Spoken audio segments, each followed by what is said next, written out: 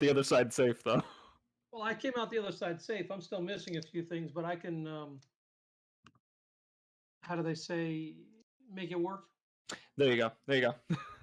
I don't know why it's missing all the spells though. That's the one that's confusing me. Right. That's how I was like. Usually those work pretty well, but sometimes the character mancer, like you were saying, is just bugs out. It just doesn't like me. Yeah, happens. I mean, it literally doesn't pull up dissonant whispers. It doesn't pull up silvery barbs. It doesn't pull up vicious mockery. Mass That's so healing. strange. Yeah, I don't understand why I wouldn't have those. On Roll20 or D&D Beyond? Yeah, Roll20 on their character mancer.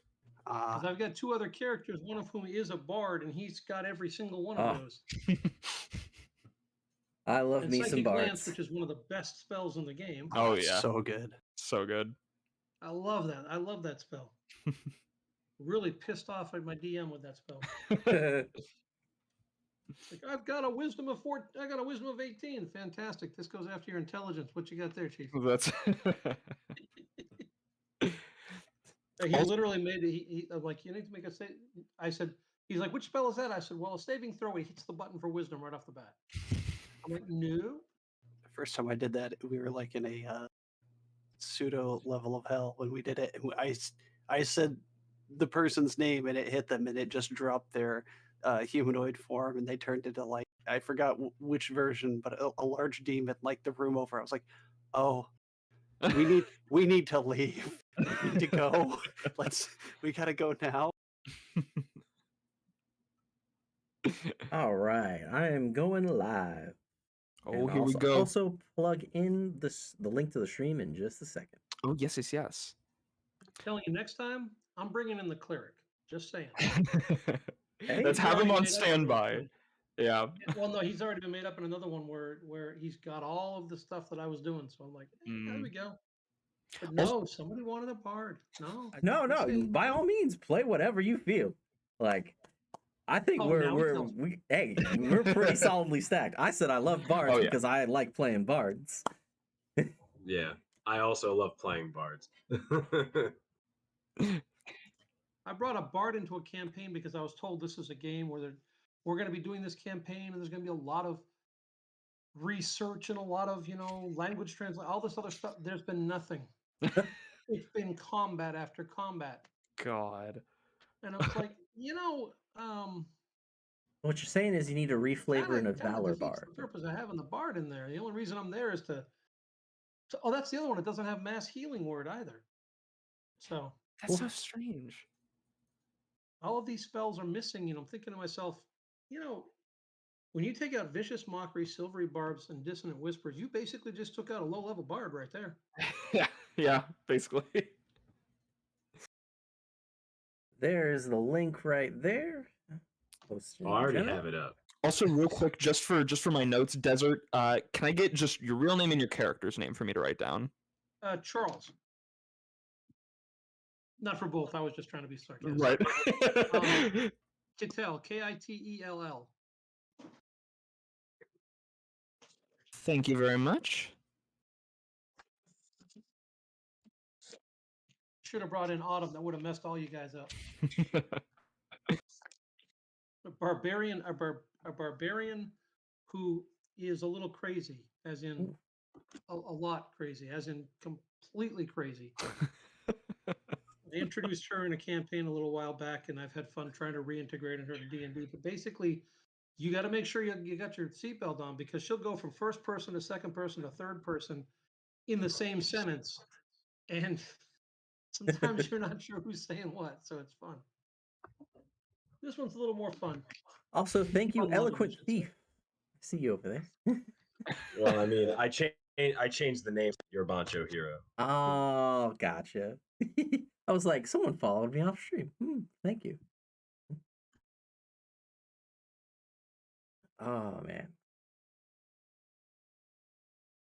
My other friend will be joining us shortly. You're free if you want to start now, since you got the four of us. And then we can bring her up to speed when she gets in. Yeah, 100% sounds good with me. Everybody's ready to go?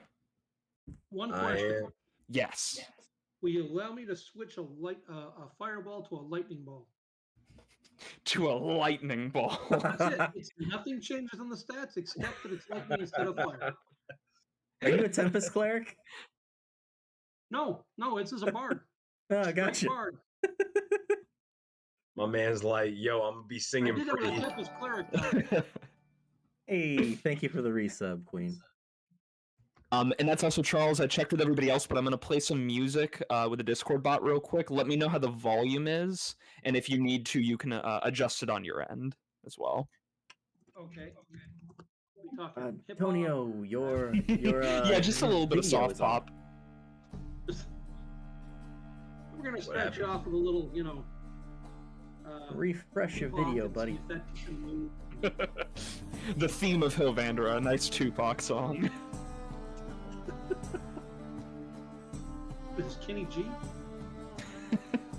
The problem I'm having is it's sending all the music over that way, and all the sound is over this way on my other screen, and I can't get it to come back. Mm. And this is the only program that does that. Oh goodness. Discord will do it. Everything else is on my computer, which is interesting. Yeah, that's so strange.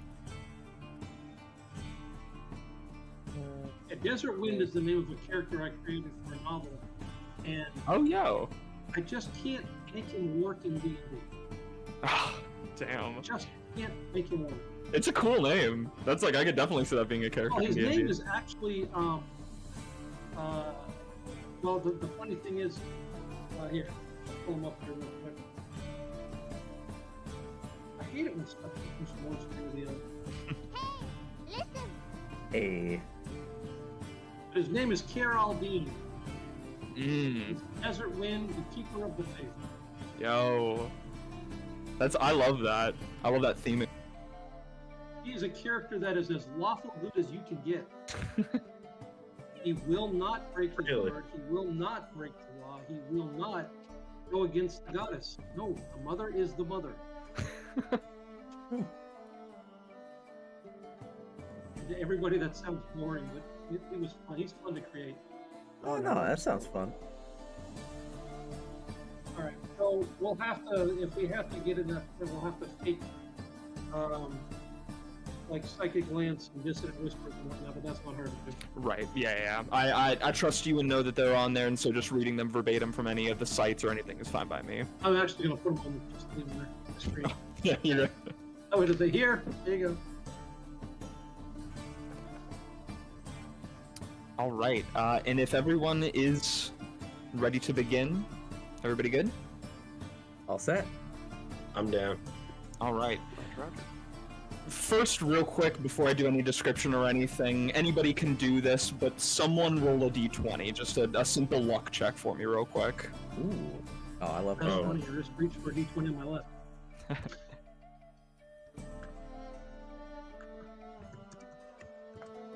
Nine. I like yours better. Nope. We're gonna stick with Mark's. So I'll do a little description and then we'll get to that roll. It's just added one. Just a little one. The city of Hillvandra, as I described to you guys a little bit before, is a hub of holy magical energy, watched constantly by the protective gaze of the Dawnfather Paylor. He protects his citizens in everything they do and fills them with this beautiful, vibrant light that they use for many different purposes. But for the longest time, the city has been plagued by an accursed being known as the Ashbringer, an ancient red dragon that not only was powerful in breath and in body, but also in mind and charisma, allowing him to do feats of magic unheard of by men and bring the city to its knees with a spell called the Ash Plague, which clouded Paylor's vision from the city and left the people completely useless. Some adventurers came along, rid the beast of its mighty intelligence and charisma, and banished it back to its cave that it scurried into, but the creature never died, and of course the adventurers had to move on. Group after group after group has been sent into the cave, and not a single individual has returned with the dragon's head, and the people of Hillvandra are slowly growing more and more anxious that the Ashbringer may return. On this day, Dawn's Day, the celebration of the banishing of the Ash Plague and the revealing of Pelor's light, the people celebrate and worship that they have the glory of their sun god above them. But you guys have the oh-so-fun task of going after this animalistic berserker ancient red dragon for the security of mind of the people of Hilvandera. You all came together having heard of this bounty, and we're going to meet to discuss plans of how you would perhaps go after the Ashbringer. You tried, and this is where the roll comes in, you tried to get reservations at the Riverside Inn, a beautiful new tavern built on the river that cuts through the city of Hilvandera. But unfortunately, the tavern was fully booked, and you all find yourselves in your second option, the Blacklock Tavern, a run-down blackwood building, holes in the ceilings and walls where the light of Pelor shines through, but still that light seems to miss the brawlers in the center of the bar, in their dirt pit where the tables have been pushed to the edges of the building, scrapping and brawling for coin, as those who do not use holy magic often need to find a way to make a living elsewhere. We begin with all of you having found a small table in the corner of the Blacklock Tavern. Let's go ahead and describe our characters. Antonio, if you want to go ahead and start and describe your character. Okay, I made so many pictures of this guy. All right. So, a man well dressed in a high collar, mouth covered by a mask, shaggy hair beneath a military cap with a brushed gold sigil on it, small bits of tattered old plate, non-functioning, across what seemed to be fancy uniformed soldier garb. As you look him up and down, you will see this man has a pair of very shiny gauntlets that he seems to be polishing religiously.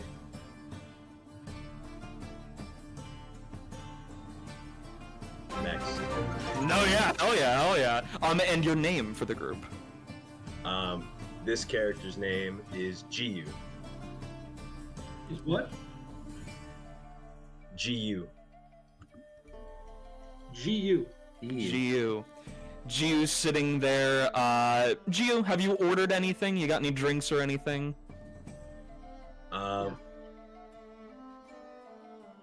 He would have ordered. If they're I don't fruity think he mixed got the drinks, he would have definitely ordered a fruity mixed drink. Wonderful. You asked for a fruity mixed drink and were very quickly handed an ale by a barkeep that looked very confused when you asked for a fruity mixed drink. It's not great. It does have alcohol in it. With a slice of orange on top. Yeah, a little slice of orange. He is going to eat that orange. You drink a drink and eat your orange, and we pan over to Charles. Go ahead and describe your character. Catel's not a big individual, about 5'9". Average to slight build. The way he carries himself is a little bit of a skittish look to him. Every once in a while, his eyes will flip to the right and left. And they catch the light really in an interesting way, kind of reflecting off like a cat's eyes. Oh, Baron von Scary. Very nice, yeah. Has an instrument over one shoulder, a little pack with a couple of others. Professes himself quite loudly to be a bard, but he does carry a nice sword at his hip and has a quick smile for anybody that offers. Very nice. And did Catel order anything? I'm sorry? Did Catel order anything? He would have ordered a drink.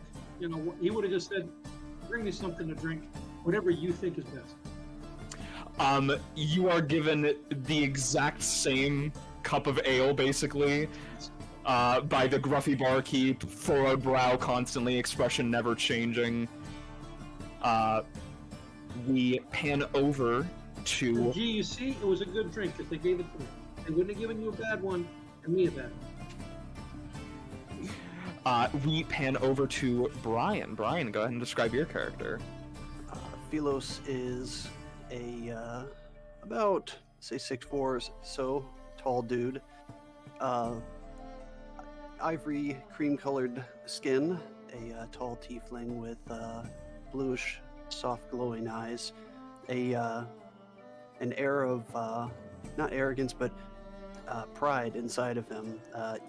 Across his full plate armor, well polished and adorned in a couple different spots, you'd see symbols of Pelor, a holy symbol from his side for Pelor. Probably watching the fights that are going on in the center, patting Gio on the shoulder and, just smiling and looking up and, giving note that Pelor's light shines bright today. Very nice. And any drinks for him? Any food? No, nothing at the moment. Just enthralled in everything that's going on.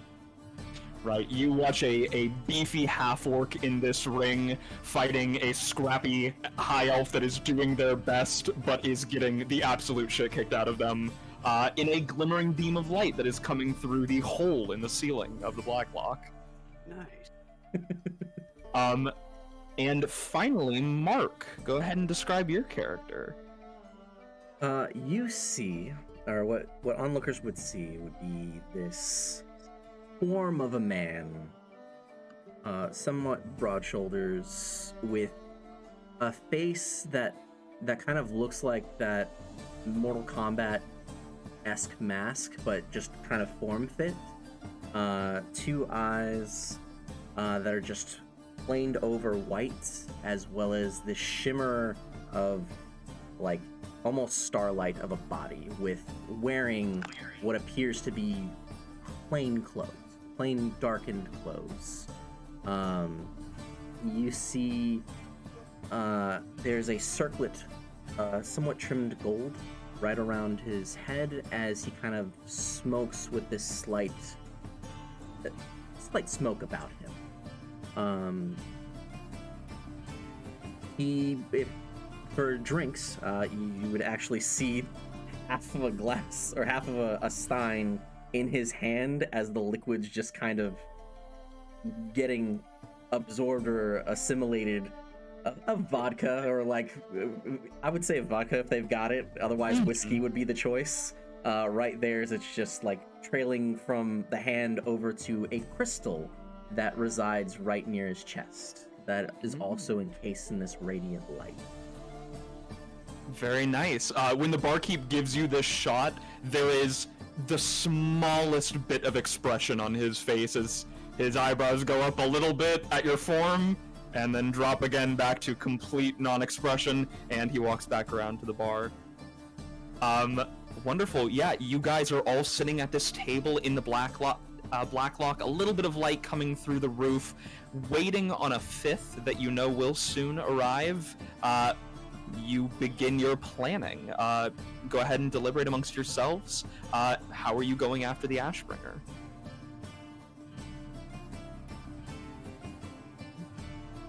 We know he's in the mountains nearby, correct?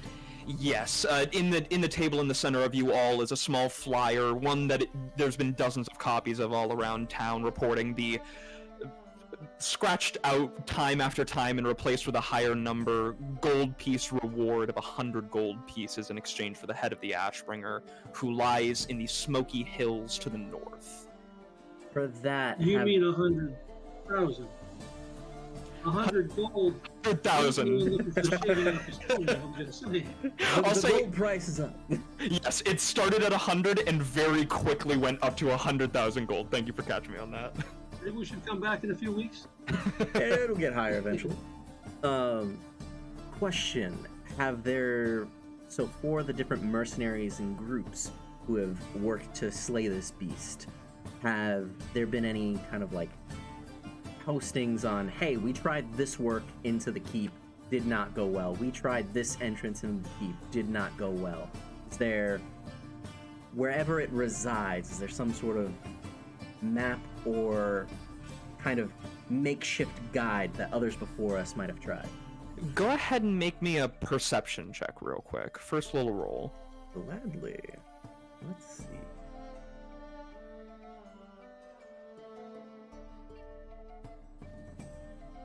My perception.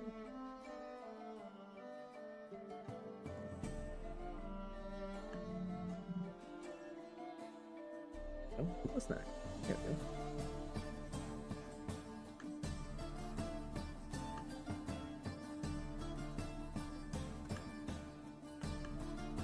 $16. 16.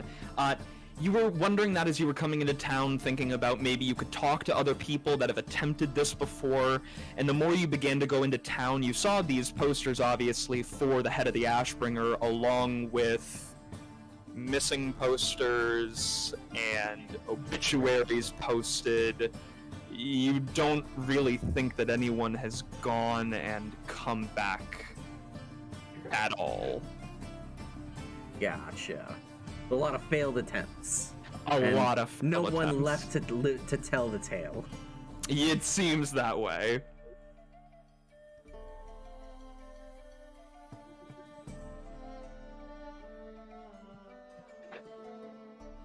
GU's gonna take his ale, he's gonna swirl it around in the stein real quick. He's gonna look over to the Stardust Man. I mean, we could punch it. That would work. I mean, I punch pretty hard. You don't guys know have seen how it. well punching it would go. And I'll be there to heal you when you need to punch again. Thank you. Now that is the kind of teamwork I'm looking for. You know, with your strength, I'm certain that you could. At least take out a leg or two. Nah, right for the jaw, man. I'll tell you what, if you can punch it and take it down in 3 blows, I'll take its jaw and mount it above your house for you. Nice. Can I wear one of the teeth though? Cause like, if we go ring fighting again, I definitely need some oomph in my costume. You might want to put it over your back. You're a little bigger. Oh, yeah, this is a big dragon. How big is this dragon according to legend? According to legend, go ahead and make me a history check. Oh, goody. Sitting there, you guys read over and over again the name Kuldrok the Ashbringer, the phrase ancient dragon, but trying to get an idea of scope and scale. Oh, trust me, I know what the truth is. 21. Roll a 20. Oh, 21, yeah. So I know the truth. Oh yeah, you know the truth, and it's about as bad as people say. The walls of Hill Vandera, the tall stone walls, are maybe 50, 60 feet tall, and the Ashbringer, by legend, by many accounts, was able to stand hind legs on the outside of the wall and put his claws onto the top of the wall and stare over into the city. And of course, having the wingspan and everything else, this is a maybe 70, 80 foot long dragon. Big teeth. Big Big teeth. Big teeth.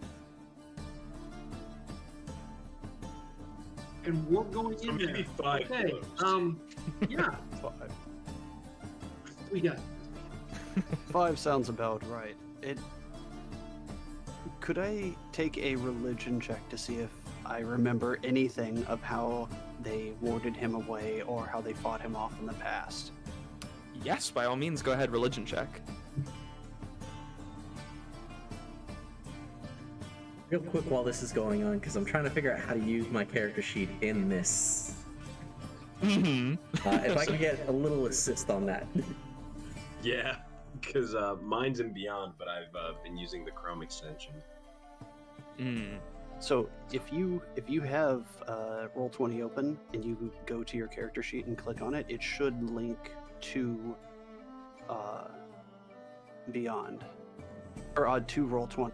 Like if you click on any of the skill checks, if you click over any of them, a red D20 with a B on it should pop up. Oh, okay. So we don't have Gotcha, to okay. actually like import it. We just got to click that. Yes. Yep. Oh, okay, sweet. I was confused. On me. Please proceed. No, you're totally good. I can't say anything. It's a 22 on religion. 22 on religion. Yeah, you've heard legend of obviously the day that the Day of Dawn is surrounding, a very historical day when the Ashbringer sent out the plague of ash above the city, and there are no specifics given, but they were saying that the light of Palor, the power of the clerics and paladins of Palor, was able to banish the ash from the sky. And I'll say with your above 20 check, you presume maybe something to do with light, something to do with bright light that is not fire, you assume, because the Ashbringer was also very well known for his flame. Gotcha. Yeah, the name Ashbringer kind of does give that away. Yeah, definitely.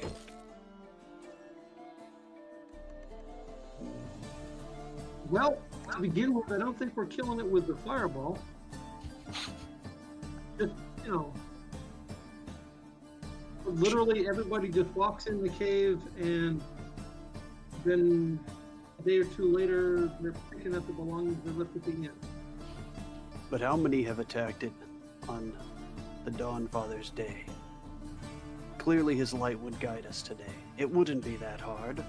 I mean, surely it's a great task that he's set before us, but there's no better day than to strike today. So, Palor packed punches. I'm pretty sure he did. The divinity do get their hands involved when it comes to matters that edge fate as such. Is there another entrance to this cave system? Maybe a not dragon-sized entrance? And yes, I'd be more than happy to charm my way around town and ask all the little kids who think it's awesome that an adult is talking to them, you know, before they get to be 15 or 16. Yeah, if you'd like, you can take off into town for just a minute to go speak to the locals. Yeah, we want to go in there and kill this for you, but here's the thing. I kind of don't want to just walk in the front, because when I understand this thing is so big, I might be walking in and actually walk right into his mouth. So is there a side entrance or some place that the other boys dare each other to jump into and their parents don't know where they are? Yeah, go ahead and make me, I'll say, a persuasion check. Going around, talking to people around the city, trying to find out, especially from adventurous young folk, maybe if there is something going on. Okay, persuasion check. Yeah, rolled crappy, got a 17. 17. Yeah, you go around town talking to a few people. You end up talking to this maybe like 16, 17-year-old kid who tells you about his brother, his older brother, who was part of one of these adventuring parties that never came back, but that he had a sort of family heirloom with them that he wanted to go find.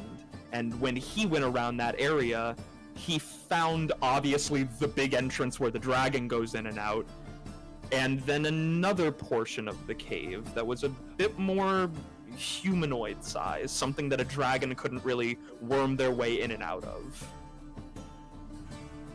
And can I persuade young adventurous individual to perhaps show me where that entrance might be? Or map it out? I'll say... Ow. Yeah, I'll say if you want them to map it out, they can definitely do that for you. It may be a little less accurate than them going with you, but you can see they're a bit skittish about the topic. So if you'd like, you can make another persuasion check to try to get them to guide you there. Let's see if I can get above a 4. How's that? Well, the second one was because I didn't think the first one went through. So I got a 32. Is that okay? Oh yeah. What do you say to this young man to try to get him to come with you guys for a guide? 2 silver, show me the door, then you can run off. You don't even have to hang around. And when we kill it, describe for me this heirloom, and we will personally hand deliver it back to you at no cost. You see the look in his eyes of someone who has made up their mind when you're halfway done talking. You say 2 silver, he seems sold. You say the thing about bringing the heirloom back, and the thoughts of 2 silver just kind of go from his mind. And he gives you a curt nod and a solid handshake and gives you his promise that he will guide you there. Beautiful. And he holds out his hand for the 2 silver now. Oh, I'll give it to him. He takes it, pockets it, and tells you to meet him at the northern gate when you guys are ready to leave. I figure if he doesn't come through, I've got big fellas behind me who like to punch. That is true. Is there any chance I could maybe head to the temple with, maybe bring the group, if they want to come or not, to speak with anyone and see if they could provide us any aid on our journey up there? Anything I'll definitely that go with you. could help us? Yeah, anybody else want to go to the Church of Palor? Coil will Right definitely now, go. I'll take all the bonus and boon I can get. Right. I'm the pushy guy. If this Paylor dude has hands, I'm gonna get along with him great. Some say his head is the sun. Are his hands the sun too? I would assume they would be meteors. Nice Alright. meteor punches. I was up there once. That sounds accurate. It's pretty hot. I've tried many times to convert you, I know, but there's always a spot in the temple for you, should you want to. No one has been closer to the stars than you, my friend. I walk among you all now. So I think I will see what the land has to offer. All right, you all reconvene at the Blacklock and begin to head over to the Church of Palor. Gonna go ahead and change the background visual real quick to a little bit more apt for what the Church of Palor looks like. This Beautiful. very high Gothic building. Instead of being in that dark gray stone that the rest of the city is, it is in this beautifully polished white marble interlined with gold that shines especially during the dawn day. Palor's light glowing upon it. You guys make your way up to the front, these very large wooden double doors. Who's taking the lead? Brian? Yeah, I'd take the lead going in. I would assume I spent most of my life in service to the temple, kind of chip on my shoulder, a tiefling born to human parents, the name Sunseeker, this being potentially the moment to redeem myself in the eyes of the people. This would be my home, I hope. Yes, you come to the door, knock. You see one of the priests of Palor, a man who you would know a little ritual of the Church of Palor for some of the priests is a light begins to glow in the back of their pupils, and the more their worship divines, the more they pray to Palor, the more that light ever consumes their eye. And you see someone you would know as Father Claudius, who opens the door, eyes shining as brilliant as the day outside in golden robes, opens the door, sees you, eyebrows up, and he goes, "Philos, it is good to see you, my boy. How are you this day?" I extend a hand to him. Like God, your father, on this day of days. Yes, a beautiful day indeed. What is it I can help you all with? Well, I was trying to keep it a bit of a secret, but my companions and I, we seek to remove the Ashbringer from his throne. Oh, all right. A noble deed on a noble day, I see. The Dawn Father provides us all we need, but should there be a boon that you may be able to offer us to help guide us? Go ahead and make, I'll say, a persuasion check with advantage. You know Father Claudius, he knows you. Bit of a rapport back and forth. Just in case, I'd like to pat my friend Philos' shoulders and just give him that divine guidance. This is a D4, right? Yeah. That's a 25 total. 25 total. You see Father Claudius for a minute, like, look the rest of your group up and down, hanging for a moment on coil, a little look of surprise on his face, turns back to you and he goes,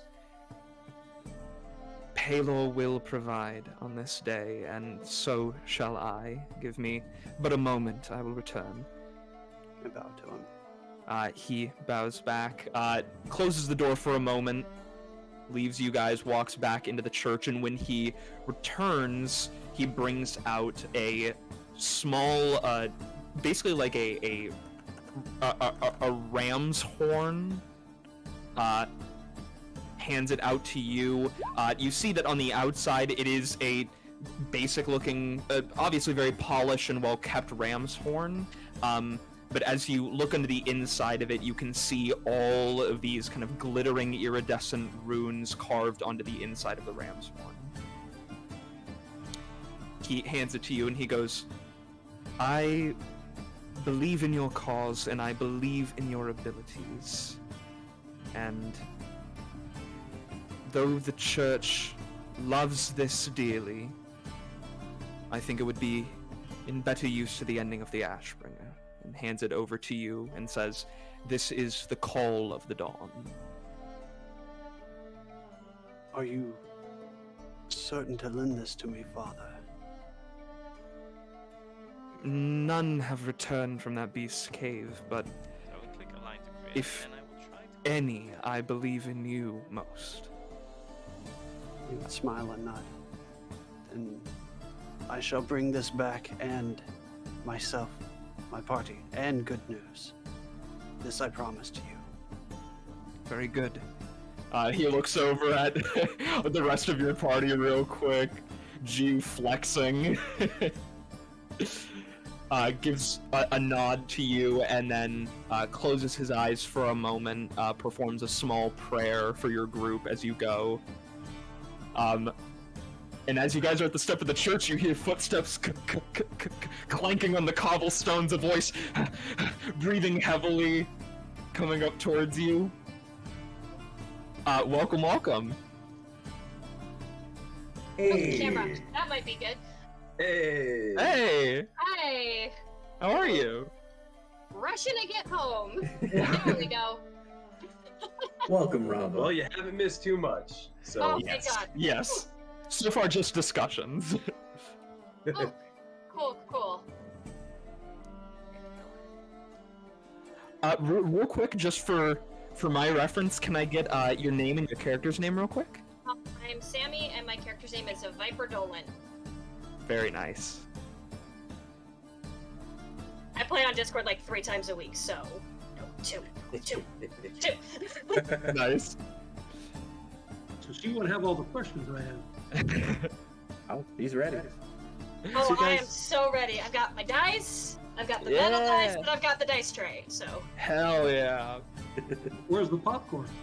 Oh, just got home from dealing with children, so no Oh, no. popcorn yet. No popcorn yet. Right in here. Right in here. I hate you. Right now, I hate you. They were Yeah, you got the... God damn it, what? Yeah, they were sold out. Oh my god. We went the night of, and my friend tried to buy it for us, and they were sold out. I'm just like, Just gone. Damn. rude AF. I wanted to get it for my significant other and I, so. Right. Oh. I need That the sounds DVD Well, I got on. a friend of mine making a template to build that on. Yes, there are TNT machine. STL I'll let templates you know to if I build find that these. I didn't even think about that. I'm definitely putting my own. Heck yeah. What are we putting on? I'm sorry, I couldn't hear you. I've got a friend who's got a CNC. He builds. He buys blocks like that big, and he can make this thing cut anything he wants. And he's trying to put a design for a D20 that'd be about a foot tall. Nice. And it's solid. So he'll smooth out the edges, but it's going to be like 15 or 20 pounds. Jeez. Just Holy one. roll Good, 20. thank you. That's for intense rolls. That is table breaking rolls. So, with 20-pound solid D20s, what's stopping us from making a pair of like dumbbells out of Absolutely. this idea? I don't really think that there's anything. No. Being dumbbells. And they say it's only geeks. Look at that, baby. We had an idea to do that to make a warhammer out of those, and we said they're like, well, you can't roll it. I was like, no, the heads are gonna roll. Yes. Oh man. We're nerds. Also, welcome. 100%. 100%. They said it right. It's the age of the geek, baby. Sandy, so mostly just what you missed, as I said before, we have just been going around, seeing what boons we can get as far as information, as far as additional knowledge, any help from the townsfolk, if any. We've worked on a guide, thanks to our friend right here, and now we're investigating the Church of Palor to see what else. I haven't heard that name in a hot minute. Taylor. Oh, that's been a few campaigns for me. Really? I can't love seem to Taylor. escape him. Yeah, he's in every game I'm in. Best. Same here, except for the Pokemon. Not in that. Of course. But he's in every other one. But yes, so far your allies have talked to a young man who his brother was an adventurer, went into the caves, never came back, but knows an entrance that is not quite dragon-sized, more people-sized that you guys can get into. And you were just given something, a magical ram's horn called the Call of the Dawn, by a priest, a father of the Church of Palor. Taking a knee and praying to it and looking at it, I would look out of my corner of my eye to Viper and be like, see, I told you, Coil. She's been here the whole time. I'm not sure I Welcome, trust it. Viper. I'm not sure I trust it. If the divinity has to deal with the astrological, I'm willing to give it a try. I'll be right behind him when he calls that. I'll be standing right there to back him up. Okay, and I'll be here with my daggers and short sword in case anything attacks us. From behind. For the day of the dawn, Father, even you can still find the shadows today. This impresses me. Oh yes, and real quick for the fun of it, Viper, can you go ahead and make a stealth check for me? You want me? Okay. just for the fun of it. Just for okay. Sure. 14. 14. Yeah, the group was going along. They were like, Viper will be here soon. Viper, you were running through the streets as fast as you could, trying to find them. You were like, God damn it, where did they go? Running through the streets.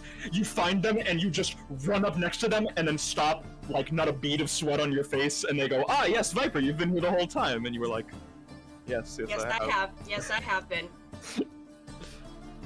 But they update you on everything that has happened so far. Father Claudius finishes up his prayer for all of you. In the time that his eyes were closed, Viper appeared and he opens them and goes, another of your flock here to... And he goes, Walk. you... He tilts his head at you for a minute and then looks back. But the neighbor does chickens.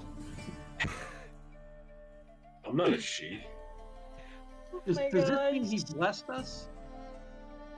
Yes, he has blessed you. Oh, we have been blessed. Hashtag blessed. Oh. The sacred prayer. The sacred prayer. Hashtag Sacred prayer. blessed. Actually, it's in the triangle form of a D4. There you go. Ah, yes.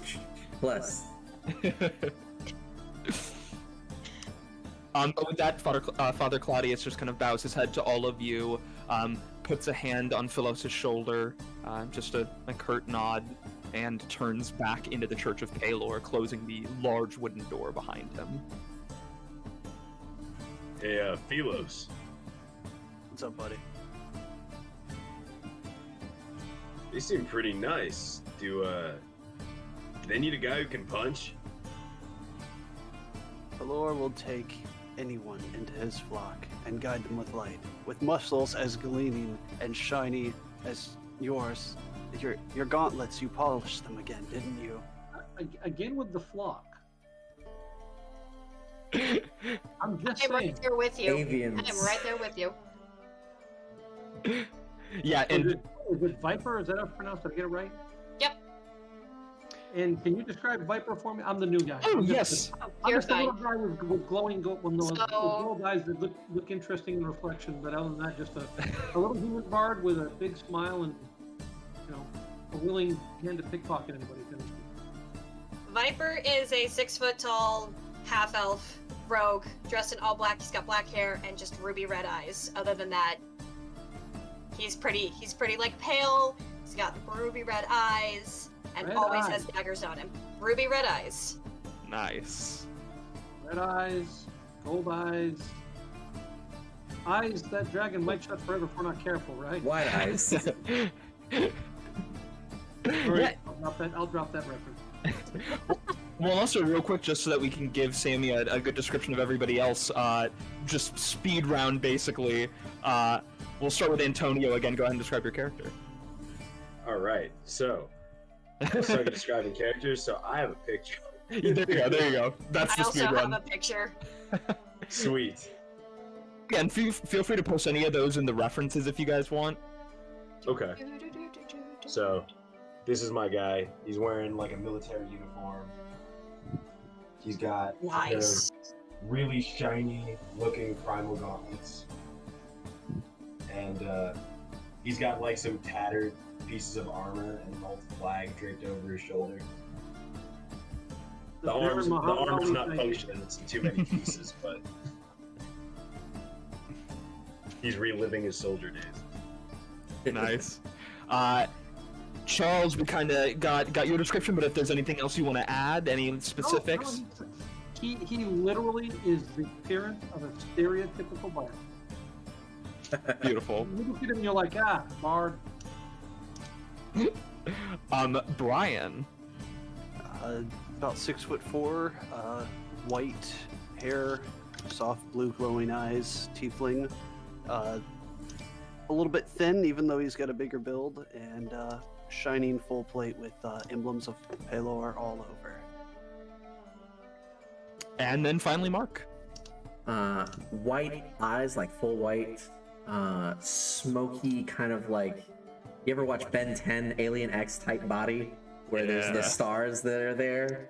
A little bit of trailing of smoke or dust, wearing simple dark clothes, a crystal star kind of near his chest, and then a golden circlet around his head. Nice. And yeah, you all are currently at the steps of the Temple of Palor. The sun right now is at its highest, but the day is quickly going. Should we go now, or do you want to wait till the morning? Yeah, I didn't think so. We should honestly go at night, see if there's anything that we can find as far as a safe haven, a section of cave or tavern that we can make Well, my our wife own. and I can go great in the dark, so we're good. At least two of you do your best work at night. I do all my best work at night. What she said. How's that work for you, oh sunny disposition? That sounds fine with me. If anything, maybe they'll stare at me and let you guys do your work. Okay. Mr. Muscles? Come on, man. I can see in the dark and I can punch day or night. Doesn't matter. Sun's out, guns out? Is that what you say? Sun's out, guns out, sun's down, don't matter. Well put. Then a blissful night ride How we long, go. how long were you a fighter in the ring? Because I think I mean, the after I got experience- kicked, after I got kicked out of the monastery, I joined the military for a little while, but like, I mean, the underground fighting thing was something I mostly did on leave, but whenever we got sent off to a new continent, I always went to the first bar with cage fights. There have been- I believe you. I believe you. I do believe Vipers? I've heard of reports of this. Viper's gonna look at him like, I like you. Nice! Always fun. We like the I guys get to who make- the hit. I get to make friends with the sun god and the half elf. High Yeah. five. I'll do it. This is High fives all around. When you high five him, you'll notice that he has a ridiculously big hand. This is like a JoJo character. And also I'll say, Gio, for you, as soon as the door to the Church of Palor closed, you got a good view again of this big mural that is carved into the door of the Dawn Father, kind of described in the way that Brian was saying, this just shining circle of light for a head and a shirtless, rippling, muscular body with a two-handed greatsword. There's great He's gonna tale. look. Oh, go ahead. He's gonna look over at Philos. Yeah. Yes. You sold me on that. I think. You got any more of those sun emblem thingies laying around? He actually has one extra because the starting kit gives you way too many. There you go. So, Jiu takes his hat off. He unclips the military symbol, throws it on the ground, and just puts the son of Palor on his hat. Damn. And I I just like JoJo justified style. my barbarian sheet. Yo! There you go. We have many monk service in the temple. You might just be the actual fist of the North Star. Nice! Wow. When you say that Fist of the North Star, like Coil will take out the crystal that's in his chest, and you see there's like all sorts of stars on it, and be like, oh, I guess I need to adjust my chart, and then put it back in his body. You opened up the floodgates with this Fist of the North Star. Oh, there'll be no living with him after this.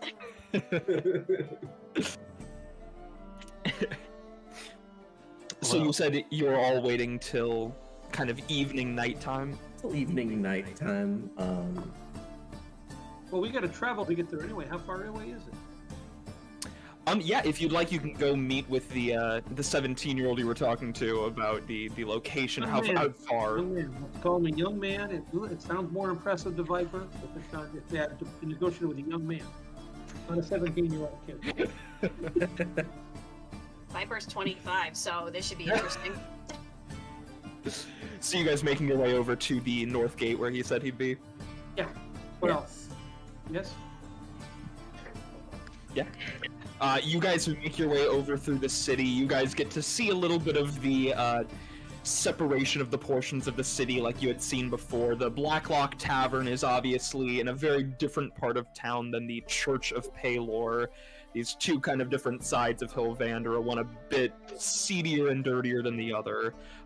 The north entrance is closer to that, the Blacklock Tavern, and a place that you hear the locals referring to as the Blacklock, which is this large kind of wrought iron prison at the far side of the north of Hilvandra. You guys make your way past both of those and to this kind of darkened, shade-covered area of the city with the sun slowly making its way across the sky, the large walls of the city creating this veil of shadows over the north gate. You guys make your way over and you see this, like you said, young man sounds a bit more impressive, leaning against the wall in just some patchwork peasant's clothing, this kind of makeshift symbol of Palor carved out of wood on a necklace that he's wearing. A little bit of facial hair coming in, the babiest bit. Just a little bit of scruff on the chin. Platinum blonde hair all around with bright blue eyes. Learn his adventuring stripes. And he's just leaning up against the wall waiting for you guys. He sees specifically your bard friend Cattell that came over and talked to him. His eyes peek up a little bit, and he would have told you that his name is Kieran. Kieran just kind of jogs up from the wall over to you guys, and he goes, "What?" No, continue. I'll have a story for you later. Okay. Kieran jogs over from the wall to meet you guys and goes, "So you guys, you ready to go?" We'll lead the way, my friend. Go on, dude. And by the way, I will need to get a description of whatever this heirloom is. I don't know if it's a belt buckle or a greatsword. It's holds up the little wooden symbol of Palor he made. It's like this, but pure gold. Pure gold. And Right. and a bit bigger. This one's a little. This was the biggest block of what I could find. Yeah, about there. Understood. He just sort of looks around to the rest of you for a minute. He looks at Geo, this big buff dude. Looks at Viper's crimson red eyes, kind of pulls back a little bit. Sees Philo, who he probably would have seen around town, and there's this little glimmer in his eye, and then he gets over to Coil, and there is just confusion on his face as to what you are. I think it means I'm the shit. normal one. He looks around you guys and he goes, "Yeah, so we can head out any time that you Now would be good. Yeah, I'm so sorry. Can I touch you?" And he just goes over to Coil and just starts like finger towards you. Coil takes, you're like not knowing, like understanding, like sure, here you go. Takes off his hand and then gives it to him. There you go. He didn't ask you to give him a hand. He just said touch. It's like he doesn't. It's like he doesn't have time to scream about it. You just pop off your hand and hand it to him, and he just stares at it, and it's just like slowly melting into a goo on his hand. What's that calm Sheep's gonna emotional lean tone? into him. Take a moment to make another hand. Oh, jeez. He goes, Big hand. "Do you want it back?" Sure, I can Oh. take it back. He just hands it to you and kind of shakes the rest off. Re-assimilate the goo of cosmic dust. He holds up the symbol of Palor and says a little prayer under his breath as he turns around and starts walking out the northern gate, gesturing for you guys to follow him. I am merely that of the night sky itself.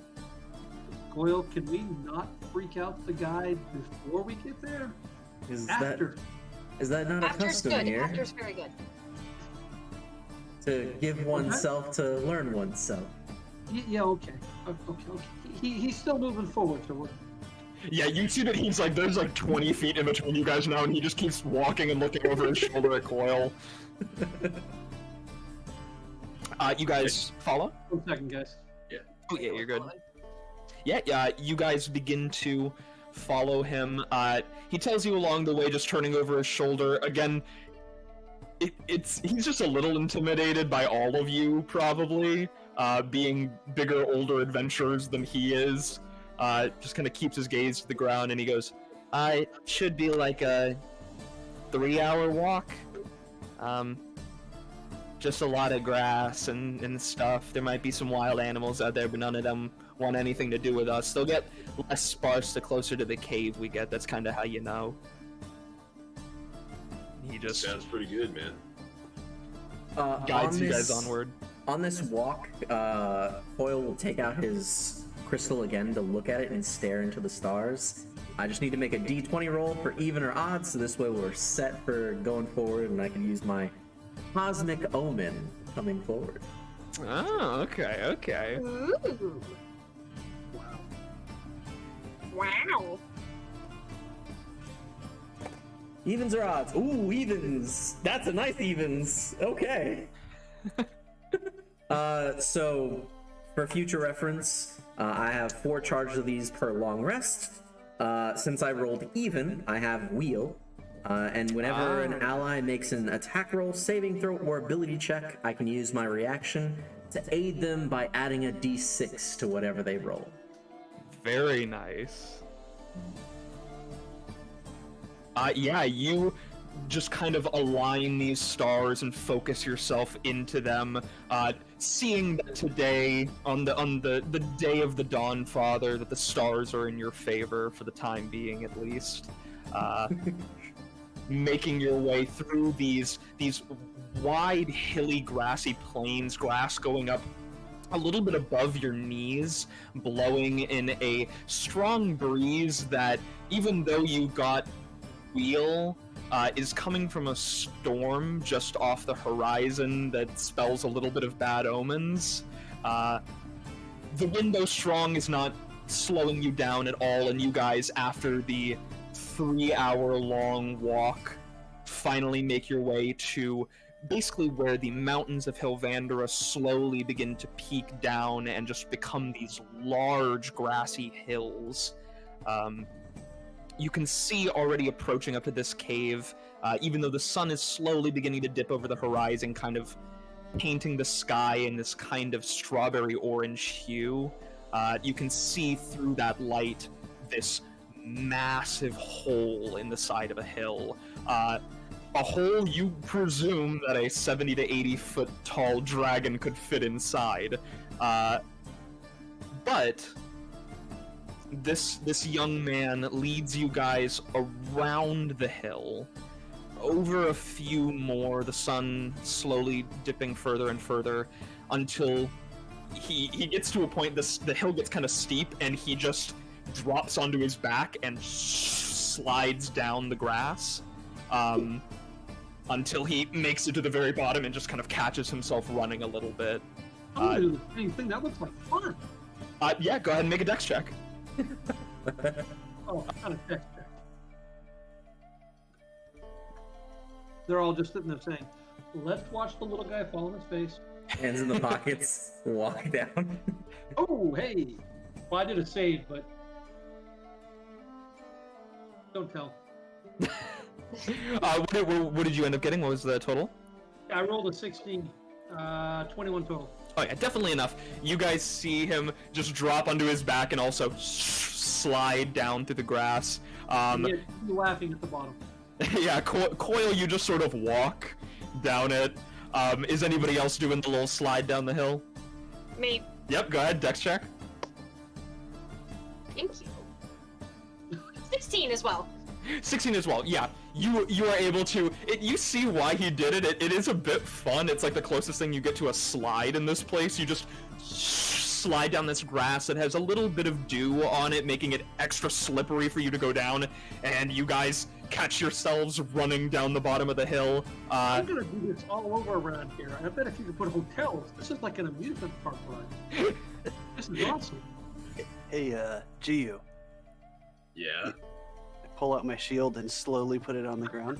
I'll race you to the bottom. Dude, yes! Contested dex checks. Oh no. I see the race begin, and I just know I'm like, all right, I'm ready with healing. 21. I'm ready with healing. Oh! 19, but a nat 20. Oh, Damn! I get a negative that's 1 in cool. it.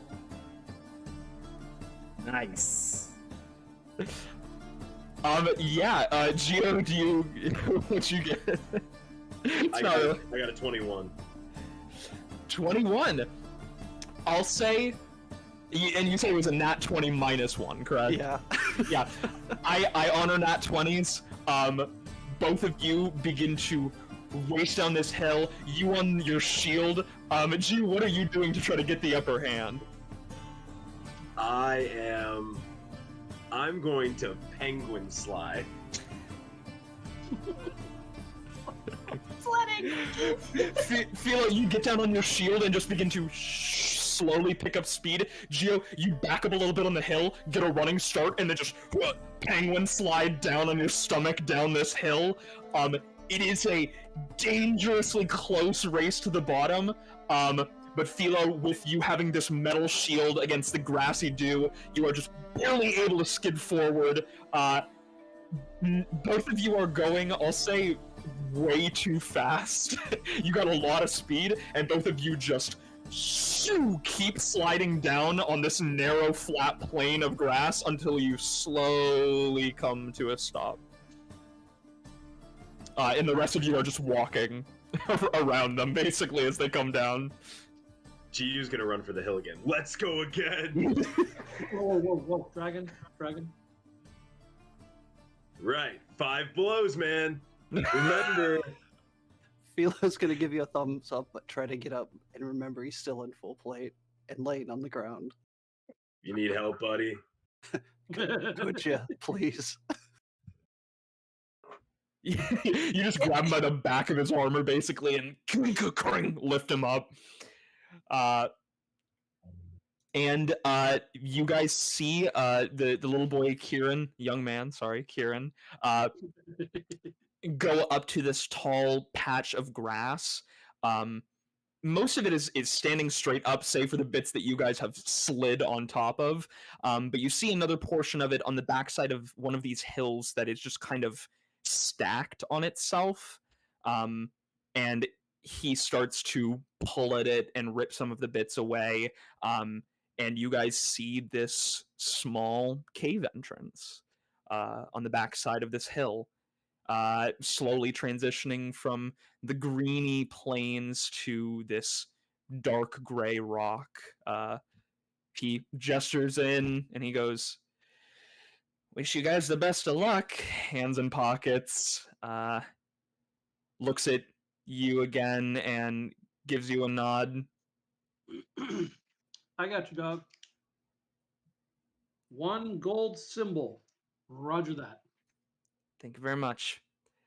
Be safe on the way home, bud. He looks at you and just kind of smiles and nods, and he goes, "Yeah, I will. Thanks, man."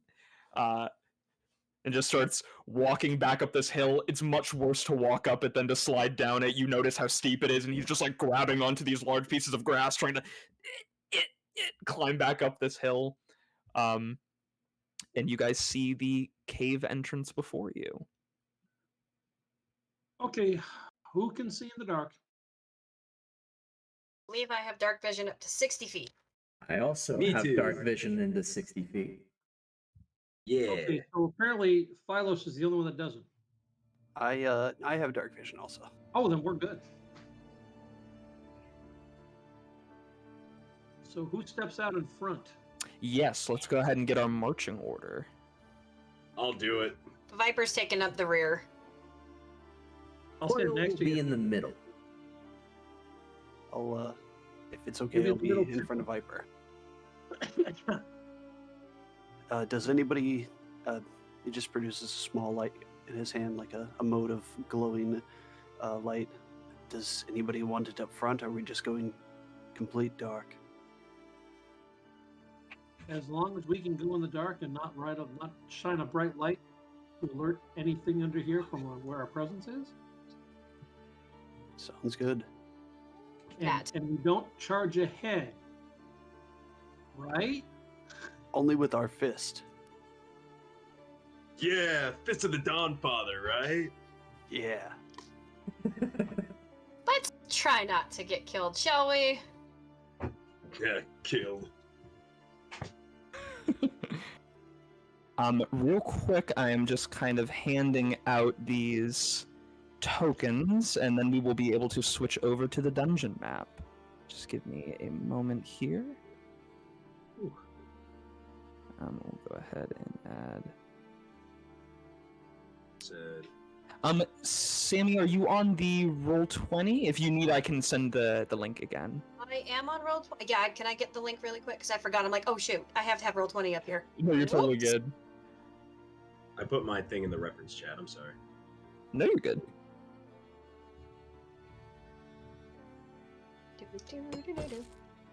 Let's see if this works. Yes, I got it to work finally.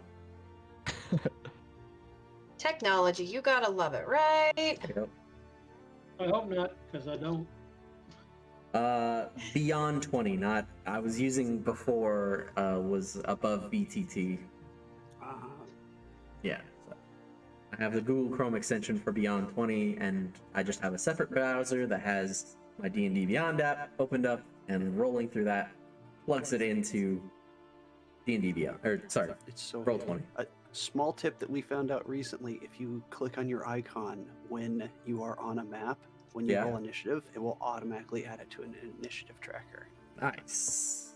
Ah, there you go. Thank you very much. Yeah, no problem. Sweet, now I know what I'm actually doing.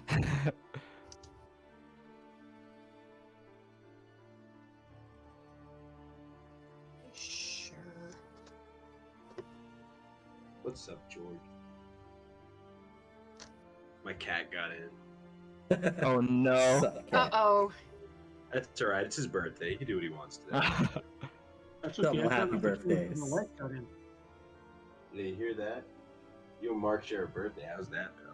Happy Yeah. birthday, Mark. Thank you. I'm very happy that you could spend it and join me on this wonderful D&D adventure. Yeah. I'm happy I could make it. Thank you for the invite.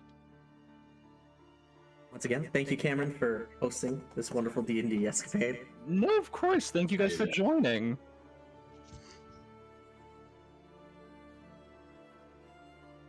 Okay, all my D20s are up on the 20 side. The D6s are up on the 6 side. I don't know what to do with the rest of them. They're just in a pile. I just start them off all at once. Can't get any worse than that. You'd be surprised. Thank you, chat, for the happy No, birthdays. I've got some rolls where they've been interesting. Religiously, one of my party members always twos. He's like, it's not even a good fail. I can't even epically fail and have a good death. He's like, it's just a 2 every time. Just making sure I got everyone real quick.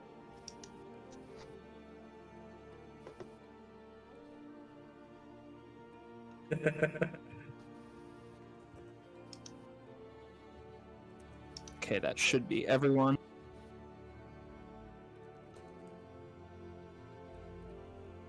Let me know if everyone can see that all right.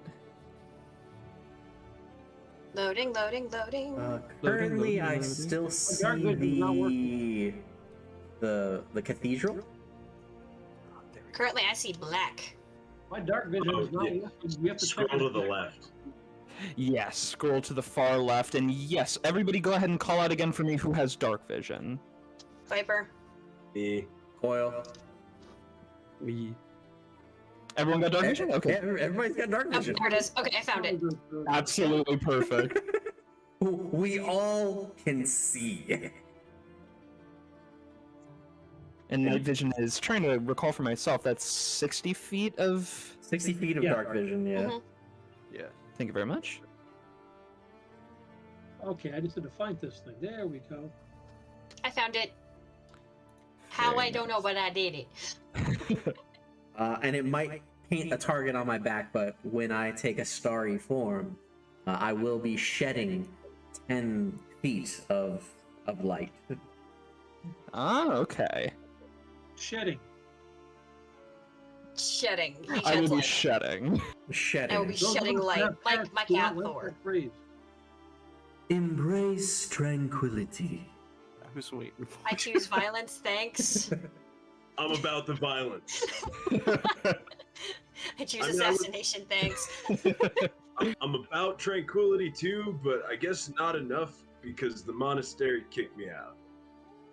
Oof, I'm all about that's rough, tranquility, buddy. and it's usually at the bottom of about 4 big long kegs. And That's real what I'm quick, talking about. Mark, you said you... what is the radius, and it's bright or low light? It will be 10-foot radius of bright lights, and an additional 10 of dim past that. That's if I take my starry form. I am waiting till anything happens in specific for that. Right. Please.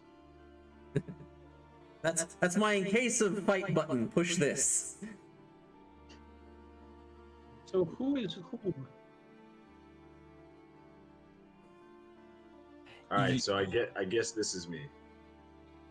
Yes, the minis currently in the way that they are placed, I believe it is, double checking for myself, yeah, it is Charles to the bottom right, and then above him is Mark, and then bottom left is Antonio, and then above that is Sammy, and then above that is Brian. Gotcha. Okay, just be ready to make room because I am the squishy one in the group. And you guys, Everybody have your healing ready? yeah, Wanna everybody- switch? Better, but with an AC that's younger than all of my kids, you know. Nearly my shoe size, so look out. You want to switch spots, buddy? Well, you know, we need the perception up front, right? Yeah, that makes sense. Yeah, and you guys should be able to move your characters, so go ahead and place yourself in the order in which you guys are entering the cave. I am bringing up the rear. I've tried to be funny, now I can't grab it. Yeah, I can't grab it either. It's not just you. There it is.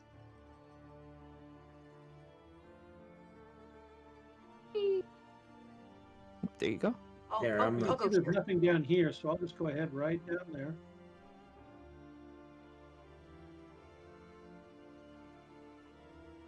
I'm bringing up the rear, so I will take the last spot. I'm bringing up the middle coil.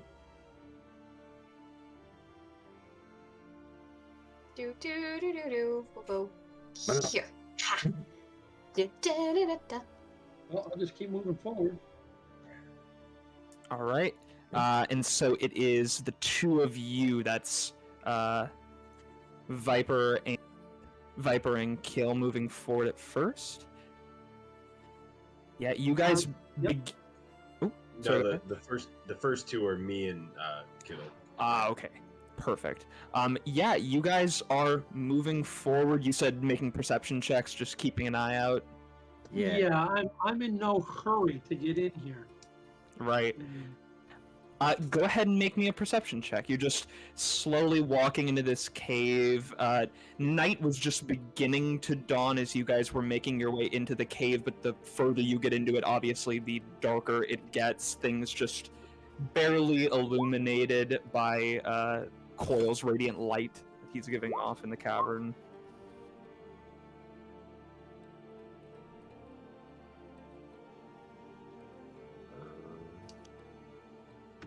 Whee. We're doing decent. 16 for perception. 16. 15, 16, 4. You and Kel at the front of things, you guys are moving forward. You're just obviously, as you do, are taking these big lumbering steps and feel Kel's hand just kind of slam into your chest like a protective parent in a car seat. And you stop as Cattell, you look down and you see this not terribly imperceptible. If you couldn't see in the dark very well, you probably wouldn't have noticed it, but the disguising of it is a bit shoddy. It is just this piece of twine that is tied from one side of the wall on this sort of eye hook to the other, going up along the rock. This small tripwire on the ground. Okay. I'll put my finger on my lips, and I'll point, and I'll put my hand under so you can see the line, see it clearly. Yeah, Gio, you see this small tripwire that you almost stepped on. Thanks. I do not, however, want to take my chance in disarming. So, So Viper, we we do that? Viper will take a shot at it. Yeah, you want to disarm it? Yeah. Do you have Guidance. the skill set to disarm? It would be a better way to put it. Yeah, slap a wonderful druidic guidance right on there for my friend Viper. Yeah, that may not be That's a bad idea. D4. So what am I rolling again to disarm? Go ahead and do a sleight of hand check for me. Oh, You just see this sweet. small mote of starlight come over and like nest on your shoulder. My D4 just went on the floor. Okay, cool. 12, 13, 14, 15. 15. Yeah, you are able to. You see this whole eye hook mechanism holding it on one side and just trailing along the wall to a small pulley on the other side leading up to the ceiling, and you just kind of follow it, and you see that this bit of the cavern must be where the kind of top of the hill was, because this hole that you entered was a little bit below. There is just further darkness past where a ceiling should be above you guys, where this rope goes into, and you are able to just, with a dagger, cut it holding one side, the side that is connected to the pulley. You tie up a big fat knot basically in it, and it catches in the pulley, but you do hear a kind of creaking of wood and the rubbing together of stone above you, but it settles and comes to a stop, and the trap is disarmed. Viper's gonna turn to the group and be like, "We may now proceed. You're welcome." Thank you. Giving a little gesture forward. Skilled as always. Okay. You guys continue forward. At a slower pace now. Yes, at a slower pace. Still making active perception checks? Yes. Alright, those at the front, go ahead. I guess anybody in the group actually can go ahead and make me a perception check. Which one of you will not betray me? You. Let's go with... Yeah, come on, friend. Ha-ha! There we go. 25. God damn. I am very perceptive. You got a 25, I got a 20. We saw something. God damn. Anybody else making a perception check? Viper is. Alright. What's my... That's +8. Eh. Eh.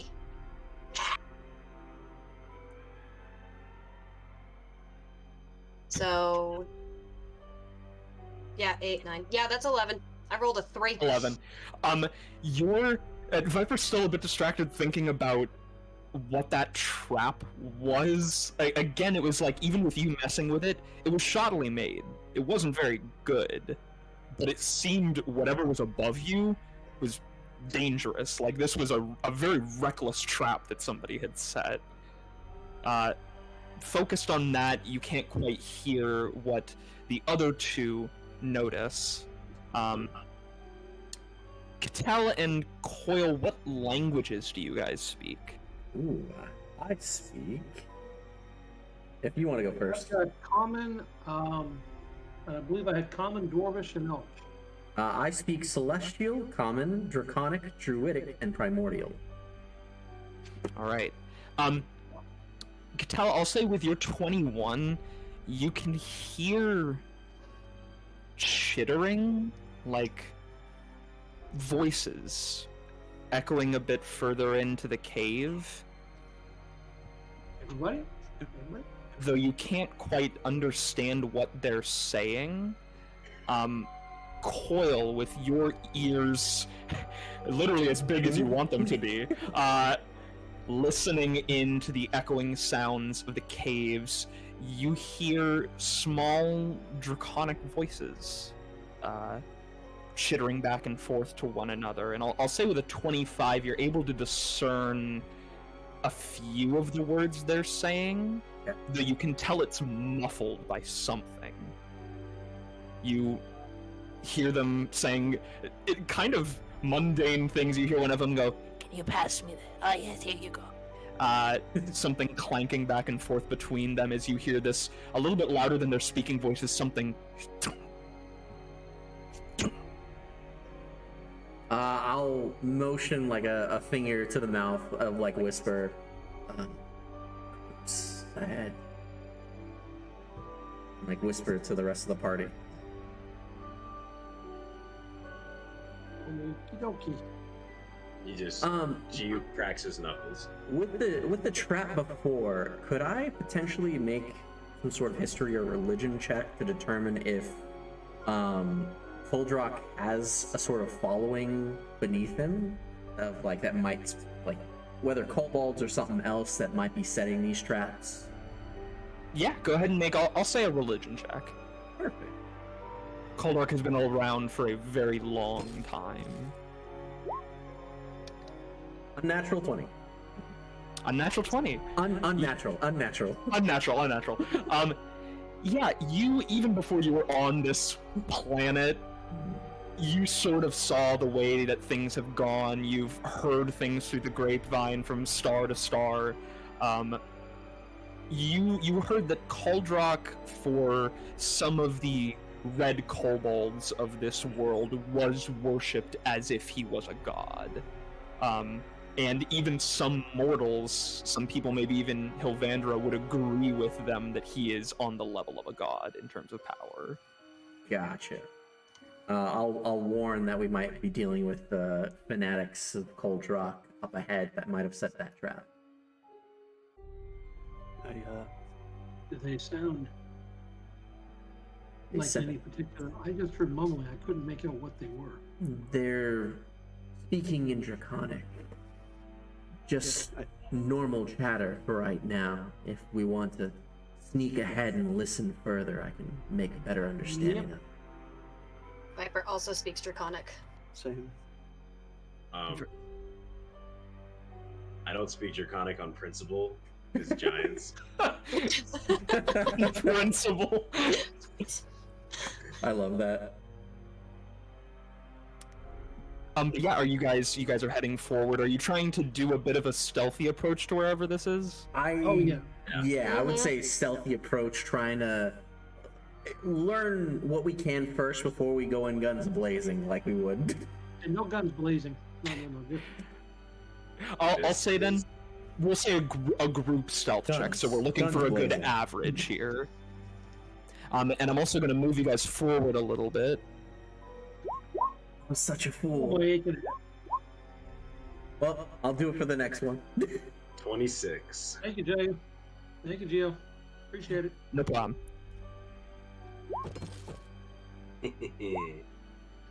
13. That's 21 for Viper. 14 plus 7. Oh shit. An average of like a 13 or 14. It's a big 7 for me. I'm an Big idiot, 7. but next time I could use pass without a trace. I'm gonna stealthily fist bump Viper. For I can also also, being next stealthy. time I can actually not roll a 1 too. So real quick, just for my reference again, because I was moving some minis, we'll go first. Antonio, what did you get? 26. 26. Charles? A 6 with a natural 1. Mark? 13. Sammy? You said 21? No, 14. That was 14, 15. No. Yeah, 21. 21, I rolled okay. 14 on the die. I rolled the 21 on the die. Hi, brain. No, you're good. You said day working with children, and I was like, I understand. Oh. Yes, and then finally, Brian, what'd you get? That's a big old 7.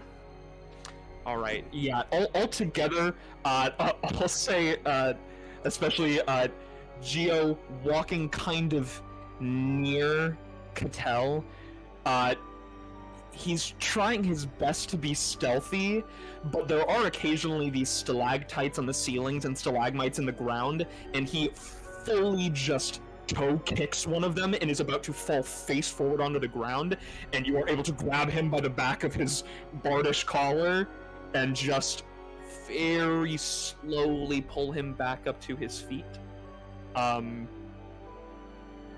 And then you do a very silent fist bump over to to Viper. Also give the fist bump. As quietly as he can. Philos, obviously, plate mail is so hard to stealth in, and you are just doing your best to take every conscious step as slow as you possibly can. Every once in a while, there's a, like, tink, of metal scraping against metal and hitting metal, but nothing seems to have noticed you for the time being as you guys enter this kind of larger area of cave and see some torches up on the wall shining a bit of low light into this kind of center room. And down the path, kind of prospectively, as you guys are looking at the map, kind of to the bottom left, that bottom left cave entrance is where you hear these chitterings coming from. Now that you all are in this area, you can all hear it a bit clear. Well, I will slowly make my way down there.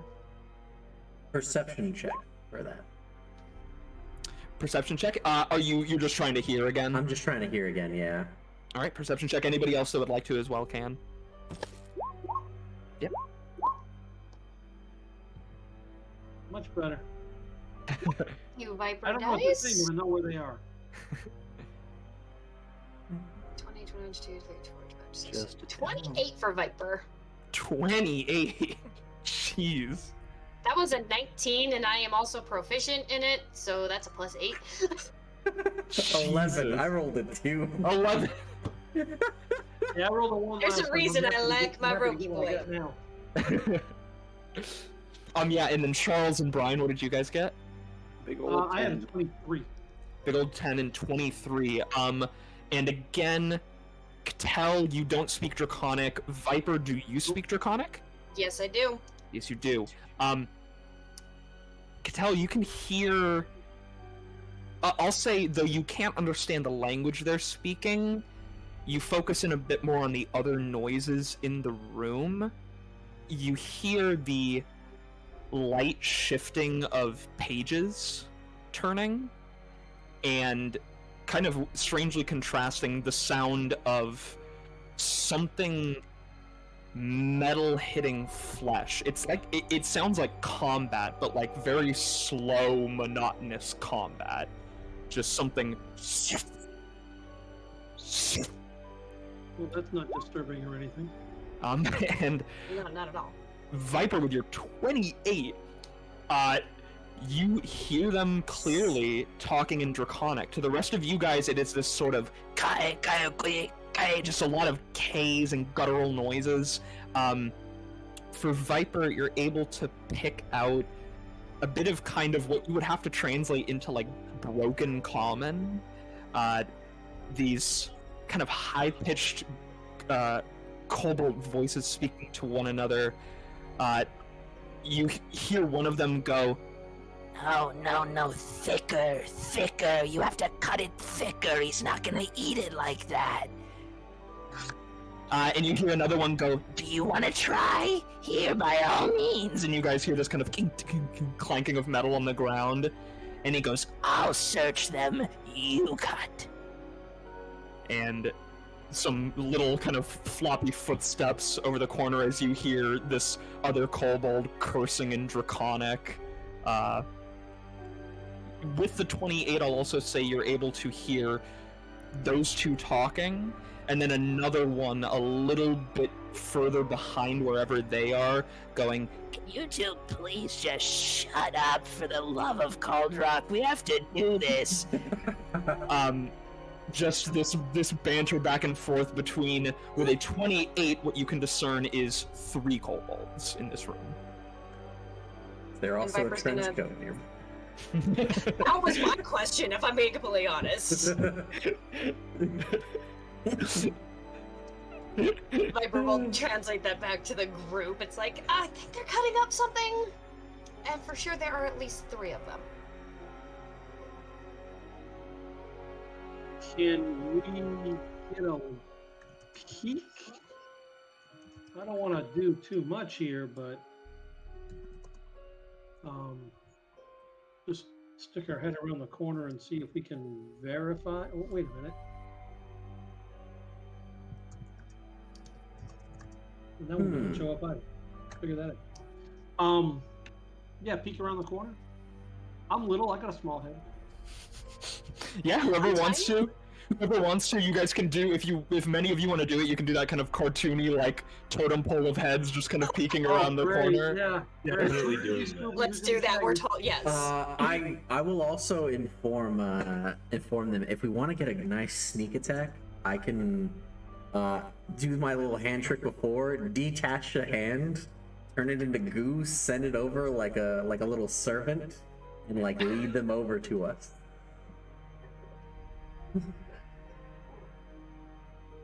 I got nothing.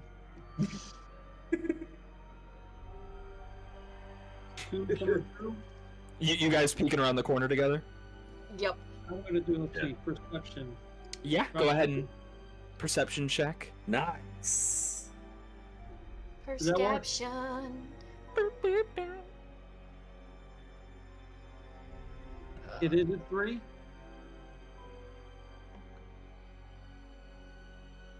Pardon?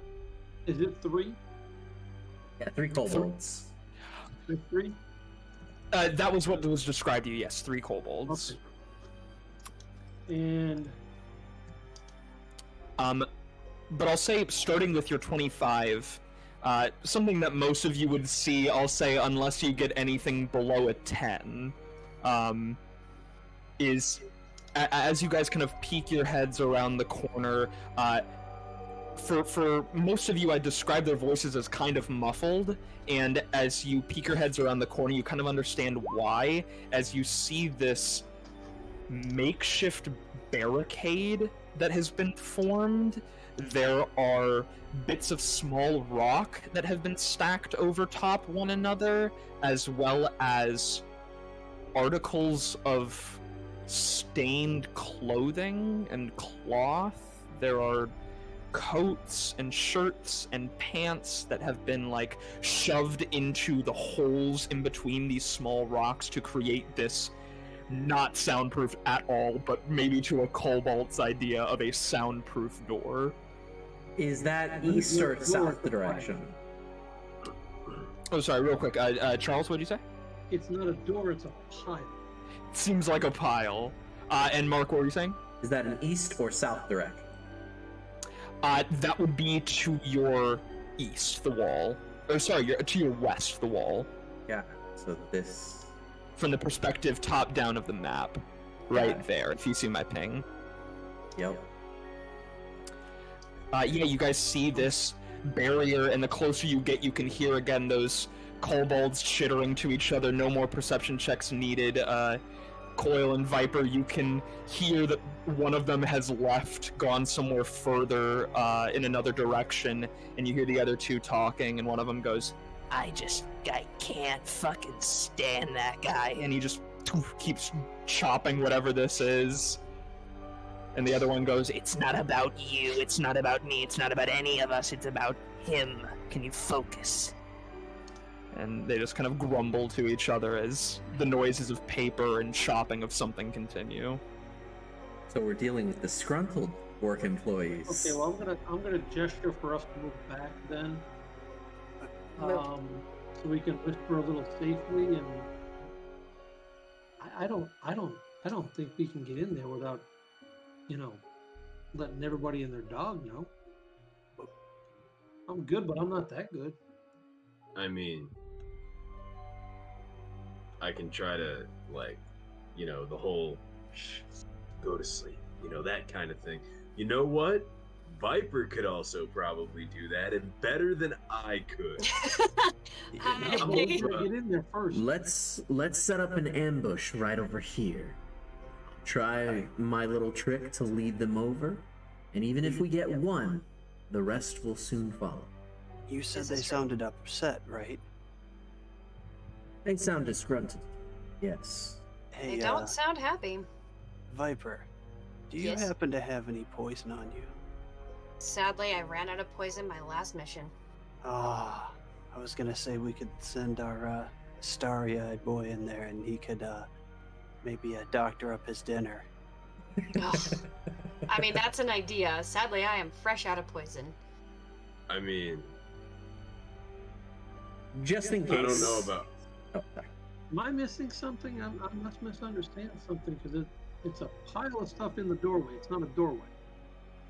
Or if believe there's more way we can go through and there's just stuff there we can get through. It is like a pile of small rocks and clothing all the way up to whatever the small entryway is. We'd have to create a little rock slide avalanche thing to knock this stuff out of the way. if we want to get past there, we could probably go to a different direction. But Yeah. if we work here, we could take out a few right now. As long as we hide whatever we fight, we can slowly work to take out whatever's kind of in the area, establishing these iconographies over to Kuldrok. Because I will also say, for Cattell, with your 25 perception when you were looking around the wall, this is not a stable stack of anything. One of I those, don't think it is, yeah. especially with Sir Punchalot up there. He could, Yeah. I'm sure he can go right through this. I'm just thinking it's a lot of noise. We're trying to be stealthy. I'm doing that stealth. I think it's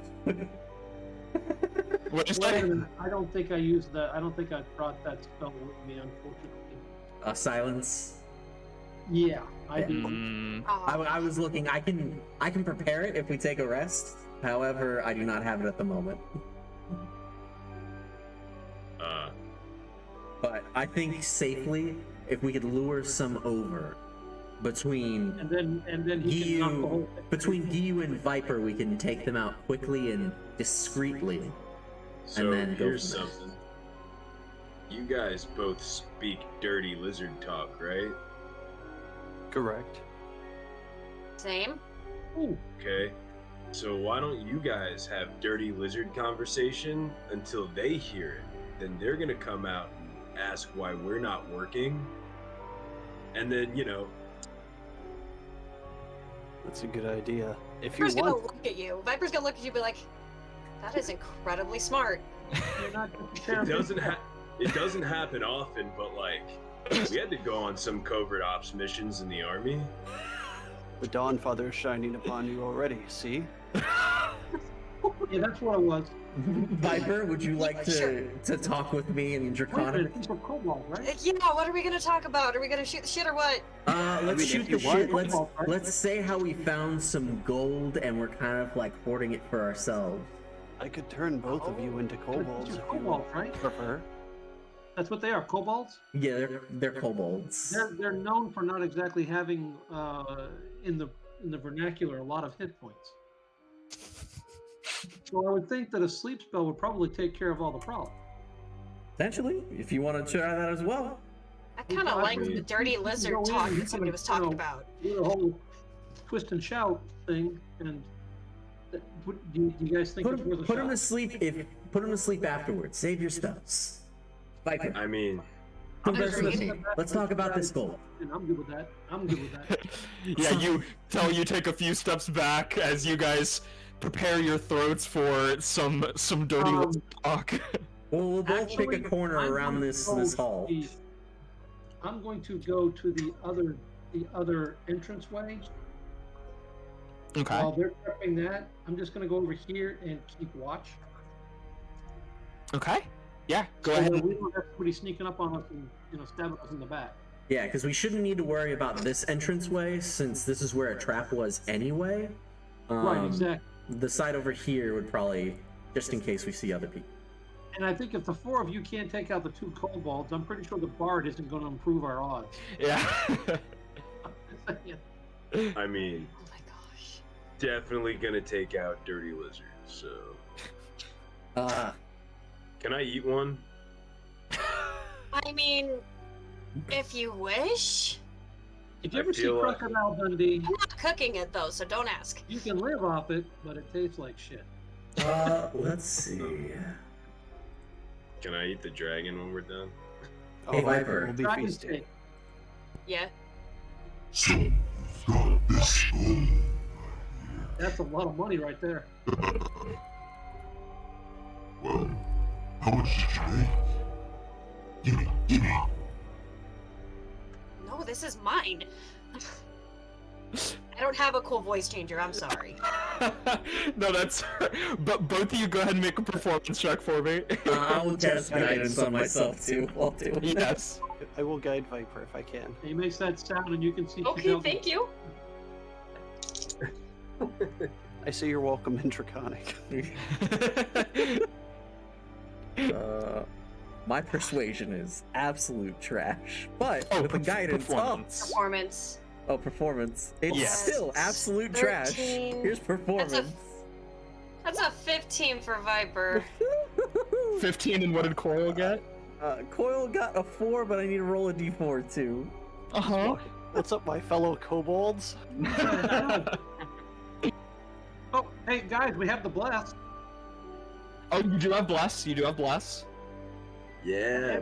As long as we don't have anybody that's got a 1. Yes. Only reason I Okay, got that 50 So was because I had an extra 2. so if we have bless, should I? Is bless just a one time or is it like continual? Let me look at Bless again real quick. I believe it's continual. Yeah, It's 'cause continual for a time concentration frame. based. All right. Up to a minute. Concentration up to a minute.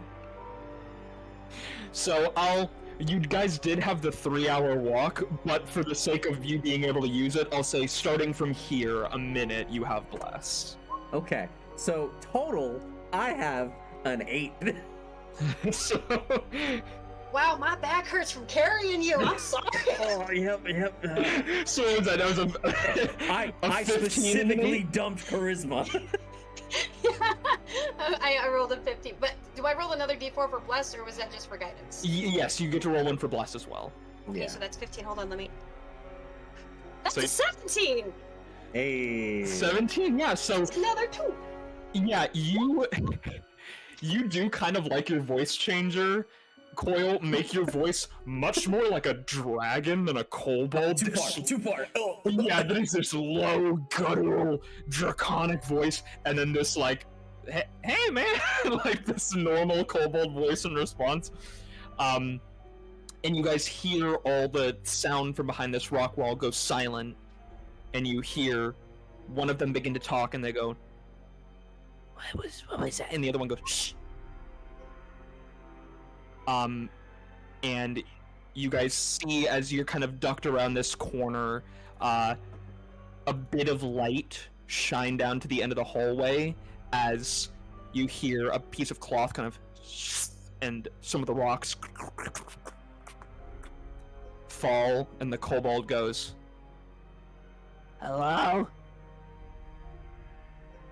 Are we still arguing about the gold? It's up to you guys. Are you arguing about the gold? I think I can keep this from going this all point day. would be like chop. Patrol's looking good. If you want to say something more, your persuasion performance is better.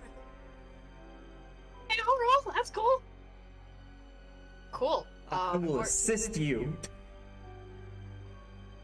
That's a 17, because 14 plus 3. What are you saying? Just like, do I have to shut up? But this is my gold. This isn't your gold. This is mine. Shut up, listen, other ears. Do you have gold? No, I don't know what you're talking about. Okay, you hear him turn around and he goes, Kyle, I'm gonna be right back, stay right there. And these little footsteps start coming around the corner, and he goes, now you know that we're not supposed to have gold of our own. It's not for us, it's for the rich. And he comes around the corner right here with you guys. Yeah, Ju, if you had an attack ready, go ahead and take it. Sweet.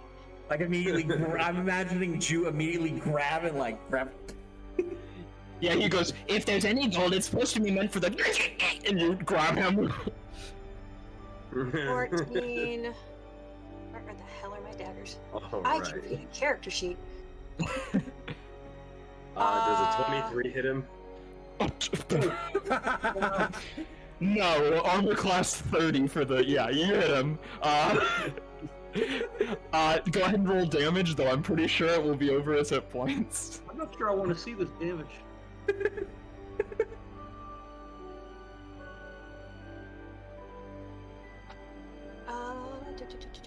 Brace for impact. So that's a 6.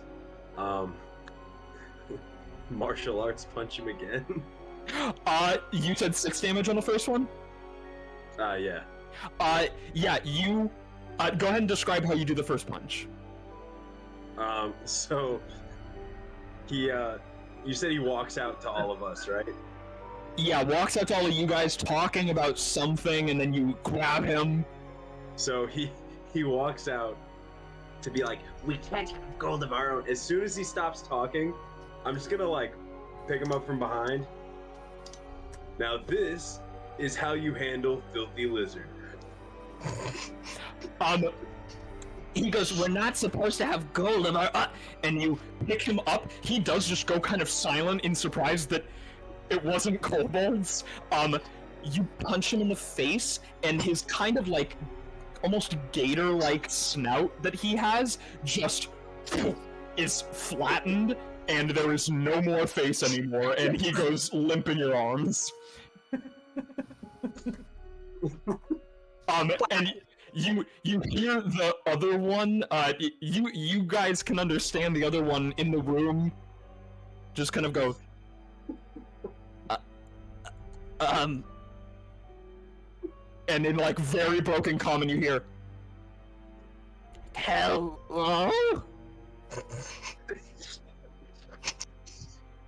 Viper's holding a dagger just in case. And you guys start to be, you start to be frantic. Also, draconic tile, come on out here. Make a deception check. Uh-oh. I was gonna say at disadvantage, so if you can't assist, it'll be a straight roll. I will assist, because... It's gonna be so bad! Oh, wait a minute, I can solve this problem. You said deception, right? Inspiration ought to help him out. Deception. Oh, yeah. So I'll just whisper off a very encouraging, you can do it, just relax. Yeah. Put your feeling into it. Got it.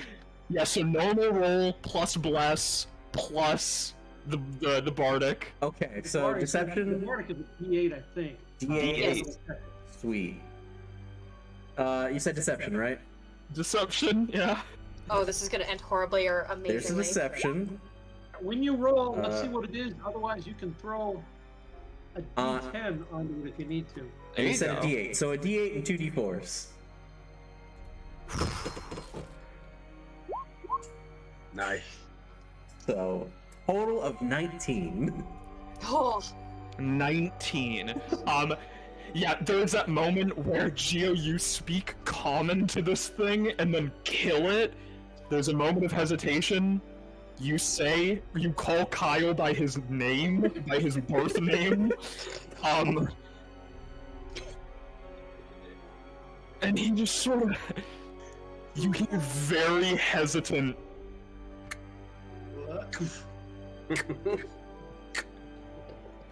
Footsteps coming out. And you see Kyle with a completely blood-covered butcher's knife, rusted over and dull from years of use without sharpening, and a white apron that is now pink and black and brown with different types of things. He comes around the corner, meat cleaver just kind of ready to go for anything. You guys see him, he sees you. What do you guys do? He is gonna take one swing as he sees you guys, but what are the rest of you guys doing? I'll put him to sleep right off the bat. Gyu's holding up his I do friend. not want him to have a chance to do anything, so if there's a chance he's going to do anything, nap time. Yeah, go ahead and cast it. He will get a shot off real quick on him. He will get one little swing because he's basically just holding his action as he's walking down the hallway like a scared person in an apartment I alone. believe in you. Full send you. Do you want to go ahead and belt him? Or are you still holding the other guy? I'm holding Beat the other him with the guy. other Are you still holding kobold. up the other guy? Oh, I know. Everybody You know, froze. you know the meme of the tree going shh, Oh, Can I just hold up gosh. his friend to him and try to intimidate him with this? Yeah, go ahead and make an intimidation check at advantage as you're holding his dead friend. It's fun. Can Viper just glare at him?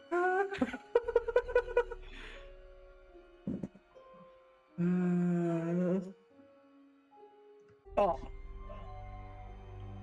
That's okay. Bart. Oh, no, we'll save that one, I guess. Oh wait. Let's see what. Oh, he's still got blast. He hasn't used his blast, has he? Yeah. Oh, D4. yeah, go ahead and D4. All right. I'll say with the dead body, the DC is severely lowered. Yeah. Now he's at 11. Yeah, I'm gonna say a DC of 10. You're holding up his face like an alligator is now just a flat surface. He's a Shih Tzu. He has this meat cleaver up and was gonna make an attack and just doesn't, and lets go of it behind his back and it clatters to the ground and he just sort of raises his little kobold arms above his head. Give him a bonk in the head. Yeah, and in common goes, Wait. I surrender? Can I just knock him out, just non-lethally? Yeah, go ahead and roll it. It's AC 12 for the kobolds. Well, it's an unarmed strike, correct? Yes. Yeah, and you guys can see the light coming in from this other room that they were in, now that these two are disbanded of. And Viper, you do remember that there is still a third, somewhere deeper in. Yeah. But he left, didn't he? He did leave. He might come back. He went further into whatever room this is behind this, yeah. If possible, I'd like to go around the corner right here and wait. Since I got the vision, I'll hold a thorn whip to grab if I see the kobold and yank him with the thorn whip around the mouth to try to be like, and pull him over. Yeah. Yeah, you guys are preparing things. Are you guys entering into this room here? I'll be right on the streets because I can move quietly. Is- Set it up the back side. If Yeah. we're gonna go into the room, I could use what? And I'd like to make a perception check to see if we can tell where he is. Yeah. Go Are we ahead and... stealthing in? Yes, that is a question. Are you guys stealthing or are you guys just going in? I'm stealthing and I just rolled a natural 20 on my perception. Nice. Nice. God damn. Stealthing in, yeah. Yeah, Cattell, you right can... there, 19 feet, 8 inches in. Yeah, you can hear that it's... you can hear that the sound is kind of bouncing around from where he is. It's more of that kind of sound, but it is further away, down a little bit of cavern away from this room that you guys are entering. So he is not in this room and is a bit distant at this point. That's a 19 for stealth. Total of 11 stealth for Coil. But a Is 19 he to the right or to the left? but an 18 for perception. And what did I'm so sorry, I have to look at what did Phylos get for stealth? 18. 18 and 18 plate? That's impressive. yeah, I was like, that's crazy. And Cattell, what did you get for stealth?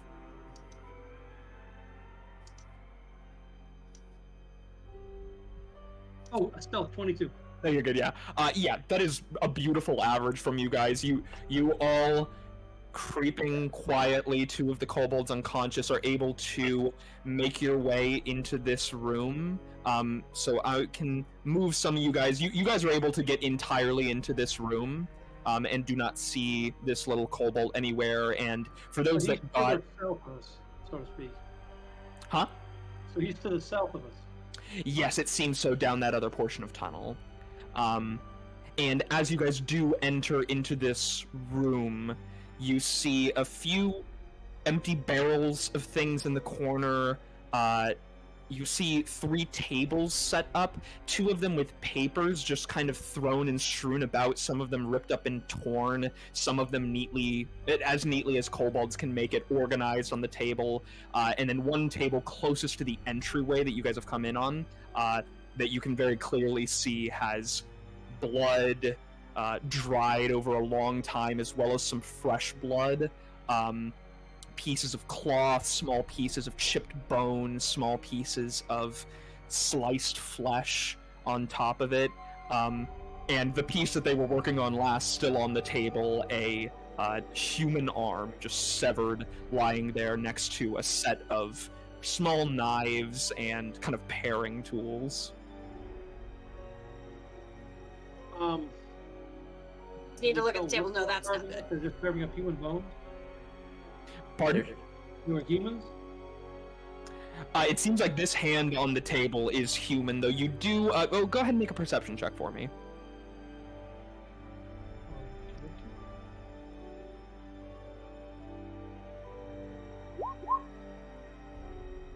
That works.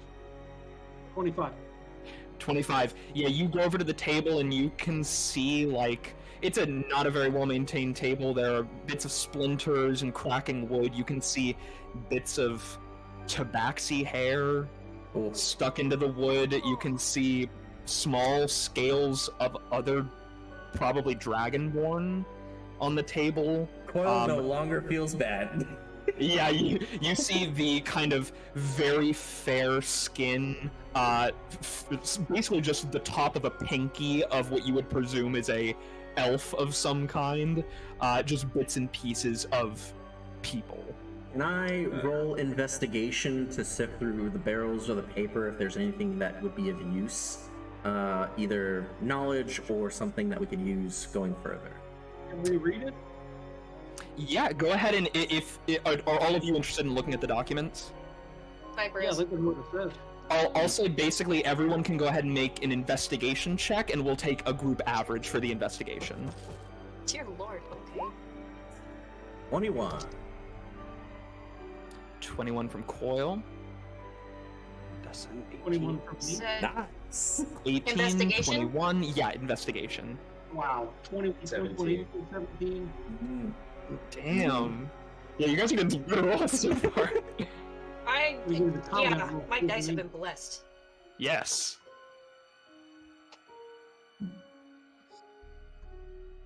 What are the languages, by the way? What is it written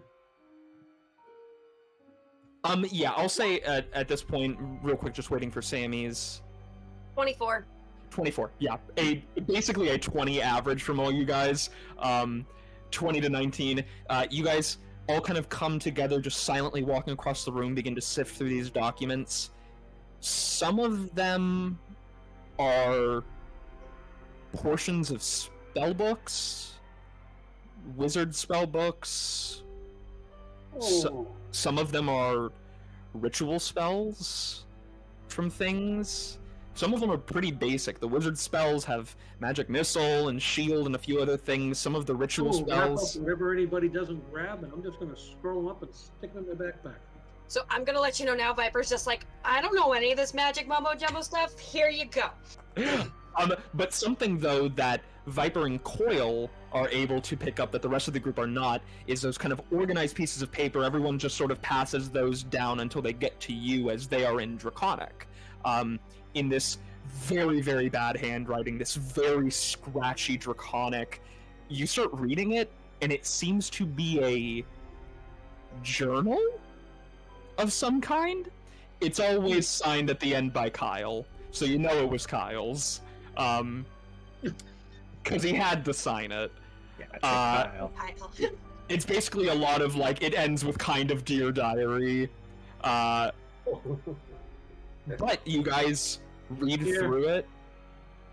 We'll finish it up for him. Dear Diary, I'm dead. The day I was knocked out. Ow.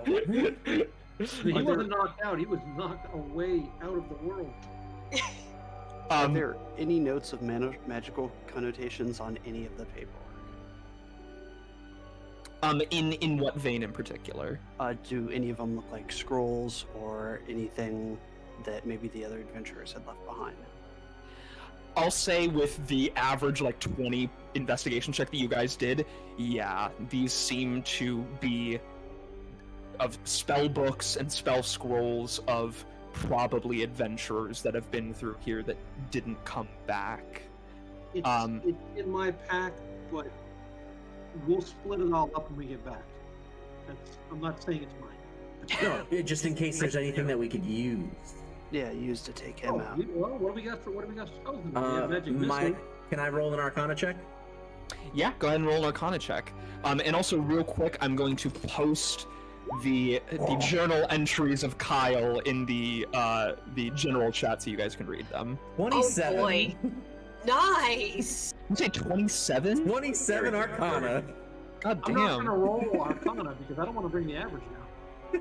Yeah, me too. I'm not just- trying to bring it down. Just posted Kyle's journal, and with a 27 Arcana, you're just looking for things that can be useful to you guys, basically. The flashes of the stars in Coyle's eyes as he looks over with the magics. Yeah, you eyes filling with stars, seeing all of the magic coming off of some of these pieces of paper. Some of them are just basically the directions for rituals. Some of them are how to cast spells, but there are 3 that are spell scrolls that you could use these to cast these spells for free. There is a magic missile, a 2nd level magic missile. There is a shield spell, and there is a chain lightning spell. These are all like wizard spells, right? These do all seem to be wizard spells, yes. And you said 2nd level magic missile, right? 2nd level magic missile, 1st level shield, and I don't quite recall what level actually chain lightning is. I believe it's I think it's 3rd. 3rd, yeah. Chain lightning by wizards? Pardon? No, that's not a wizard spell, is it? Sorcerer. Coyle would request to hold on to the shield scroll, because Coyle does not have the best IAC. Yeah, chain lightning is a 6th level. level. Yeah, you look at it, and it is a fairly powerful spell scroll. Yeah, you can use it. You use it. Fun with your magic spells, boys. I can only cast up to 5th level spells. Yes, and I will say there are certain ways mechanically that a lot of spell scrolls can be used, usually by certain casters. The way I run them in my game, for ease of being like a magic item, all you have to do is read from the scroll, and anybody can cast it and activate it with an action. Awesome. Just in case, I have a feeling, Viper. Yes. Just in case you get at something that you can't reach in a quick time, I think you should take the magic missile spell. I mean, I can give it a shot, but magic and I don't exactly mix. But I will do my best. I like this stabby, slashy. Classic. And if the shield spell can be used, I'm the squishy guy in the group, I think. Either you or I are getting it. I got a 13. I also have a 13. Oh damn! We're both gonna be in the back. You can have it. You can have it because I do have a high constitution, so I can at least take a I beating. know. Yeah. And I can also I have polymorph and chain shape and stuff like that. If you're squishy as well, you can have the shield. Well, you know what? If you need it, I can always cast it on you. No. Here you go. Yeah, you know, like without hesitation. Without hesitation, after that conversation, Coyle is like presses it towards. There's a small bit of banter back and forth as you guys are just like pushing this spell scroll back and forth. And as you guys are doing that, you hear down that corridor to the south. Can you, Kyle, can you come help me with this, please? I have a question. Are they within 30 feet? Let me do the measurement real quick. Is it something that you have to see? I can see within 60 in dark. I'll make my way down in there. I was gonna say I'd like to do the same. They're Yeah, not me too. currently within sight, but you guys can start making your way down that southern tunnel if you'd Okay. like. As soon as I see him, I'm going to cast command on him and yell in Draconic to grovel. You know what? Just sit. Hey, my friend. One way. You guys go into this southern tunnel, and immediately, it's not like there's any magical barrier, but this tunnel goes a little downward, deeper into the earth, and as you start getting into the kind of entryway of it, the smell hits your nose like a wall. It is just the kind of horribly sweet smell of iron and the horrible stench of rot and decay. G's gonna whisper under his breath in giant, filthy, fucking lizards. Coil is just going to druid craft better sense underneath himself as well as anyone who's at least near him. Yeah, Just pulls his collar up above his nose. you all just sort of try to bear the brunt of this smell. And Philo, you said you're casting command?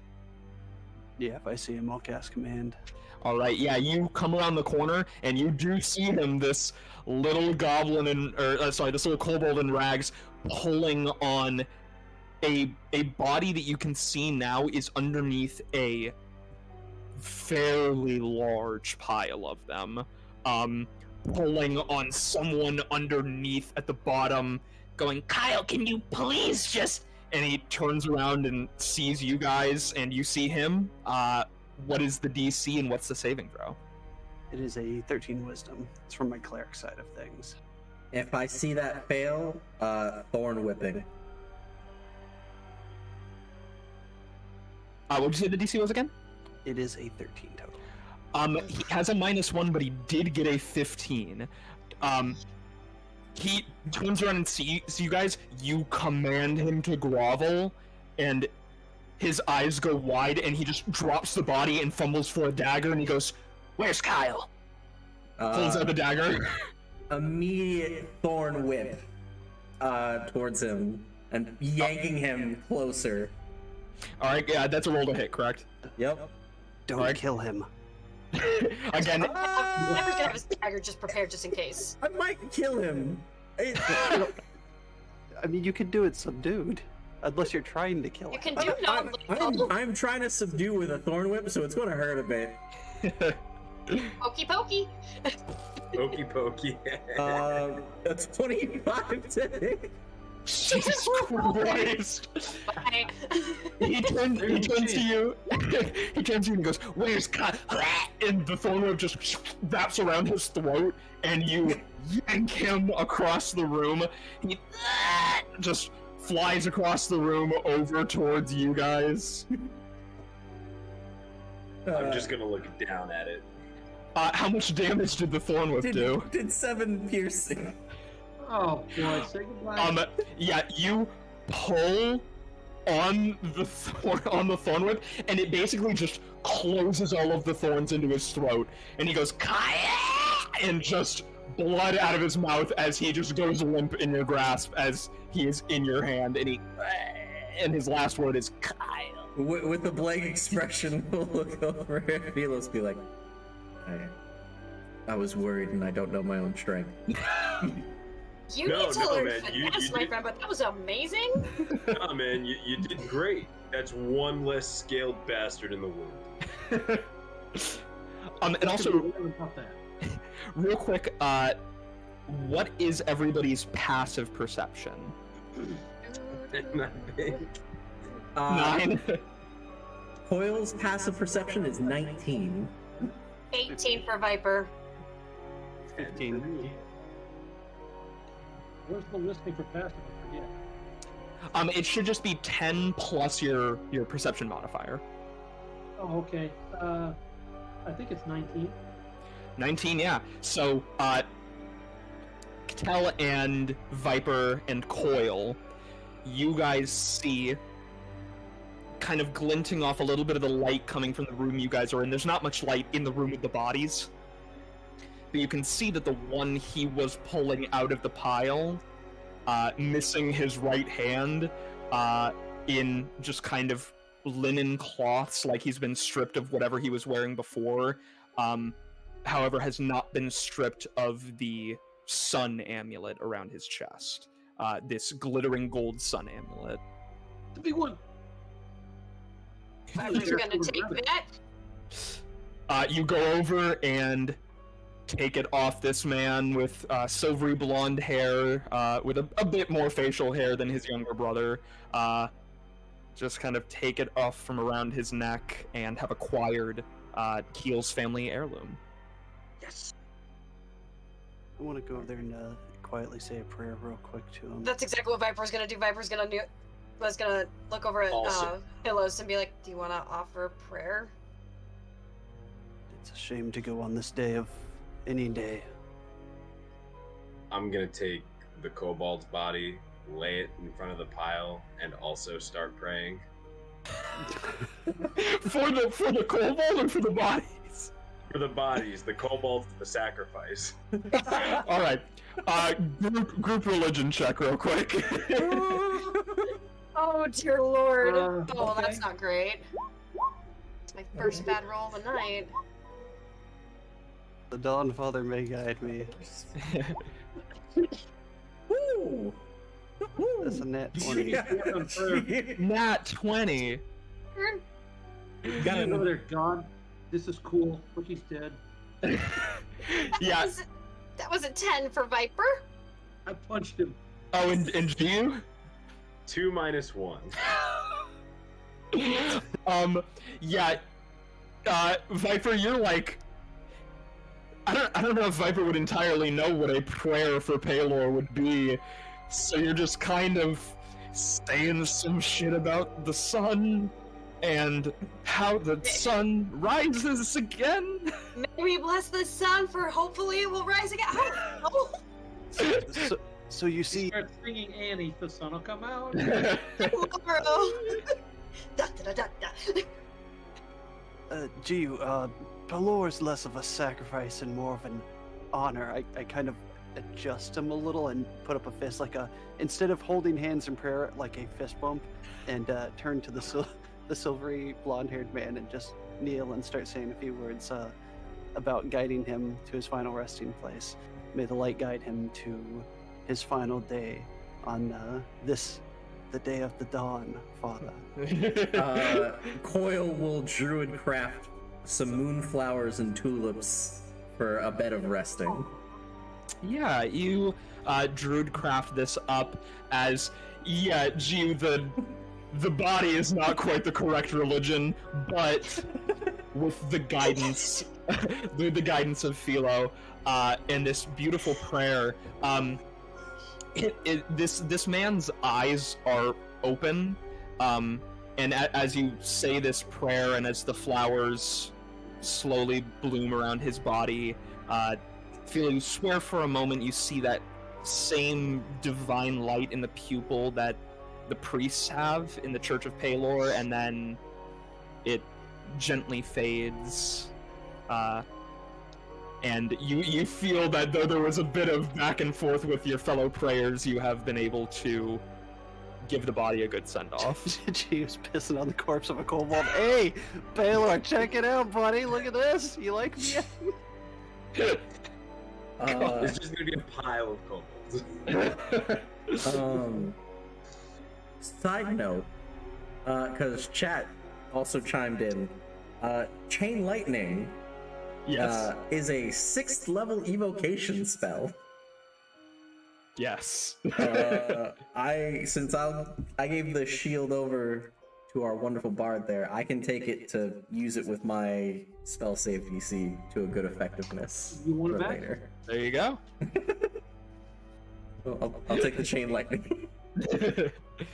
Very well. Okay. Yeah, you guys heading back on the trail? Back to the tunnel end right here. Yeah, it seems that this room comes to a dead end here. It's a dead end of bodies, correct? Yes, yeah. It just seems to be a storage room of some kind. Would these be are these civilians or are they other mercenaries? And if I there are could any for- mercenaries, are there any like tags that we could possibly take back to a guild or such? Just to Yeah, mark. go ahead and make an investigation check for me. Will do.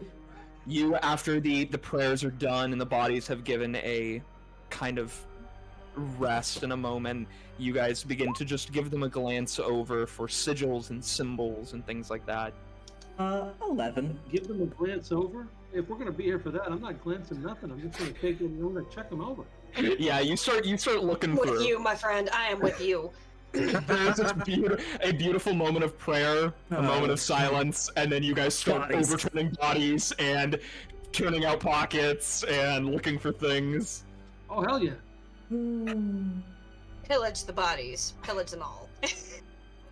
I'll regret this. I'll give Viper my guidance. Okay. For investigation? Yes. All right. Well, I rolled a whopping 11.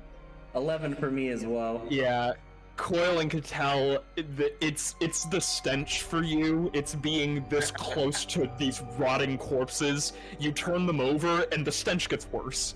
And it's very hard to focus on turning out pockets and looking for symbols. Well, I'm gonna lose that bless in a minute, right? Yes. Let's see if So, the D4 helps me out. so that's an unnatural That'll make it 20 for 14. Viper. Yo. Oh, okay. And 14. Yeah. Was anybody else doing investigation? If he's adding the bless, I'll finish up with mine then. So I gave Viper my guidance. Do you want it back? I can get rid of it. Oh, no, So it's no. still a 17. I already made my choice. I already gave it to you. So just a 12 for Coil. So I'm 20, 14, 12. Were either of you, Gio or Philo, doing? I'd say he's too deep in prayer at the moment while they were going over that. Yeah, he's sitting there praying over it while we're rifling through pockets. Yeah, it's. I'm at Please least forgive trying me to. as I pillage your pockets like the rogue that I am. I'm at least trying to get people like back their dog tags or some shit to any guilds. It's the classic dichotomy of a D&D party. Viper's neutral, he don't give a shit. You guys begin to look through. You are able to find a few more smaller, maybe silver or gold painted symbols of Paylor. You find a few small symbols for an organization you know called the Guild, which is just an adventurers league for people to take bounties like this, get hired by a third party basically to do it. You also find symbols on a few of the elves of the god Corellin. 9 pointed stars or half moons, things that you presume they would have had as a cleric or as a worshiper of some kind. Viper, you notice some people that should have symbols and that should have had notes, but had neither.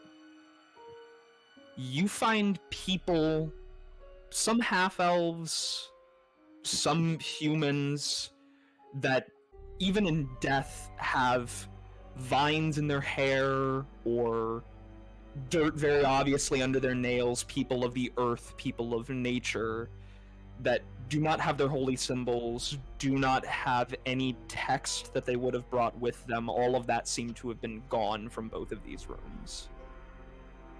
Viper is now very suspicious. I will make a mental note of that. Because that's the kind of person he is. He'll be like, sus. That's not right. I love in every D&D game, like, where a character is in a deep dark cave with a bunch of bodies and they go, sus. Sus. That's suspicious. That's not like clerics or earth people at all. Let's put the dragon out the airlock, please. Kuldrok vented.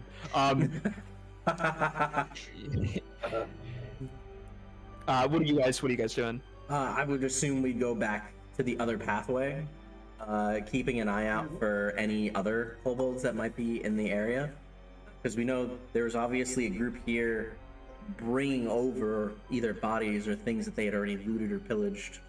So now from here, it's just where's the next group? We still have the one unconscious kobold. You do, and they will wake up naturally in... Let me roll.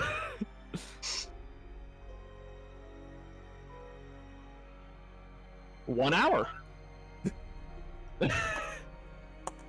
They're just letting out this very high pitched kind of on the ground. We'll eventually grill them for information. Or We need some information later. Actually, yeah, but do you really want to take them with us? I'm just thinking that's a wonderful alarm. I mean, if it opens its mouth, I can make its snout go away. Which is Pry very for helpful. information first. That is very helpful. But let's pry for information first, and then you can have your way with it. We Awesome. should ask it a few questions. Let's do more of the nice than the mean first. It would be beneficial. And I will say Kind of slap them awake. that's with a successful medicine check, I'll allow you to wake them up early from their stupor. I will Well, happily can you roll make. that? I can. Sure. You and I probably have the highest wisdom, so we could. Either of us, we could try. I'm trained. I could give you guys this advantage if you want. Oh, Bard friend, would you like to try, or? I'll give it a shot with one of them. We'll see what happens. Oh yes, and to clarify, there is just the one. 2 of them are dead, 1 of them went unconscious. Well, thankfully I rolled a 15 after you said that. Yeah, you go up to the one that is on the ground. You just, it's a little cartoon, you just give him a little back and forth, and he starts looking around, breathing heavily to himself. Could I make a? You yell, he takes your tongue out, and I'm pointing, of course, the big fellow over there. He's going to pull your tongue out and gag you with it, so maybe you shouldn't yell, good? Could I make a persuade? I was gonna say, could I try and persuade him before you do? I can try intimidation, because I'm pretty sure I can do all right on it. Try, I can also, also do intimidation. with the Geo there, do intimidation with advantage. If for some reason it fails, you can always do persuasion, though it will be, I'll say it'd still be normal, because even if he's slightly intimidated, he'll do it. There's somebody else that has intimidation I too. end up with a 16. 16. Yeah, Philo, you go for a more diplomatic approach before the bard threatens to have Muscle Man over here rip his tongue out and shove it back in his mouth, and where he was going to speak something, he Wait, just sort of closes his mouth and kind of puts his hand on his tongue. His hand is caked in blood and dirt, and he just kind of like Oh, touches his tongue like he wants to keep it. I'm gonna Okay, all yours, guys. Ask away. lean into Philos, and I'm gonna speak to him in Celestial. Nice. So are we gonna do good guy, bad guy thing? I looked at him and I try to grasp at the words. I know Infernal, Dwarvish, Draconic, and Common. Do you know Dwarvish? Not spoken, but I do hear the giant dwarf share an alphabet. Hold on. We're going to play a little bit of telephone. I hear you in Celestial, and then I translate it to him. And what were the ones that you said you have? Dwarvish, Draconic, and Infernal. I believe I have Infernal, so I'll retranslate it. Let me make sure. Primordial. saying Never this. mind. It's Primordial. give me a phone. I looked at him and I nod, not knowingly, and I looked at the kobold and say, in Draconic, now, this man right here, his entire family was killed by kobolds many years ago. He doesn't like you and would like to remove your tongue and hang it on the wall of his house. You just see Giu do this. Just like the hat, the collar, and he just like affirms the statement. He just he looks basically at your knees because that's the level where he is, and then slowly looks up to you. He sees a JoJo character in a mask. The kobold just looks back at you, Philo. I slowly put a hand up to him and say, I do not wish this for you. I do believe that there might be a little bit of redemption for you. We have come to speak with your master. Can you guide us in the right direction? Is he here? Is he awake? He starts shaking his head while you're talking. He goes, no. No, and he can't. Master can't speak yet. Not yet. Time. So close. Time. Then Master speak. Master speak. All of you. If you like, come see Master. Speak to you later. What do you mean that he can't speak right now? Is he asleep? No. Maybe. Not reason though. Master, no speak, can't speak, won't speak. In Draconic, I'll speak to him, being like, "So your master is asleep." Philo, were you speaking to him in Draconic? Do you know Draconic as well? I do.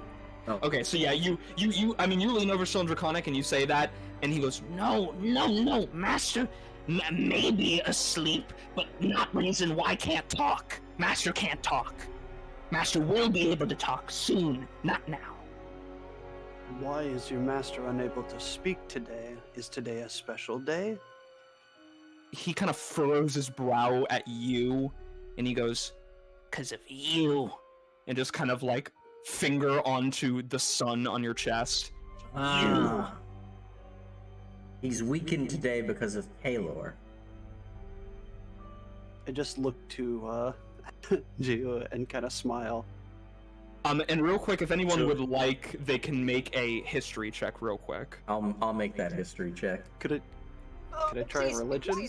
Please roll well. Yeah, you can try religion as well. Oh, I'll do religion instead. I'm gonna reply. Roll the max on it. I'm gonna return your gaze and your smile, Philos. I'm just gonna be like, he's gonna speak broken common to see if the kobold can understand him. So, big master, dirty lizard. Big bitch, 'cause son.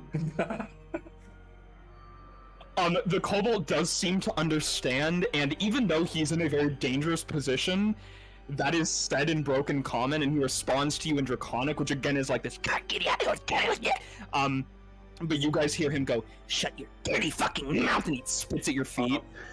He's gonna go up on him like if when I say he's a JoJo character, I mean this is a 6'8" man. And he's gonna look down on this kobold and speak in giant. He won't understand it, but what he's saying is, your filthy lizard ancestors ruined my master's mountain, and I'm going to get that shit back in blood. As soon as you take a step forward, it is kind of like the kobolds are kind of humanoid-esque in terms of they walk on 2 feet and stand upright. As soon as you take a step forward, whatever anger and arrogance he had immediately shrinks back, and he just drops onto all fours and like curls up into the corner away from you. What did people get on their history religion checks? 11. Ooh, in that case, can I lean over next to him and just put my hand on his shoulder? The kobold? And using persuasion as best I can, say, well, how long before and this is in common, how long before your master can talk with us? How long is he going to be like this? And persuasion of, wow, 16. 16? Well, but... Alright, still pretty good. We will come to that in a second. Just real quick, what was everyone's history or religion checks? We said 11 from Viper? Mm-hmm. Philo? 8. 8, Coil? 11 for Coil. 11 for Coil. I rolled a natural 20 and got a 21. Alright. Coil, Viper, and Philo, you guys are trying to think, and you're like, what part of the Halor mythos, basically, would weaken a dragon like this? Why is this happening? And you, Takel, remember, he's not talking about Halor specifically. He saw a worshiper of Palor, a knight of Palor, and you know that part of that group of adventurers that stopped Kuldrok before, one of them was a paladin of Palor, but they didn't kill Palor. The legends that were going around was they took something from they took something from Kuldrok. The adventurers took his mind and his basically sense of self away from him. Basically, to tell you with a natural 20, a party cast Feeble Mind on Kuldrok, and he has been in a state of ignorance and bestial nature ever since. You put your hand on his shoulder, and then I'm going to ask him how long. I mean, you're expecting him to be. He's being the good cop here, so to speak. And obviously, you know, you're expecting him to be okay to speak to us soon, right? He speaks to you in again broken common, still very afraid by the large man in front of him, but he just kind of like, almost like a child, just kind of like grabs under your arms and with a little bit of excitement goes, Soon. So soon. Right now. They do. They do it now, happening. Soon he speak. Now. With that, Soon. we gotta go. Okay, so they're helping him now. Okay. All right. He nods with a bit of excitement. Who's down there helping him? Us. We. Of course. And he'll stand up, you know, smile ever so sweetly and clap Gio on the shoulder and say, I don't know, guys, I think we're about done here. Do you want me to knock him out? I don't know. It looks like you have to get an arm wrestle with Gio for that. I'm gonna turn my head and just say a prayer and nod. And I'll just walk I know. away. I'm gonna walk back to that other entrance. I mean, I'm not squeamish, but like, I want him to feel that, oh crap, I trusted the wrong guy kind of a thing. When the group kind of reconverges after whatever's going to happen here next, I'm going to get ready to cast Pass Without a Trace on the party. Because we got to get through this stealthily and quickly. I will say real quick, I rolled an insight check for the kobold. You start walking away from him, he doesn't seem aware that you've gotten information out of him and he is in danger. He is still, like, giddy and smiling and looking around at you guys. You know, God's someday when I'm responsible. older gray, I might feel bad about it. Nah. So what do you guys do? Can I just knock him unconscious? Viper's like done with this. Yeah, go ahead and roll a hit. Unless, Gio, are you gonna try to do something first? Is this gonna be contested? I mean, I rolled, so. Oh shit.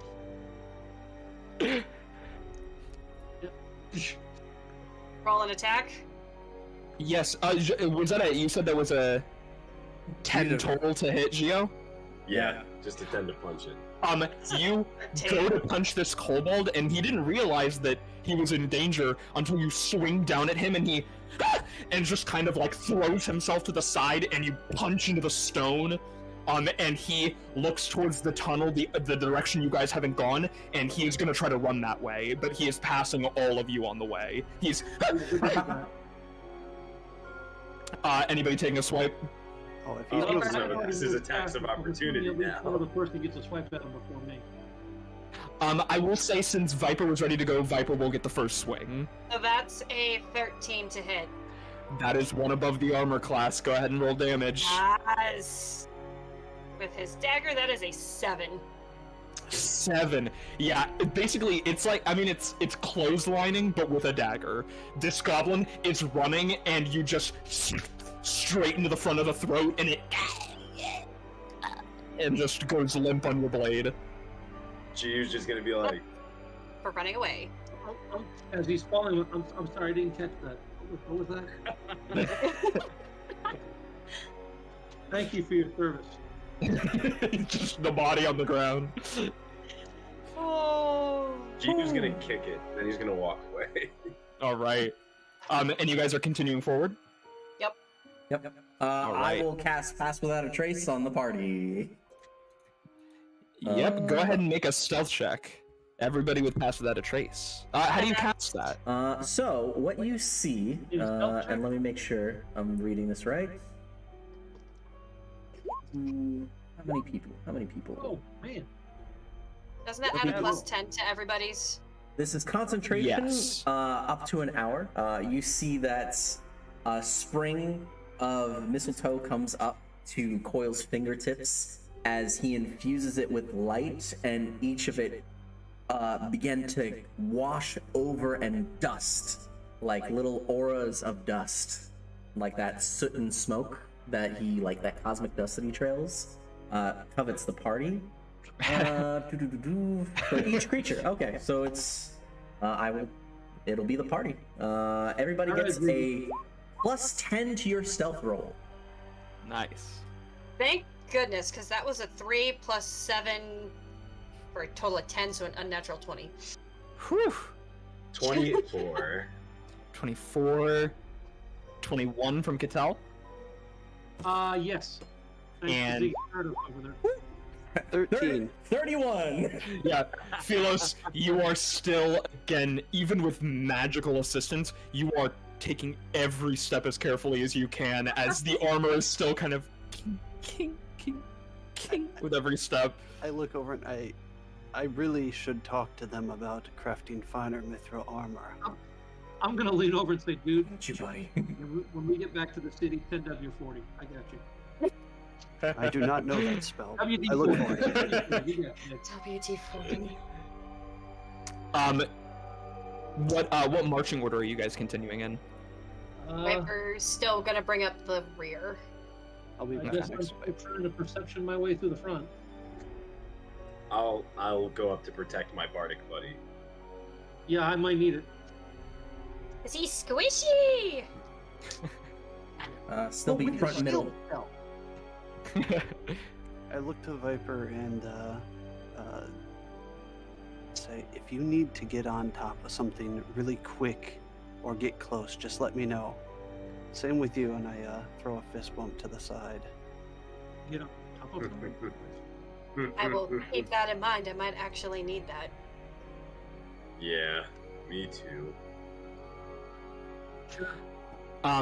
And as the two of you, who is that at the front? That is, oh well, I guess all of you are slowly coming around this corner. Again, you can see a little bit more light from torches in this kind of mid kind of corridor area that you are in, growing a bit larger, and you see across from you, right here where I'm pinging, a doorway, an actual doorway. It seems like the stone has been carved out a bit, and there is a kind of just a big plank of wood shoved into that hole in the wall.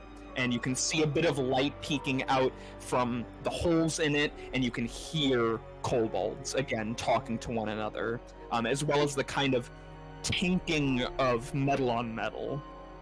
Before we walk over too close, I want to do a nice, calm perception check. Because this was the passageway where they had the little traps and stuff. Mm-hmm. Yeah. I'll also Alright. join you in And that. Viper also roll perception. Yeah, can't hurt, can't hurt. I'll take that. I'll take that. Would be good, Mike? Another unnatural 20. Damn! My dice are rolling so well, but I I'm also happy have with my session 21. tomorrow, so they're probably not gonna roll as well tomorrow. So an unnat 20, what about from Coil and from Cattell? 15 from Coil. I had a 21.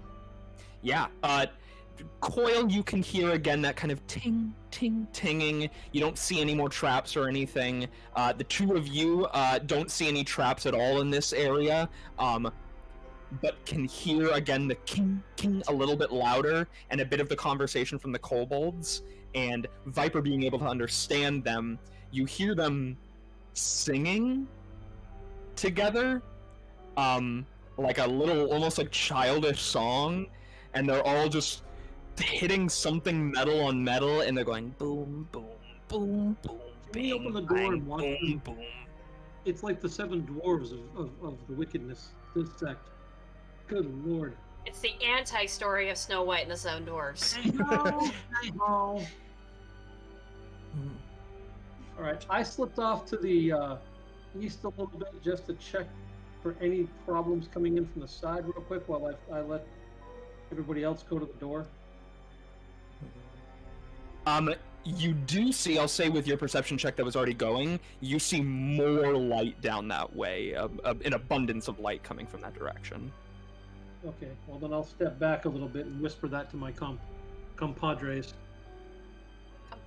There's more of them. This is cold hell. We still also have passed without a trace. I think we should stealthily go into this room, knock out the kobolds here real quickly, proceed onward, and keep stealthing on about. That's... Can we perceive how many roughly different voices there are? I'll say, because, Viper, you said a crit, right? No, I didn't. Unnatural 20. Oh, unnatural 20. Natural 20. Unnatural 20 and a 21 from, Cattell, right? Yep. Yeah. Yeah, both of you are able to discern, especially listening to their little song that they're singing, there's at least 3, maybe 4 kobolds in there. I Is agree the with door the locked? stealth check. I'll test it real gentle like. Is there a lock or any kind or anything? No, you get up to the door, there doesn't seem to be a lock of any kind.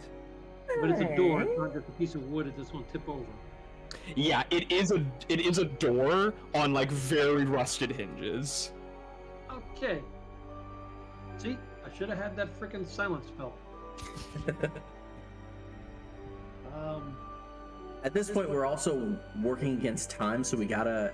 If we're going to kill kobolds and we're going to pass through here, we gotta make sure that we do it quick enough that we don't waste the feeble mind that's already working on this. Yes, because I'll say, also by this point, and with the 21 and non-natural 20, you guys can hear, like, you've heard a few kobolds, the ones talking, these 4 singing, you hear chanting and screeches and many more kobolds down We're there. further ahead, right? Yes, Again, further ahead. Viper's just gonna mumble under his breath. This is kobold hell. Let's all prepare How an do you attack, think? go in here quickly, finish them off, and proceed onward. I could try that whole sleep thing again. You could. I have sneak attack if we need it. I've got a I'm cool not speed. sure after we tweak this thing open, it's going to be a sneak attack. But if there's 4, I They're think already sleep. engaged. I think sleep might be a good option. I think I can take them all out. No, I'm trying to see here. Yeah, because again, full transparency with it, all of these kobolds have 5 hit points. So, So you're here's, looking for 20. here's what we do. We open the door, you throw that sleep spell in, any stragglers, the rest of us have a prepared attack. I Pretty can do much. this. Done. So whoever is not going to be the instant attacker, you pull the door open. I'll have the sleep spell prepared and ready. I'll open I'll the door. cast it off at 2nd level. I'll get ready to open the door and just look at everybody else.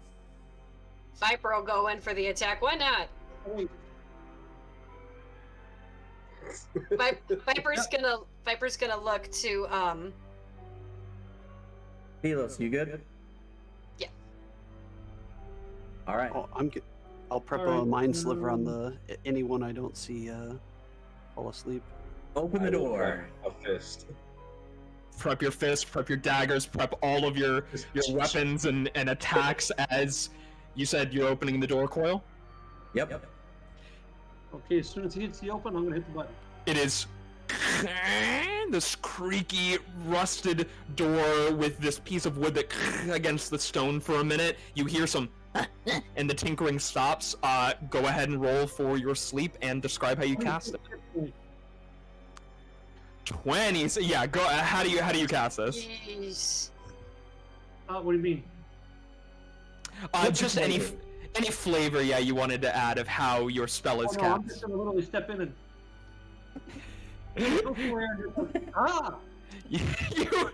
you step in and like a jump scare for little babies, and it is like scaring babies. It's like scaring goats. You get into the room and you go and these kobolds go and just fall back and onto the ground. 4 kobolds unconscious, and you see what they were tinkering with. I'll say Viper recognizing it from the journal that Kyle was writing about. you see the boom tube that they had stolen from someone that they may have tried to use, but luckily you had knocked them fully unconscious. Boom tube. This massive cannon in the room with arcane glyphs and runes along the brim of the front of the cannon. How heavy is this cannon? Viper's gonna motion for Coley. I'm like, magic people, you might wanna look at this. Okay, I'll go look at this. Do we want to? I mean, I don't mean to be insensitive, but we want to ensure that they don't wake up in another minute or so. Yeah, sure. Night time. The Sandman over here. Gee, you're going over and just taking them out. Yep. Yeah. Yeah, I'm assuming just more flattening of noses. Some flattening. You hear a stomp. Real quickly, we'll look if there's any What do we have other in here you want me to look at, Viper? objects that might be of assistance here. Otherwise, What do we got? papers, nothing. Well, Viper's how just heavy is- like motioning to the boom tube. Yeah, if Joel, if you want to, you can try to lift it. Is it on a stand or is it on Like a- wheels? Like an You ant? you see, it's like a bit bigger than a hand. It's a bit smaller than a normal cannon. It looks like it could be handheld for somebody who is bigger. It has a handle on the front of it, and as you look around, there's like makeshift wheels that are a stand, but near the back there is like a handle with a trigger. Oh, great, Schwarzenegger is back. Yeah. I mean, if All right, if let we me, want like a giant yeti to just walk in there with this thing. Yeah, you are able to.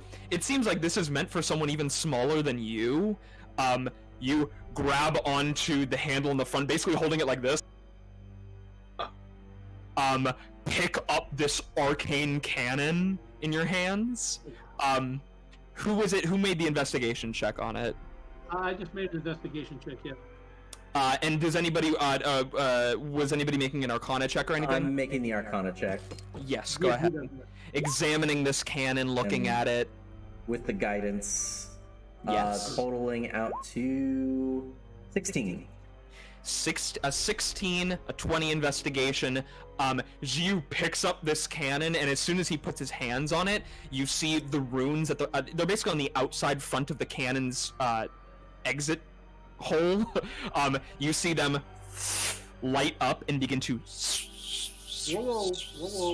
spin. Pull that trigger. Yeah, you know that this thing doesn't have ammunition. This thing works via magic. If he fires that trigger, you're not sure what's gonna happen, but something is gonna happen, and it's probably gonna be bad. You, on the other hand, Coil, looking at this thing, you look at some of the runes. It's hard to tell while they're moving, but you're able to get a bit of an idea. The runes are evocation magic. And it is a lot of different evocation magics. To tell you for basically a short explanation, this is a arcane cannon. It has a number of charges. Those charges are 5. You can expend 1 charge to shoot out a projectile of an elemental damage type of your choice. And it is a basically localized single target fireball. Of whatever elemental damage type of your choosing.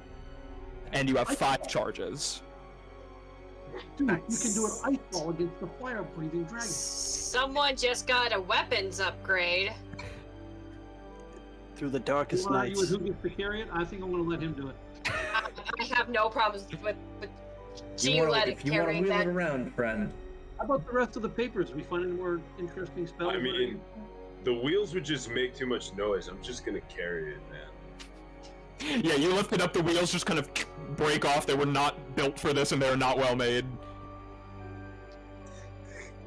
Viper's gonna go check out the papers while everybody's oohing and awing at the boom tube. Yeah. Yeah, Viper, you go over. You said as well, Cattell, you were going over as well. Yeah, both of you go ahead and make investigation checks. 18. I got a 10.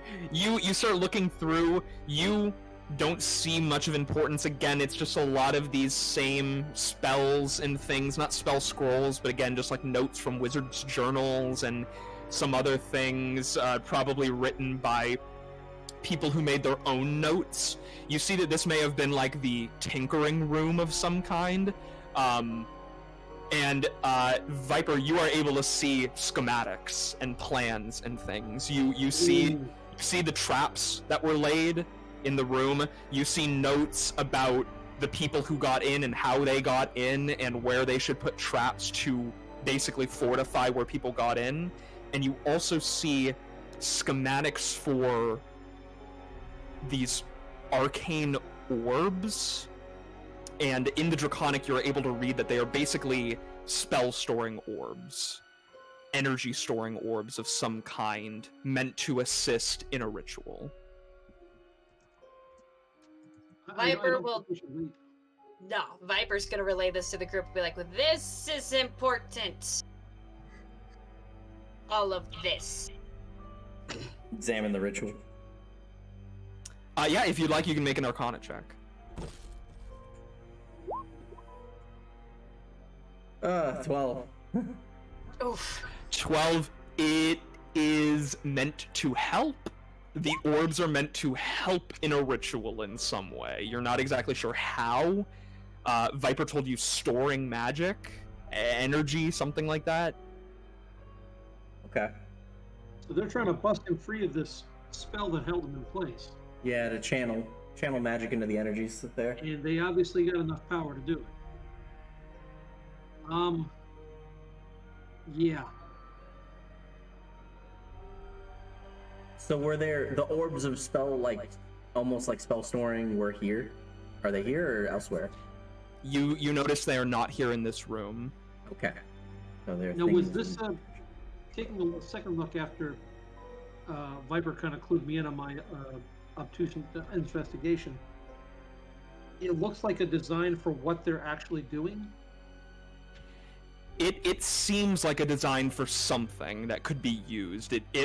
When you see ritual and storing magic, you can only really presume that it may have to do with this ritual that the kobold was telling you about.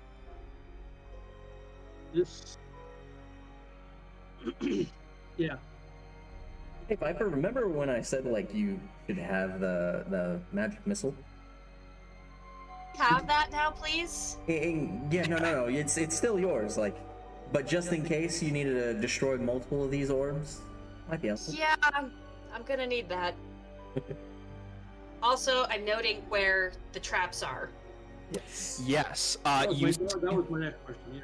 You see that there is a trap that is set somewhere where there is a lot of torches.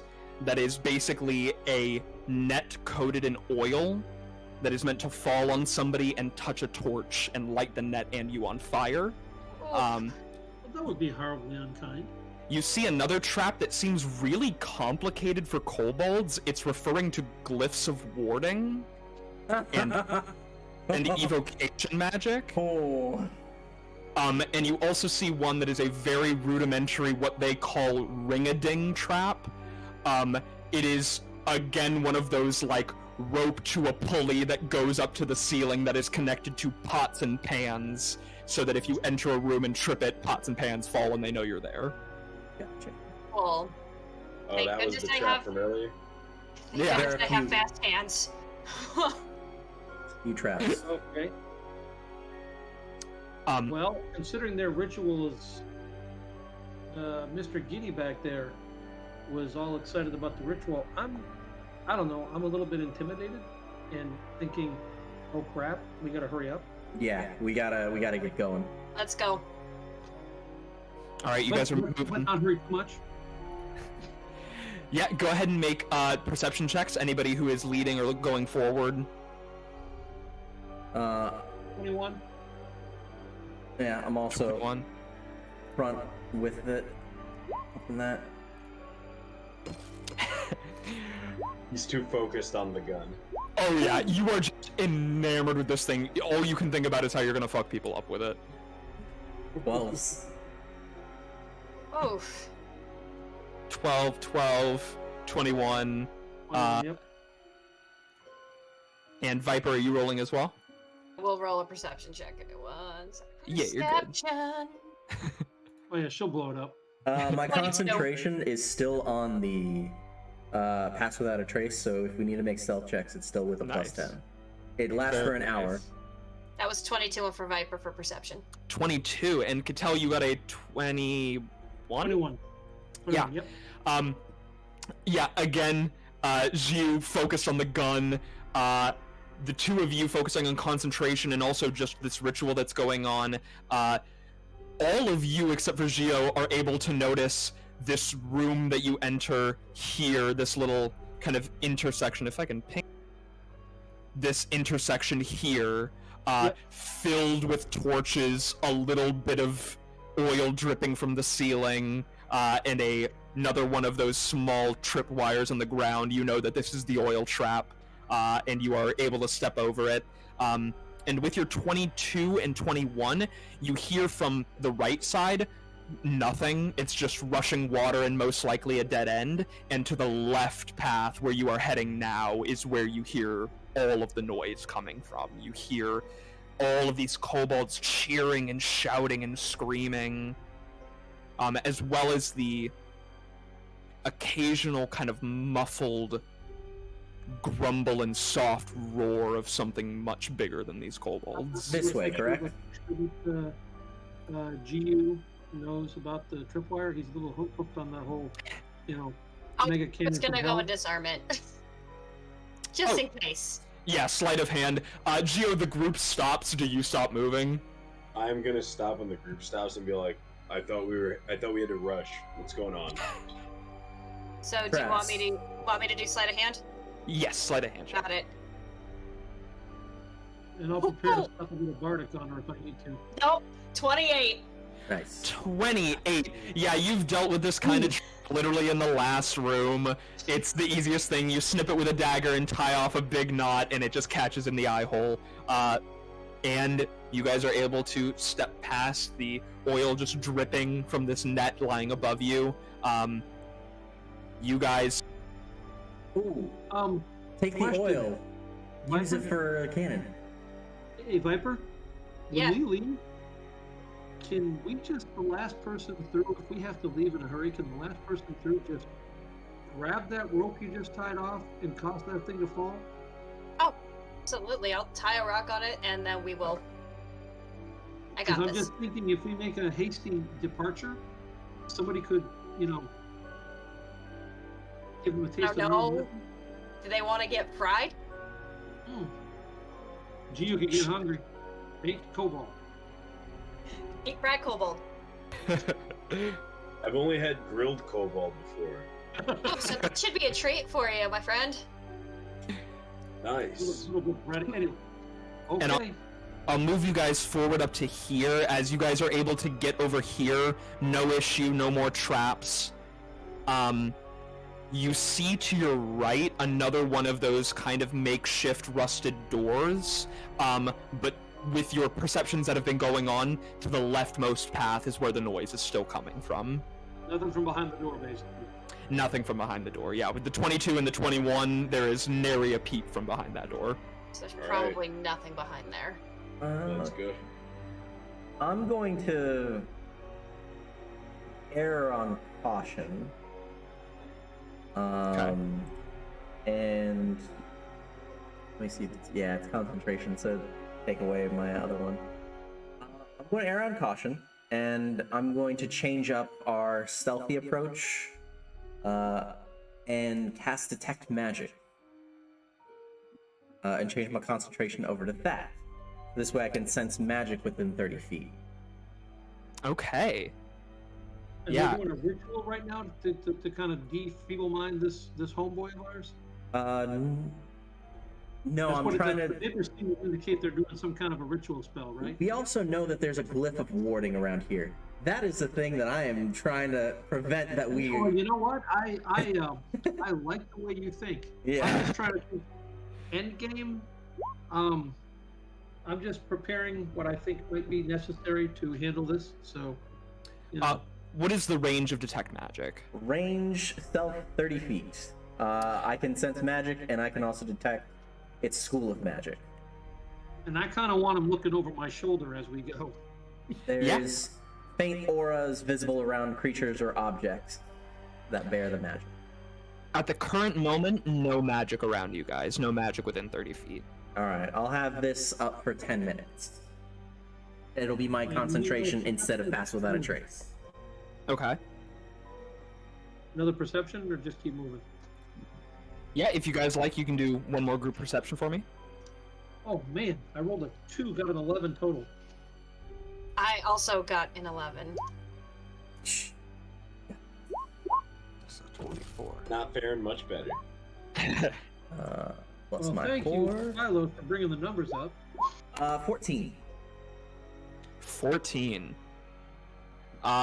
Yeah, all of you moving forward, you hear much louder the sounds of this ritual going on, the sounds of these kobolds freaking out. Phylos, you hear something closer to you guys that is a bit of a lower rumble. It sounds like the kobolds, but like a bigger kobold.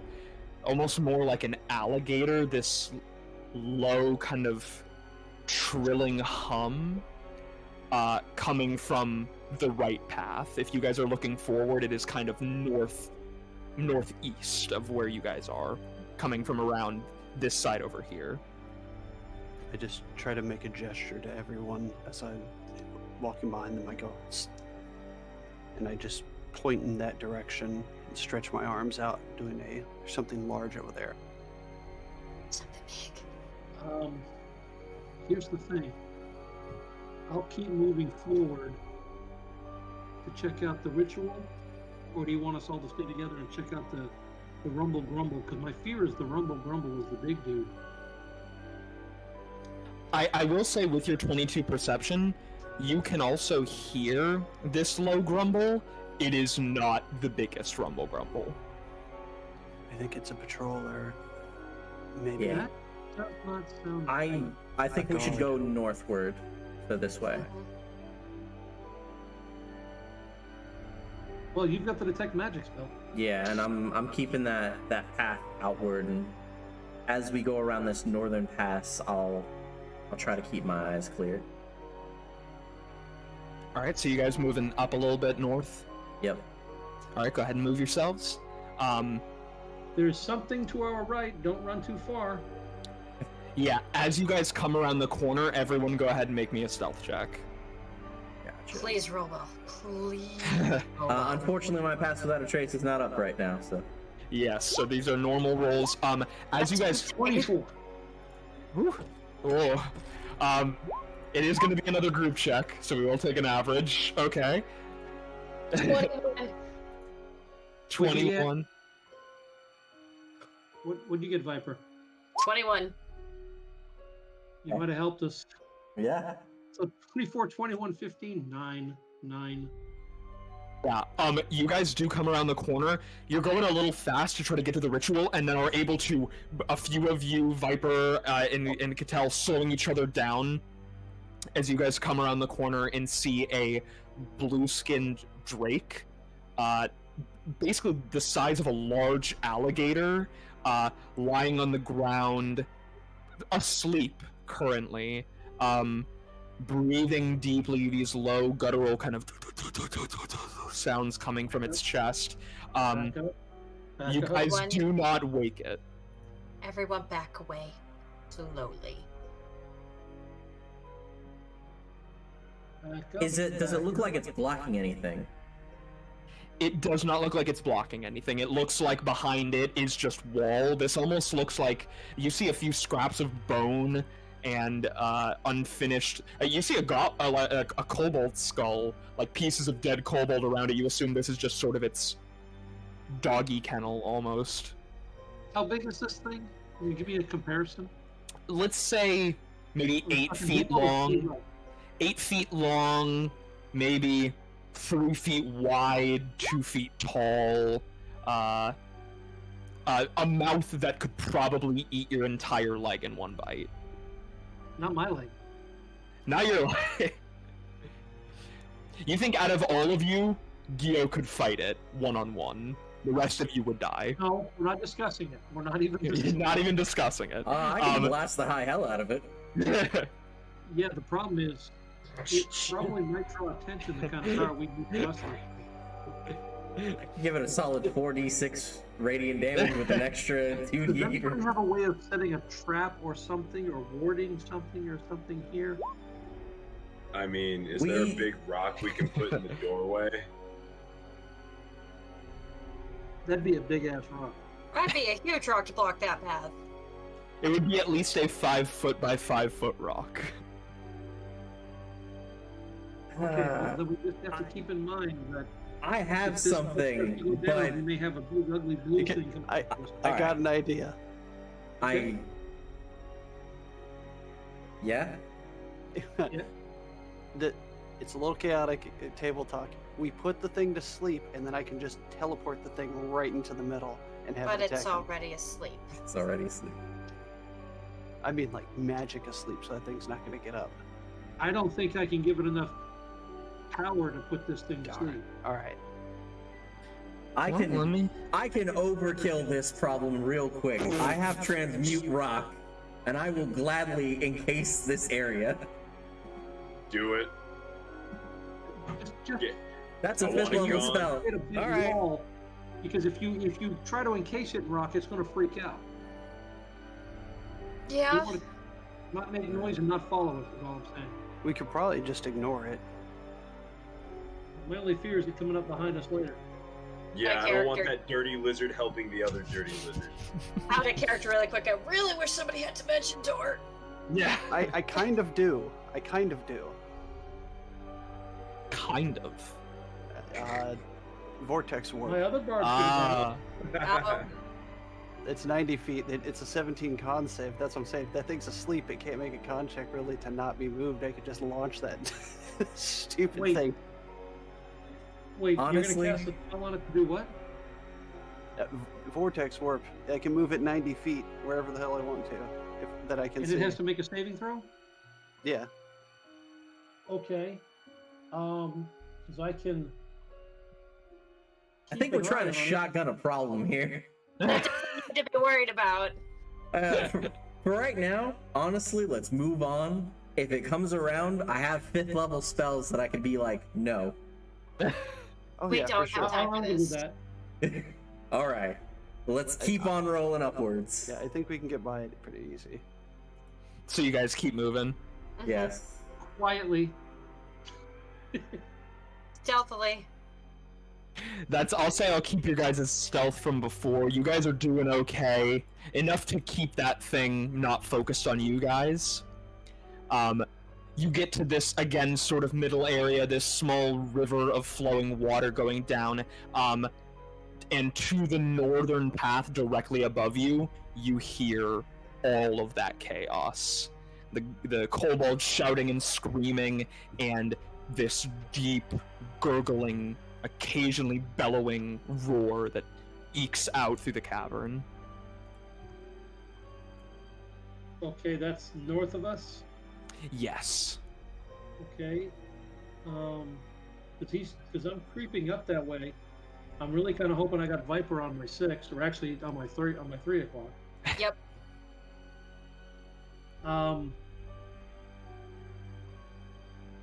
How far ahead does it sound like this is? Guesstimate. Go ahead and make a perception check for me.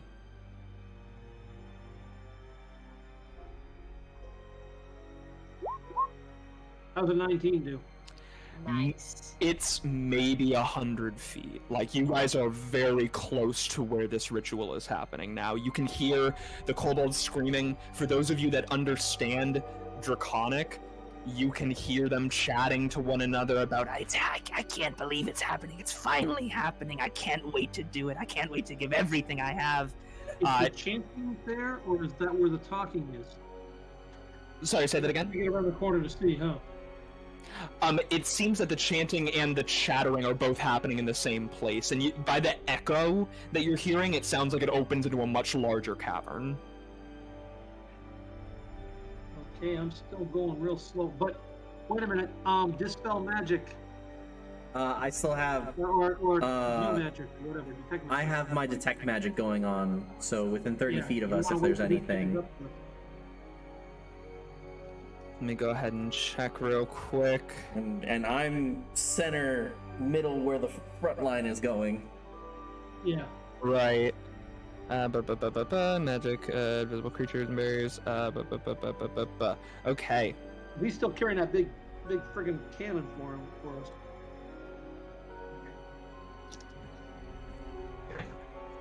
Hello, partner. Just looking something up. No. Looking something up for my own reference here. Coil,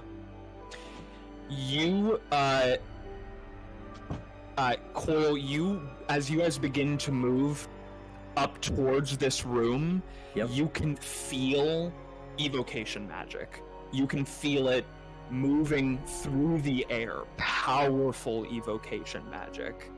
Fun. It feels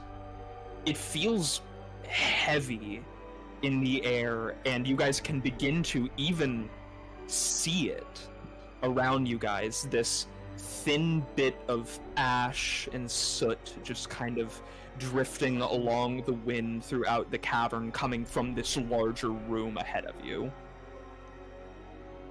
It's not a good sign. Okay, can we turn the corner? Wait, but there's no glyphs that he can see, traps that he can see. No glyphs, no traps, just evocation magic in the air around you. Yeah, that still has Presumably me a from little the unsettled. machine, yeah. Yes, Daniel, it's. is that a mark? Are you guys moving up? Yeah. Yeah, I kind of have to. Yeah. Everybody, go ahead and make me another stealth check. Please roll good. Please roll good. I guess, yeah. And Oh, that was almost that 20. You bastard. 21. 21. Check. You know what? Wayne and Woe. I'm gonna roll my d6. Oh shit, here you go. Because again, we're looking for an average. Yep. I'm gonna bring up the average. And the DC's a little low because these guys they're basically at a Kobold concert right now. They're having a real good time. it's like a Cobalt concert / orgy. It's like Cobalt Woodstock. It's Kobold Woodstock, you're exactly right. Cobalt Woodstock. This is Burning Man. So total of 9 for me. Burning dragon. Burning Dragon. 9. Yeah, so let's go through. So, Jiu, 9. Kittel, I'm a big winner here. I got a 10. Coil, Oh, it was 9 for Coil. Viper, 21. 21. I told you. Alright. 8. 8. Okay. It's time! You guys, I'm gonna go ahead and cut off the music real quick. Alright. You Music guys get a glimpse into this room. I'm gonna move you guys up a little bit.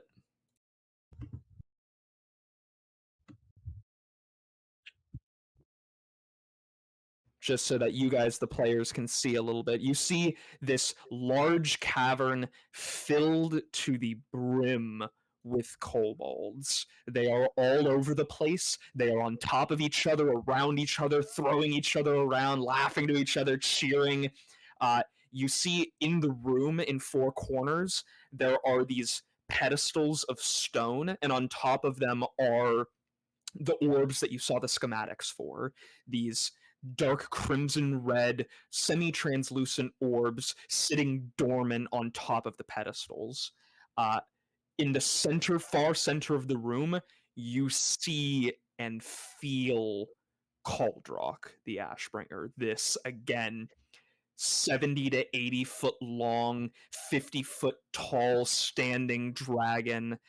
Scales starting crimson and slowly near the edges growing dark, covered in soot and ash. And you see that every breath that he takes, his scales rise up a little bit, and when they fall, that ash and soot just sort of falls out from in between the scales, the chest glowing incandescently from the inside with heat leading up the throat, and every time he opens his maw to almost like a cat in this docile state yawn or snap at one of the kobolds, this glowing incandescent light from inside like a cave with magma inside, and in front of him is this black rock stage almost with steps going up to it, and you see a kobold much taller than the others. The rest are maybe 3-4 feet tall. This one's maybe 5-6 feet tall, gangly and thin, covered in black spores, it seems, covering the shoulders, the top of the head, going down onto the back, and then really piling in on the right shoulder and completely covering the right arm, which is wrapped around a gnarled black staff, black wood staff with more of those spores just kind of gently floating around them. And you see that this evocation magic that is going around is those black spores, those pieces of ash, and they are. If anyone would like to make an Arcana check to see exactly what is going on here. Well, That's about right.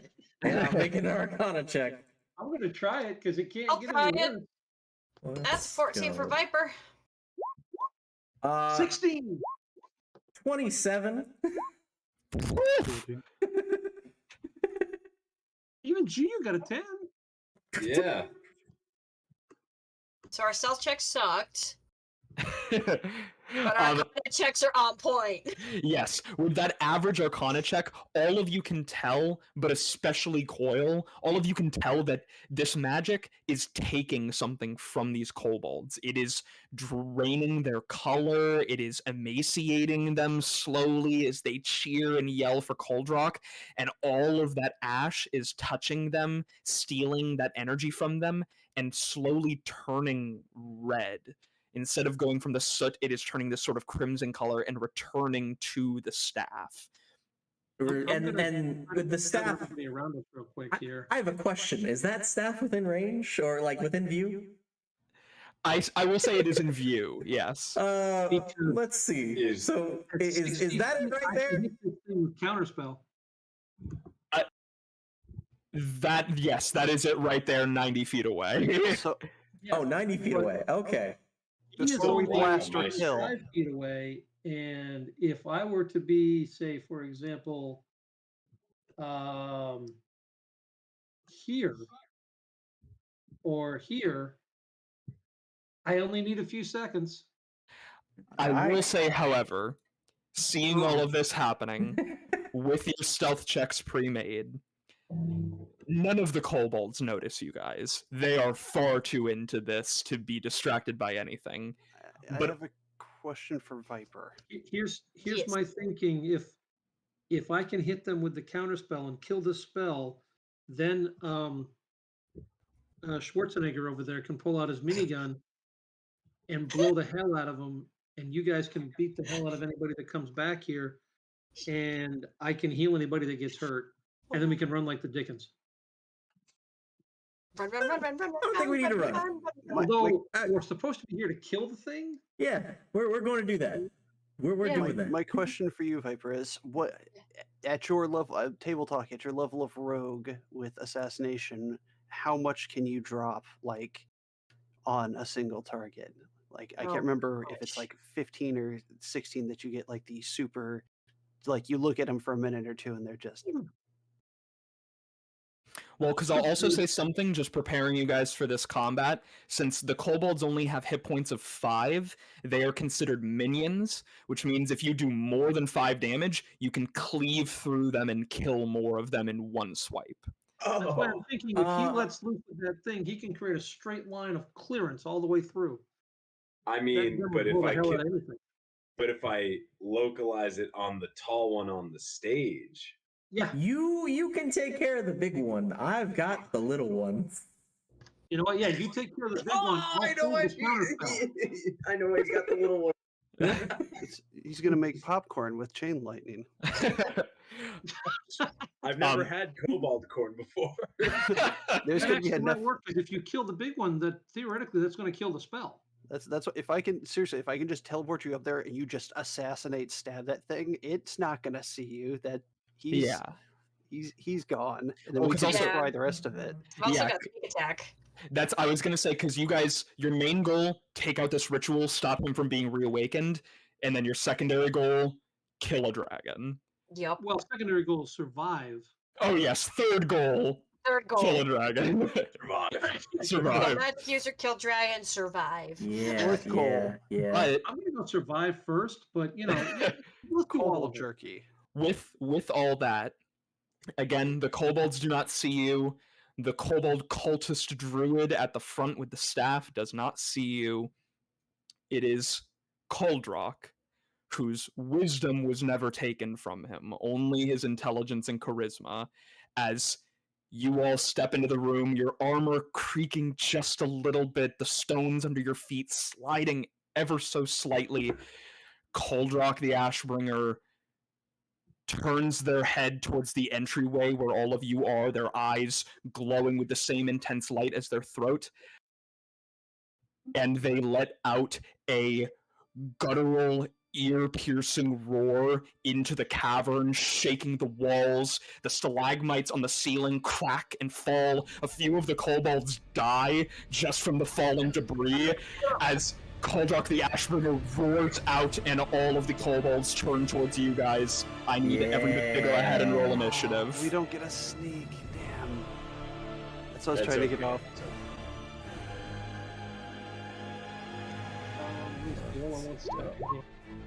17-0. 17 for Viper. Hey! I know I'm going to roll crap. Melee Bros Unite. Yay! I will use one of my woes on this because I can. It took me off. That's 16 plus my woe. Or my way, yeah. Plus 3. So 19. 17. 19 for myself. Theo, you said 17? Yep. 18 minus 1.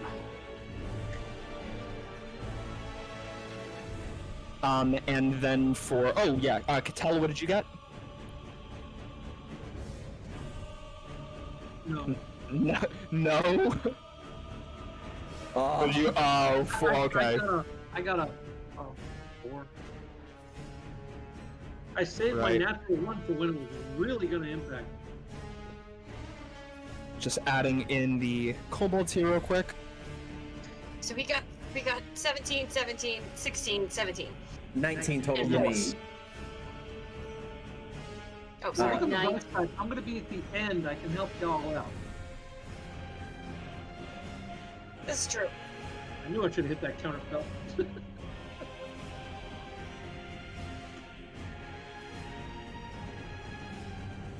All right. So, initiative order. Kobold group, because they will go in groups because there's so many of them, got a 20, so they will go first. And then it is Coil, Viper, Hugh, Fuel, and then Kuldrok. I'm dead. So, first, you all enter into this room. Kuldrok roars out. Some of the kobolds see you guys and immediately begin to run forward.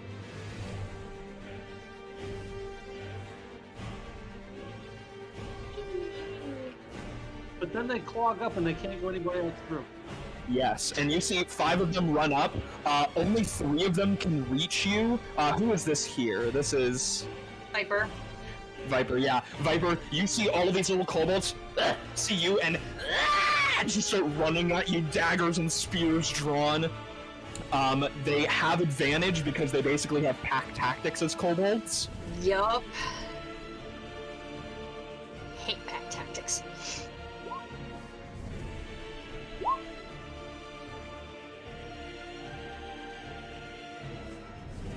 That's my AC. Rolling with advantage to see if they crit. Oh, that was my bad.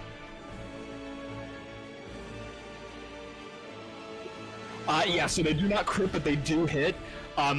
You take only 12 slashing as all of these little kobolds run up to you and just begin to slice into your legs and into your arms, trying to jump onto you and climb onto your body. That is their turn, though, for Kobold Group 1. Koi, it is your turn. Yes. All right. Let's do this. Question: the kobolds that are here means that I don't have line of sight to this kobold, correct? To the one on the stage? I would say like this one, I would say. I'd say you still have line of sight. I don't know if you guys can really see, but there are these sort of lines here going down towards the center of the room. Kuldrok is somewhat beneath you. It is like a tiered floor moving down, so you can see above these guys down towards that kobold. Beautiful, beautiful. All right. I am going to do two things. Move slightly forward, and then aiming at this kobold. That's 30 feet. That one right there? No. I would say this one right here. This is the That center. one. Yeah, this is the center for the juicy bit. Yes. I am going to use the spell scroll that we got for Chain Lightning. Very nice. Upon hitting the target, needs to make a Dex save of 17. Correct? Yes. A Dex save of 17, because that's my spell save DC.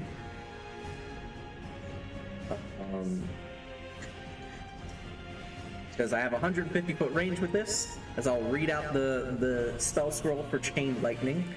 It arcs, and each creature within 30 feet of the first target gets zapped with additional bolts.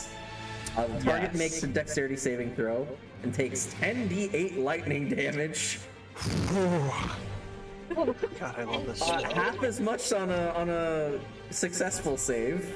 So they will die. So this is what I'll do. Since they are minions. Since they are minions, I will go ahead and make 2 saves for 2 separate groups, basically. If they succeed, they will stay alive because they only have the 5 hit points. If they fail, they are eviscerated and gone and dead. I'm just gonna roll 2 different checks. The kobolds only have a +2 to their dex. It is the highest stat that they have, but you said the DC was what, 17? 17. Yeah, I'm gonna roll 2 separate d20s.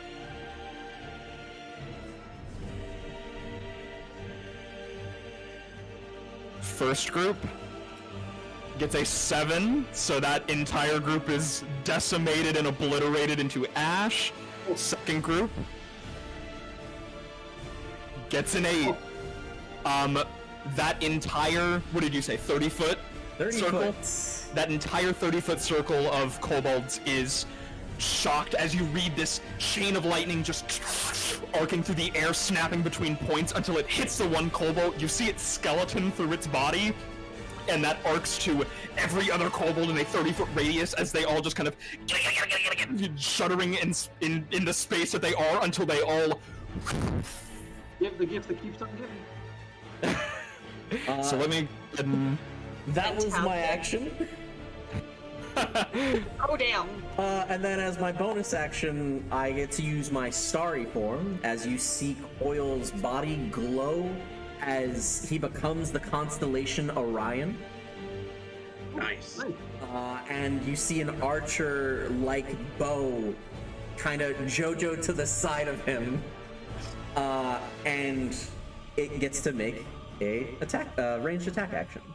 Oh shit, go ahead. And you also see, I will say, go ahead and roll damage, actually, for the chain lightning, because from that 30-foot range, you hit the druid cultist. Nice. They do have a bit more hit points, but whatever damage you deal to them. Target takes that.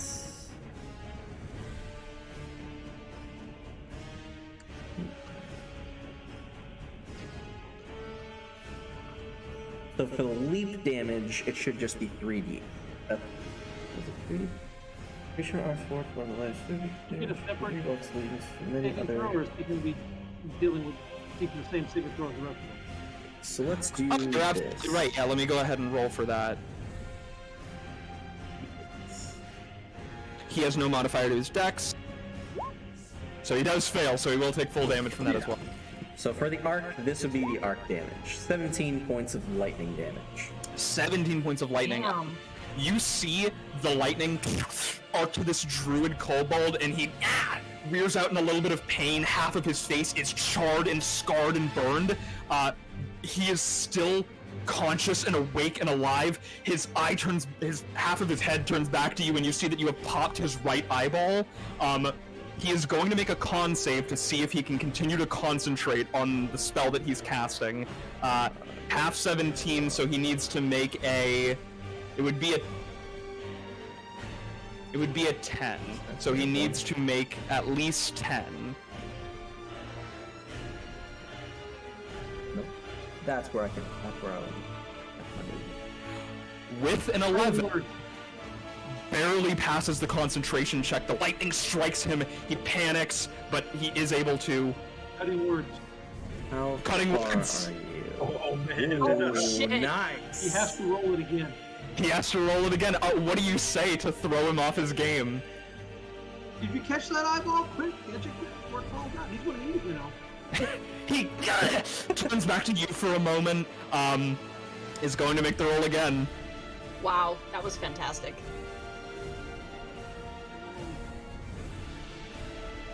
Oh, You see, that does throw him off his game, but if anything, it unstables him by making him more furious. He grits his teeth a little bit and turns back to the ritual, lets go of his bubbled and boiled popped eye, and just holds the staff aloft. You see as well from the chain lightning, you hit one of the orbs that is beginning to glow, and it cracks a little bit and fractures.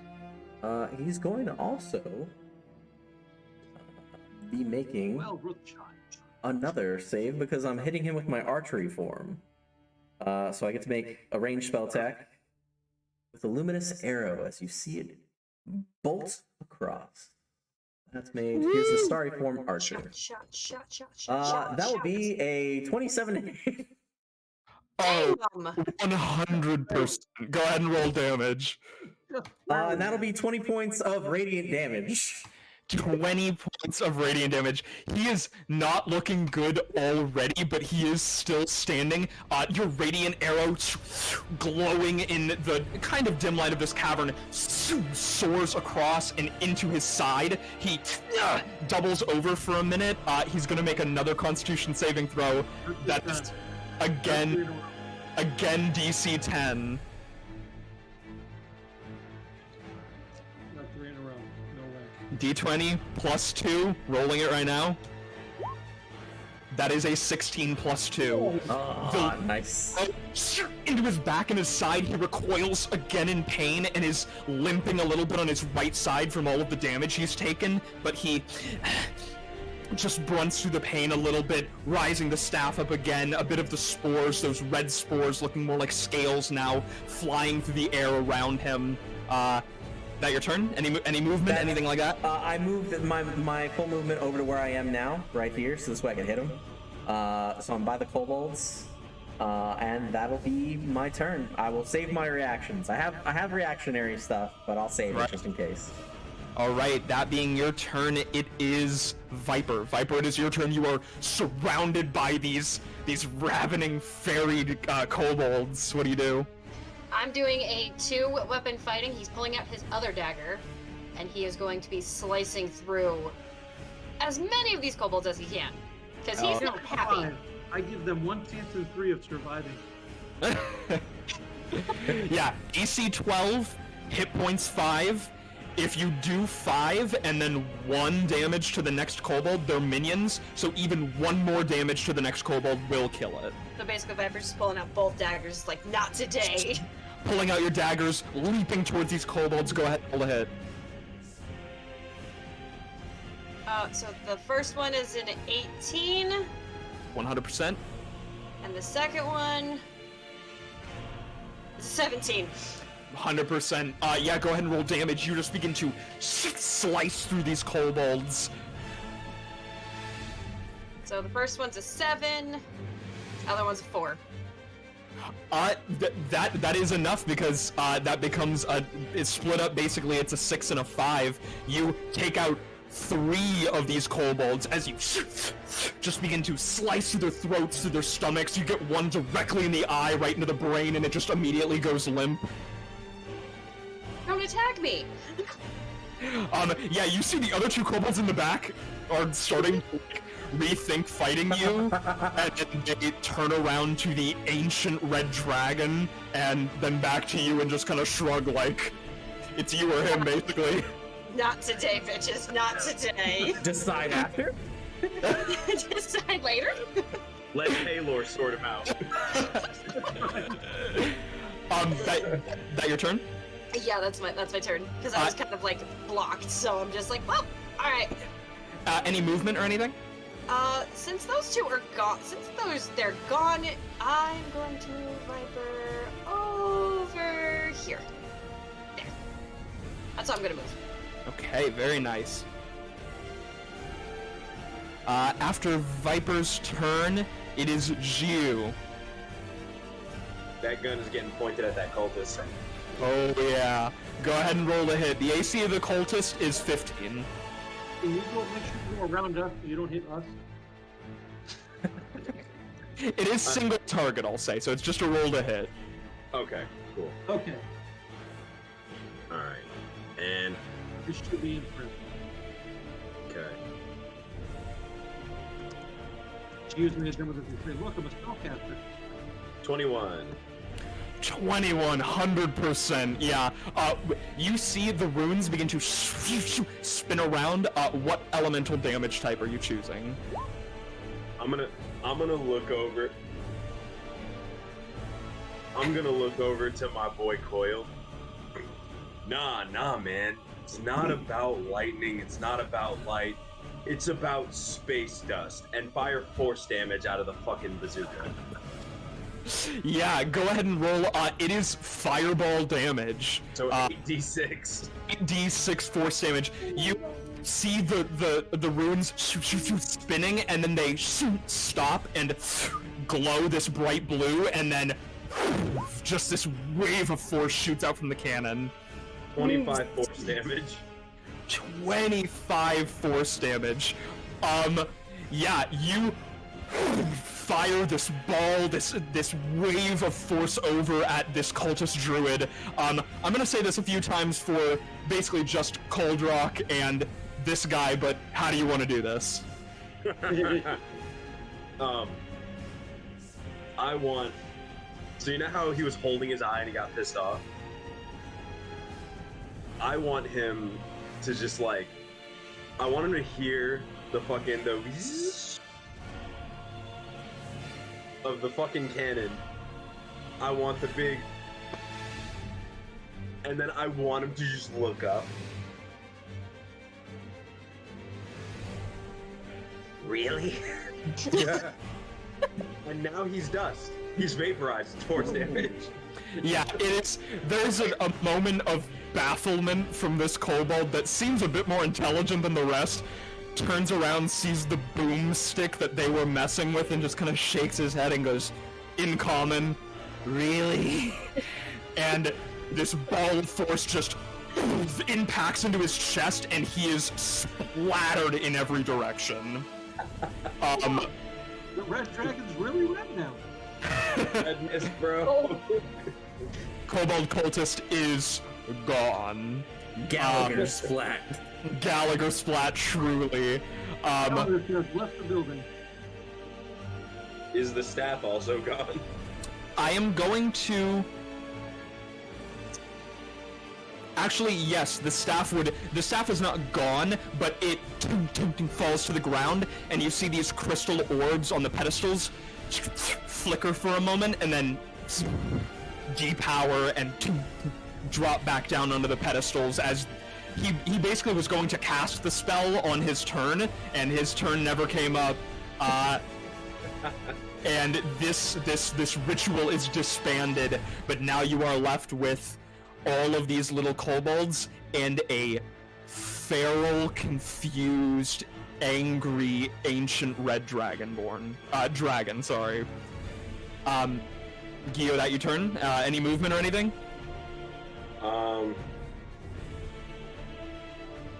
And how far away is Kuldrok? From you, Kuldrok, right now, this is you back here? Yeah.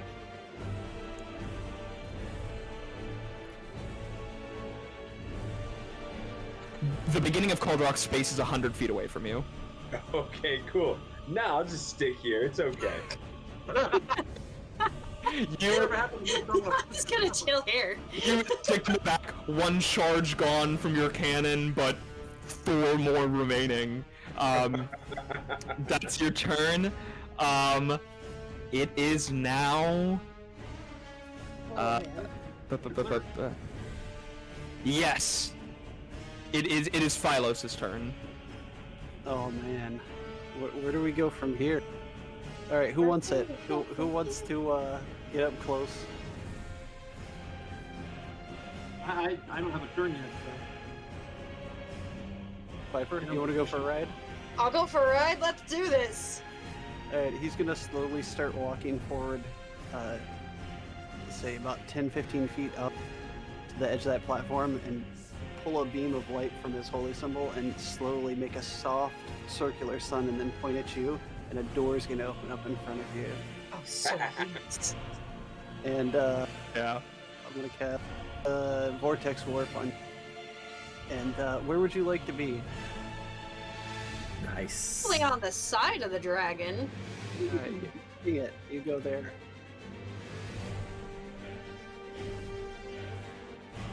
Hell yeah. Alright, you move up. Let's see. Yeah, that's within right.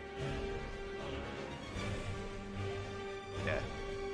Alright, that's within 90 feet. You go up there, and since he has Voice of Authority, if you cast a spell with the spell slot 1 level or higher, target ally at the spell, they can use their reaction immediately after the spell to make a weapon attack. So you can Holy shit. And I don't think he's had an attack in turn yet, so I think you get your Do I get sneak attack? Do you have the assassin subclass? I couldn't find it on D&D Beyond. I took Thief because it only had Thief and something else. I would love to.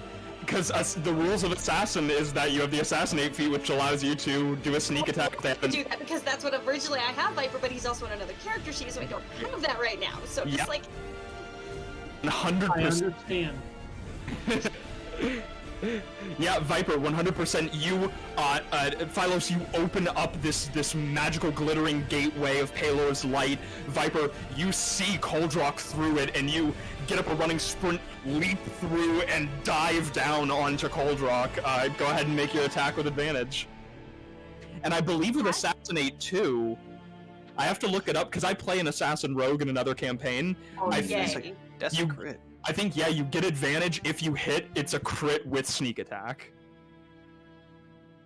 Do it. yeah. So I'm rolling with advantage. Rolling with advantage. If you hit, it's a crit. Kuldrok's armor class, let me bring it up real quick. Is high. It is high. Kuldrok's armor class is 22. All right, here we go. You I don't leap wanna out of the portal towards the ancient red dragon. Oh, that's a dirty 20. Damn. Dirty 20? Dirty 20. Damn. Oh, he's got 22. Yeah, he's got 22 AC. He's got 22. That was only a dirty 20 I rolled. I did not roll that great on advantage.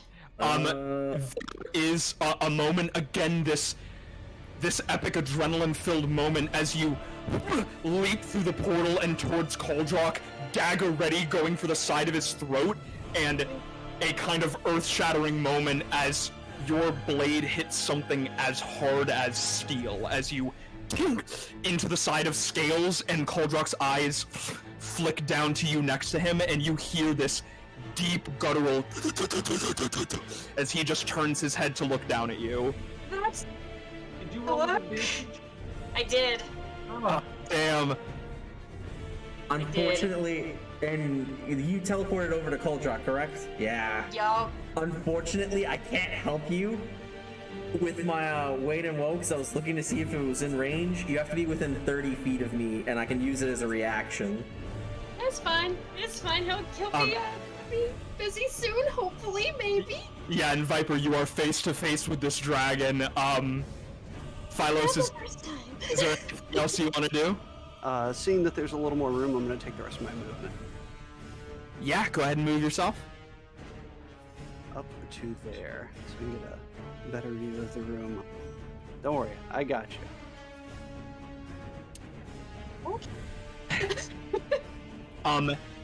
That's the end of your turn? That's the end of my turn. It is now Kuldrok's turn. Let's see. Kuldrok looks down at you, Viper. This person who just tried to make an attack on him, and he is going to... He's not going to use that yet, because he doesn't really feel that there's a lot of people in range, although he is stupid. I have to think about the fact that he's stupid. Yeah, he's just going to use his multi-attack. So he's going to make 1 bite and 2 claw attacks on Viper. I use Uncanny Dodge. Yeah, I believe is it for one attack? I believe so. Yeah, so we still have to see if they hit. What is your armor class? 14. Okay. Kuldrok has a plus 15. I'm still gonna make him roll. Okay. If he gets a natural 1 on any of these, I will declare it a miss, even though he has the plus 15. I'll roll them in the chat here. I'm not going to do the modifier because you just need to see the d20 roll, so there are going to be 3 attacks.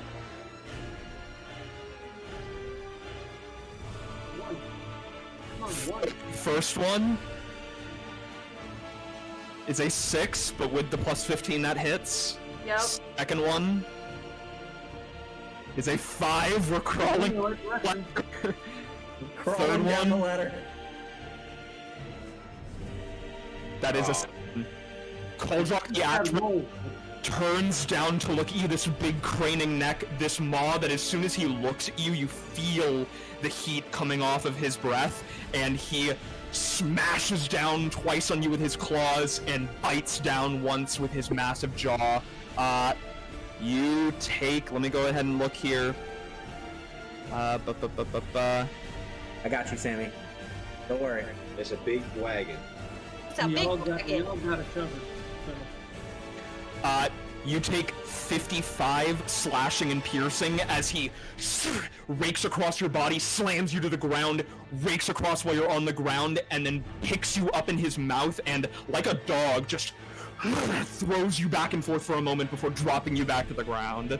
Viper's hurt and he's got 3 HP. Does one of those is Uncanny Dodge, though? Yes, you can Uncanny Dodge. I will say the largest damage was the bite, which was a 21. If you would like, you can Uncanny Dodge. I would like to Uncanny Dodge that.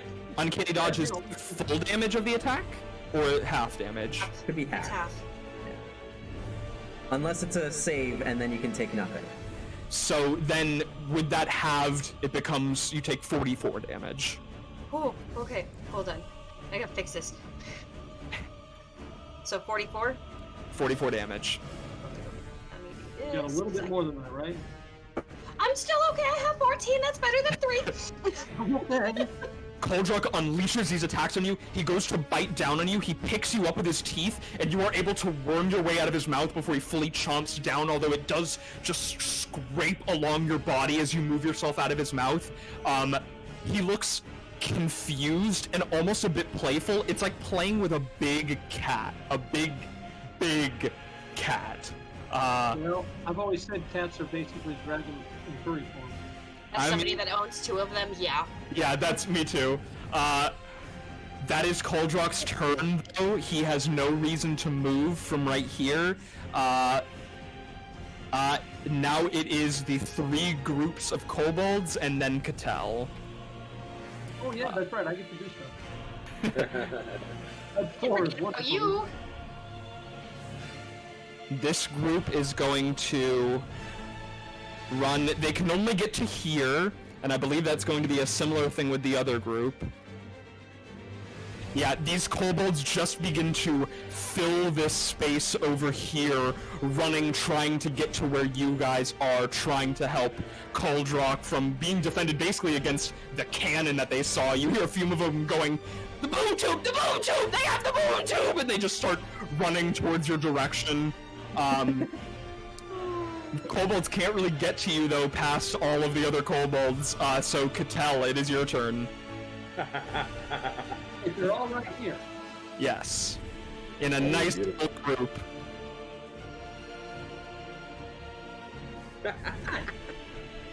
Okay. Do you recall our discussion earlier regarding a particular lightning ball? Yes. Not as effective as the chain lightning, but we'll give it a shot. We'll go ahead. Actually, no, I don't have to. I think I can still cast it straight up. I think it actually let me have that spell. So it shows it's fireball, but it's actually lightning ball.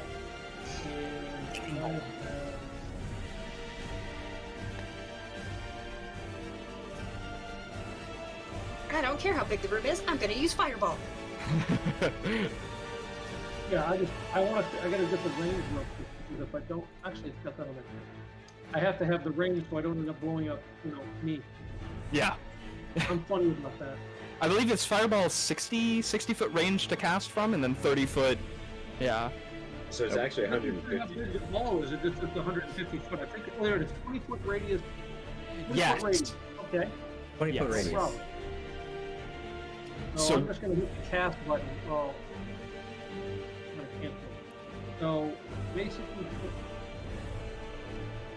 put this guy here. That's 45 feet. So from here to here is 40 feet. So from here to here is 20 feet. And I'm going to put it right in the middle, and I should get all of these guys Yes. in this area. Yeah. Yeah. So, yeah, I'll do the same thing. Well, what's your DC? 17. 17. I'll do the same thing. The kobolds have +2. I'm going to split them up into 2 groups.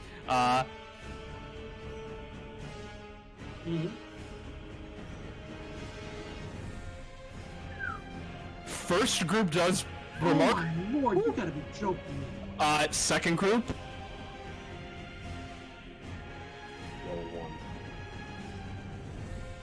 Second group fails. Oh, the winner, that's right, first group, that's right, because of the half because of the size of the group, yeah. Yeah. Well, the second group took 29. Oh, yeah. You see half of these kobolds drop to the ground, scatter around, staying alive, just barely singed by some of the lightning that arcs out in this radius, and half of them are just completely obliterated like the others with chain lightning to not even ash and dust, just particles in the air eviscerated. And I'm the last person, right? Yes, round? person initiative, yeah. Well, since that's the case, I might as well go ahead and I don't know how much it's going to help, but cast Healing Word on our friend, the Chew Toy. Viper's got a new nickname. Oh yeah! Just to give a little bit more juice, just in case. And that's 9 healing. I'll take it. 9 healing, yeah. Send that No, 11. 11 healing. 11, yeah. A bit of your bardic magic over across the room.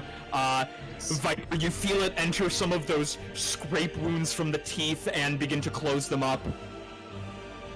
You are my new favorite bird friend. Thank you. No problem. Run. And let me see if I can grab my guy here real quick. I figure I can move. No, there's really no place I can go. I gotta stay kind of where I am so that I can do what I think I'm gonna have to do. Okay. Crap, I thought I was gonna take all those guys out. You did take a big number of them out, though. That basically was an entire group in terms of initiative. That's a big plus for us. Oh, yeah. Okay. That's your turn? Yes, I end of turn. All right, we are back to the top of initiative again. That is going to be Cobalt Group 1 and then Coil. Let me go ahead and start the music over again real quick. All right, Cobalt Group over here. They're going to run up. Again, kind of clogging this pathway, trying to get to you guys, but only so many of them really can.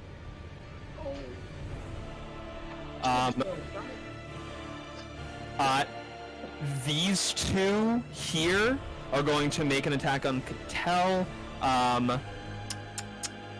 And then these two are going to go for...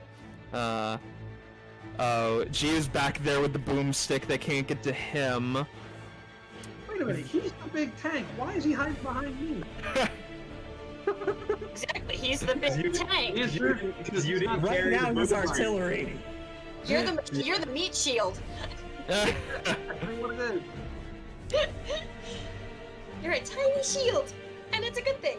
Sometimes it goes badly. You're about to see GU be the tank. It's okay. Okay. And know your role. So, Coil, you have two attacks coming your way, and then Phylos and Cattell, you have one coming your way each. Coil, what is your armor class? My armor class is 13. 13. Want me to throw that shield scroll now? I do have the shield scroll. Again, they roll with advantage because of pack tactics, so I'm going to do the first one.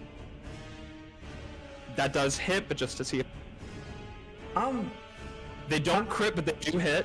You know, now's a fine time. There's enough of them. I'll use the shield scroll as the reaction for this. Alright, and what did you say your armor class was? My armor class is 13, so it'd be an 18 right now. 18. With the advantage, unfortunately, they do get the 16 plus 4. Yeah.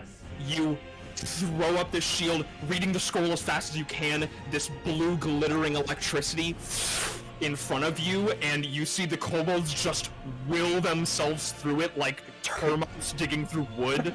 Could I use silvery barbs as a reaction? Yes, you can. Nice! That's a reroll on their part?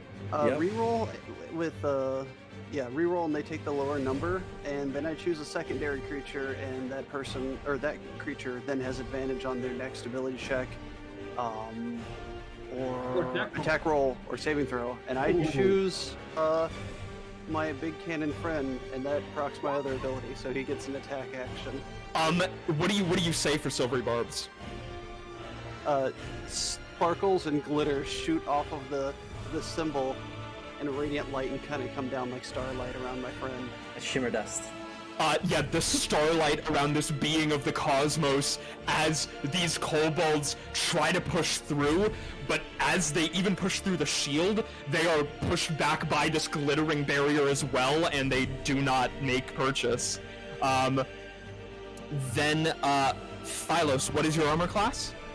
Oh, he gets an attack. Oh, yes, yeah, so, yeah, go ahead and make your attack. Alright. Well, he's on his next attack roll when he gets it. Yeah, So now this is an advantage attack roll. advantage with voice of authority. Oh, yeah, you're commanding him to make an attack as a reaction at advantage. I'm aiming for the Big Daddy Dragon. Alright, go ahead and roll the hit. Again, armor class 22. So that'd be... no, short. 21. 21. What damage type were you going for? It was gonna be force damage. Force damage. Again, this, the barrel spins and solidifies. You rolled a what? What happened? 21. 21. Well, if you really put your heart into it, you can put a D10 and roll a D10 to add on to that. Oh. Focus on your shot. You can hit him. You can do it. Bardic Yes, you- inspiration. This. Bardic. Why I held it back. 29. Oh yeah. So yeah, go ahead and roll your damage. Kuldrok is immune to a few things, not force damage. Go ahead and roll your damage on that. The bard shouting you inspiration as you level up the boom tube, and this ball of force towards Kuldrok as Kuldrok is going towards Viper for another bite. This ball of force, basically like a fist in comparison to Kuldrok, in the chin, catching his attention as he turns his head. So that is 25 force damage, and I'm just gonna. Giu's gonna look over at Phylos. That's 1. 4 more. You said 25? 25 force damage, yeah. Very, very nice. Hits Kuldrok in the chin, and his gaze does shift away from Viper and onto you in the back.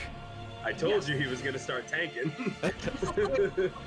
Literal At this tank. point, Yes, he's not looking at Viper. Crap, he's looking behind me. Yeah. oh my gosh. Get out of there, little buddy! All right, and that was the kobold's turns. No, you still had to attack me. It was just my They haven't attacked me yet. Yes, thank you. I need to attack you don't have and you. No, you're right. I gotta. Just real quick, Cattell and Phylos, what are your armor classes? I am at 20. A 20. Empty hand with a shield and full plate. They miss on Phylos, and Cattell, your armor class was 13? Yeah.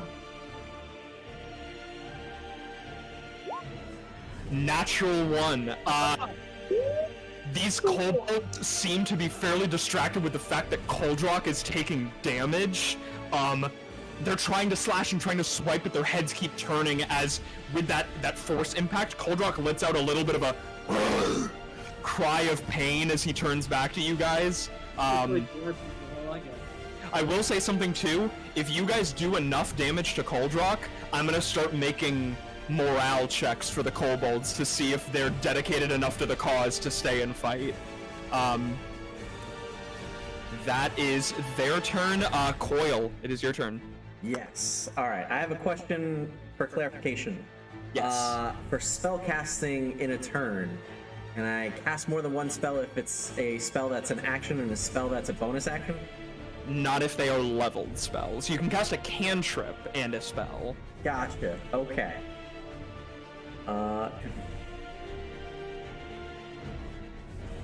Done and done. Let me. Mark's getting ready, man. Yeah. No, you're- I have a lot of options at the moment. I would love to save my friend though. Yes. So that would be the first thing. That would be the first thing. The leveled spell. So cantrip, no.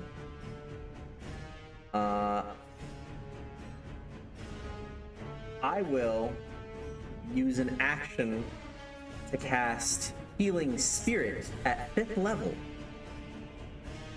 And summon a Healing Spirit right at my friend's feet. Yo. What does that look like? It looks like a pixie of starlight. That it just has this radiant aura of healing. As it's summoned, so since it's summoned in your space, you heal for 4d6. Yo. Look at my boy 4d6. Rosalina over here. And I get to use it. It can heal up to my 1 plus my casting, so it can heal up to 6 times. So every time a creature is within its space or it enters the creature space. So is that If you step away from it and step back in. Exactly. So right now, heal up 14 damage. As with the archer form, you just see another streak and like sounding, piercing through as a radiant arrow launches towards Kuldrok. Hell yeah. Again, AC 22, this glittering spirit appears next to Viper. Viper, more of those wounds begin to close on your body. This arrow shooting through the cavern towards Kuldrok. Bless. Yeah. Here we go. Starry form. Yeah. Oh, Does no. not hit it. Damn. Yeah, Yeah. that's fine. Kuldrok turns his attention towards all of you. You fire this luminous arrow, closes his eyes for a minute as he sees it coming because it's kind of bright for him, and it just off the side of his head, and he snuffs out a bit of soot and ash from his nose and begins moving forward. Anything else in your turn? I have just reaction and movement. Question: is it probably stupid of me to, but is it possible to move here or like move here, like around them, through them? But no, could I make an acrobatics check to move there? You could go around the back way. I could say, yeah, you could go around the back, or you could move through the kobold space, but it would be difficult terrain. That's fine. I would rather move, because if I move back, I'm going to provoke an attack of opportunity. I'd Yes. rather move through them, even if it's difficult. So I could do 10, It'd be two 25. Yeah.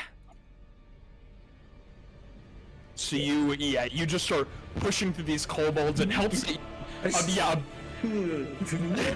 a bit of an amorphous plasmoid being just kind of worming through them, making it bigger. Here goes Gumby. You make your way through. That's your turn. Yep, that'll be my turn. I'll hold my reaction for stuff. All right, Viper, it is your turn. Kuldrok's Sweet. attention is off of you. His attention's now off me. Yes, Is he busy? Is he occupied? he is occupied currently. We know what it's time for. Hello, sneak attack. The reason to be a rogue. The real reason to be a rogue. Damage. Do you want me to roll to hit? Yes, please. Roll the hit. Alright. Dagger, please hit.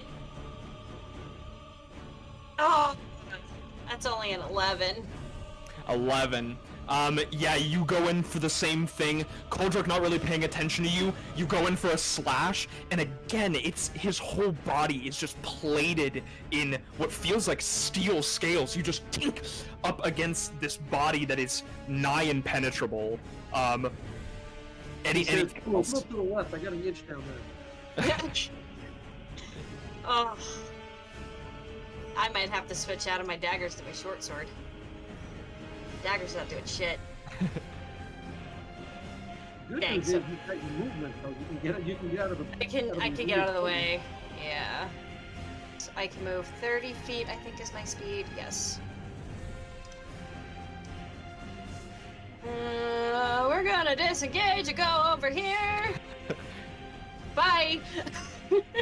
Yeah, you said you're disengaging. I'm disengaging for the moment. Yeah, you bonus action disengage, start running. Kuldrok, again, like a cat, sees movement and goes to swipe down at you, and you are able to run out of the way as his paw just into the ground near you. Tuck and roll, tuck and roll. You took a roll down onto this little patch over here. That's your turn? Yep, that's all I can do this turn. I was hoping to do sneak attack, but No, not you're- happening. Jiu, it is your turn. All right, so for the party mates near Jiu, you guys start to hear stretching sounds and cracking sounds. Jiu is now 15 feet tall. Hell yeah. Giant's might. Hell yeah. Oh, it's like. Are you size large? Now I am, yeah. Let's go ahead and make you bigger. How big is the cavern? Please tell me it's tall enough. Oh wait, big honking dude is in there. You're good. And in using this time to prep, hopefully this dragon gonna get it again. Here we go. And I'll let you guys know for mechanics stuff, if Kuldrok takes enough damage, his armor class will go down. Well, that is a 24 to hit Kuldrok with that cannon. 24, 100%, yeah, go ahead and roll force damage again, I'm assuming. Yeah. Yeah. Another blast of force energy. Kuldrok pads down as Viper is running. He's distracted again, and this ball of force into the side of his face, and he lets out another 34 force damage. 34! Let me look at that. Yeah, hits him in the face again, and scales crack off of his body. Kuldrok's armor class is now 20. Nice. He rears back a little bit from it, some of the scales falling off, and you see his skin underneath, which is just this dark, black, ashy skin underneath that is beginning to, like, flake away, like the muscle and tissue is just, seems to be what was coming out from underneath his scales. He turns his gaze directly onto you. Is there anything else you want to do on your turn? So at 15 feet tall, you said at Jiu's current height, he's like 6'7". That this bazooka, this cannon is just like beep. Now it's What's a gun. it at now that he's at 15 feet tall? If you're 15 feet tall, it's like a BB gun. Like, it's just this little, like, tiny little gun in your hand that you're just like, yeah, like a big Glock, basically. An AR-15. I got a Glock. You literally, yeah, you just shot a dragon with a Glock, basically. Yo, I fucking spun his block, bro. I told that fucking kobold it was getting it back in blood, bro. And just keep the track, that's 2. That's 2. He's gonna look over at his clerical partner and be like, "That's 2, buddy." Well, now it's that. That's 2. That's 2, dude. That your turn? Anything else? Yeah, no, that is my turn. Alright. My turn. Phylos, it is your turn. Phylos is going to move away from the kobolds before you get an attack. Oh, yeah, they're gonna go ahead and strike. You said AC 20. Yes, sir.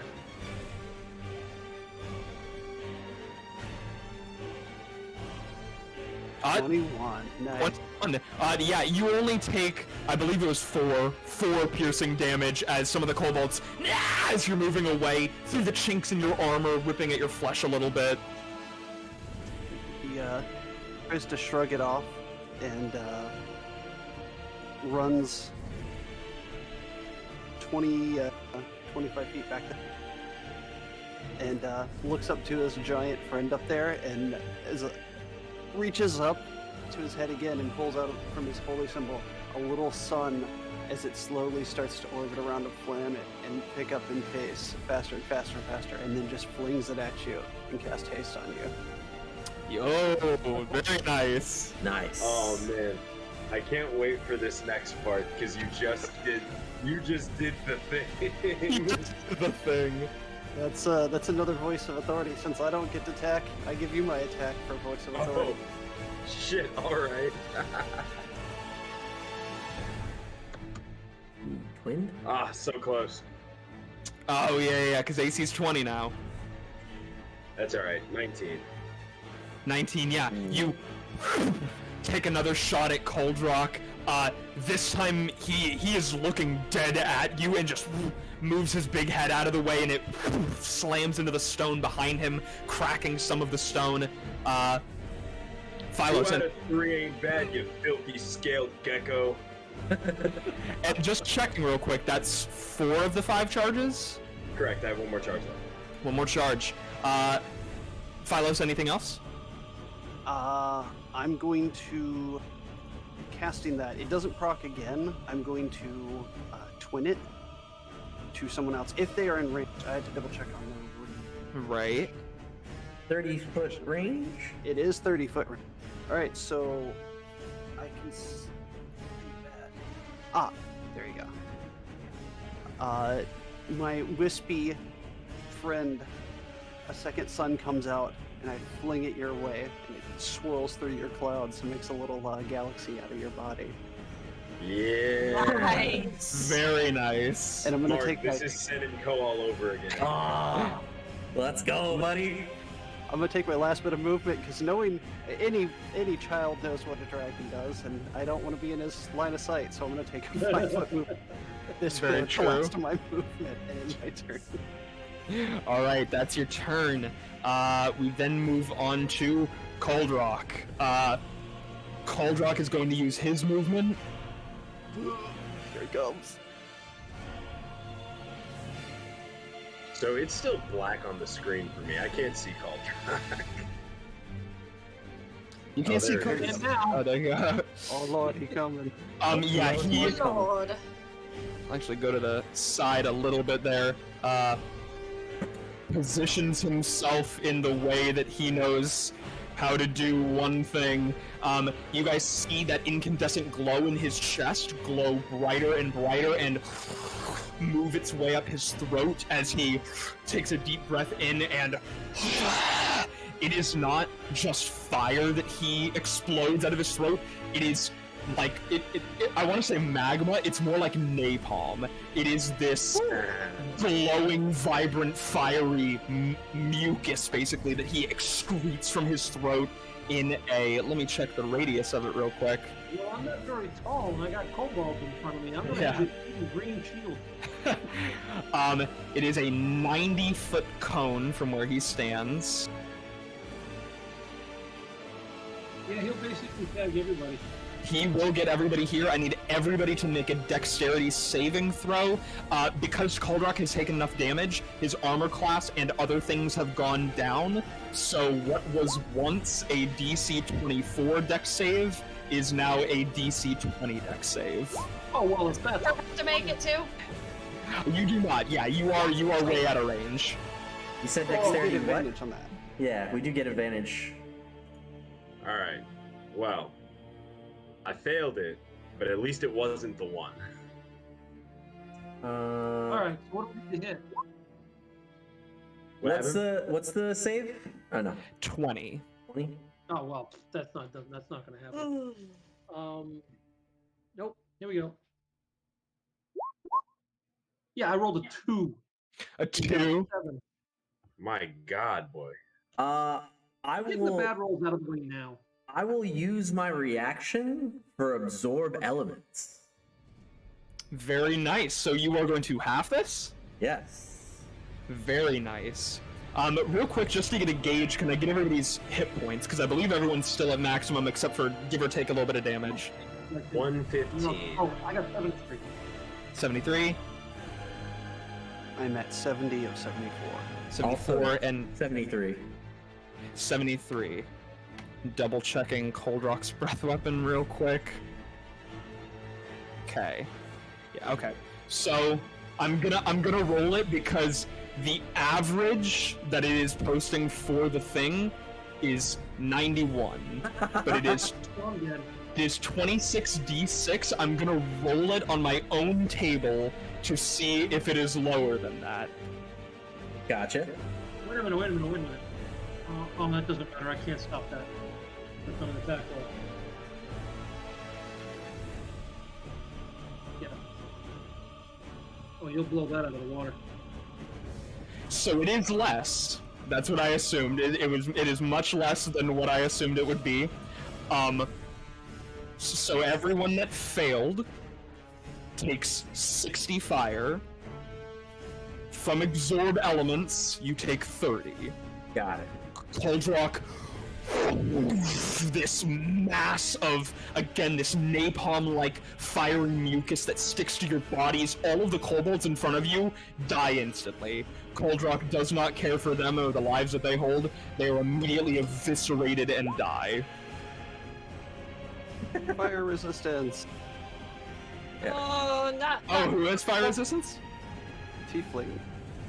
Very nice. So yeah, that becomes 30 for you as well. Nice. Not my bard friend. No. Yeah. What do you at? If I had had a turn, I would have knocked him flat. What are you at right now, Catal? Well, let me see. It was 60 damage or 60 what?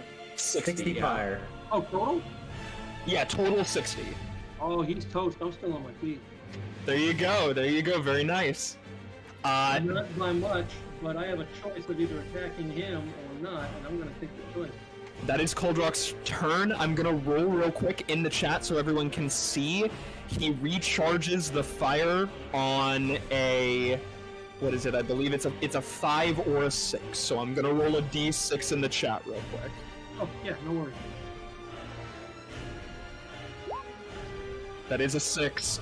You see Kuldrok take another deep breath, and the fire still burning in his chest. That is his turn.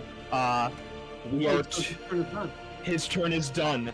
One of the groups of kobolds is fully dead.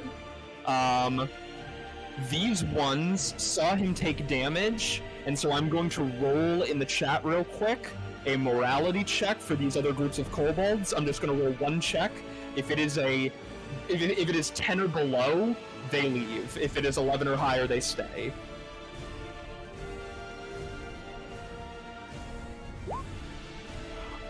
They are dedicated little dudes. They are much more afraid of this guy than you guys.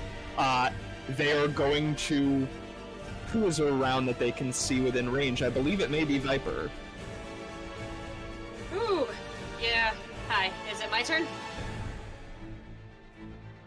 None of them can reach Viper, but Viper, you see a horde of these little guys booking it towards you. Yeah, no, I'm not here to play with you guys, not today. Now you are! This is a game now! And they're running towards you, full speed. No. But after them, it is Cattell at the end of their turn. Okay, well, since I can't heal enough to make it worth my while, Mr. I'm going to drop 60 fire on you. Instead, he's going to stumble up off of one knee, yell out something to the effect of, when he's on the ground, take his fucking head off. And I'm going to cast Ralphalin's Psychic Lance. The DC 17 for an intelligence saving throw. Very nice. He has 1 intelligence.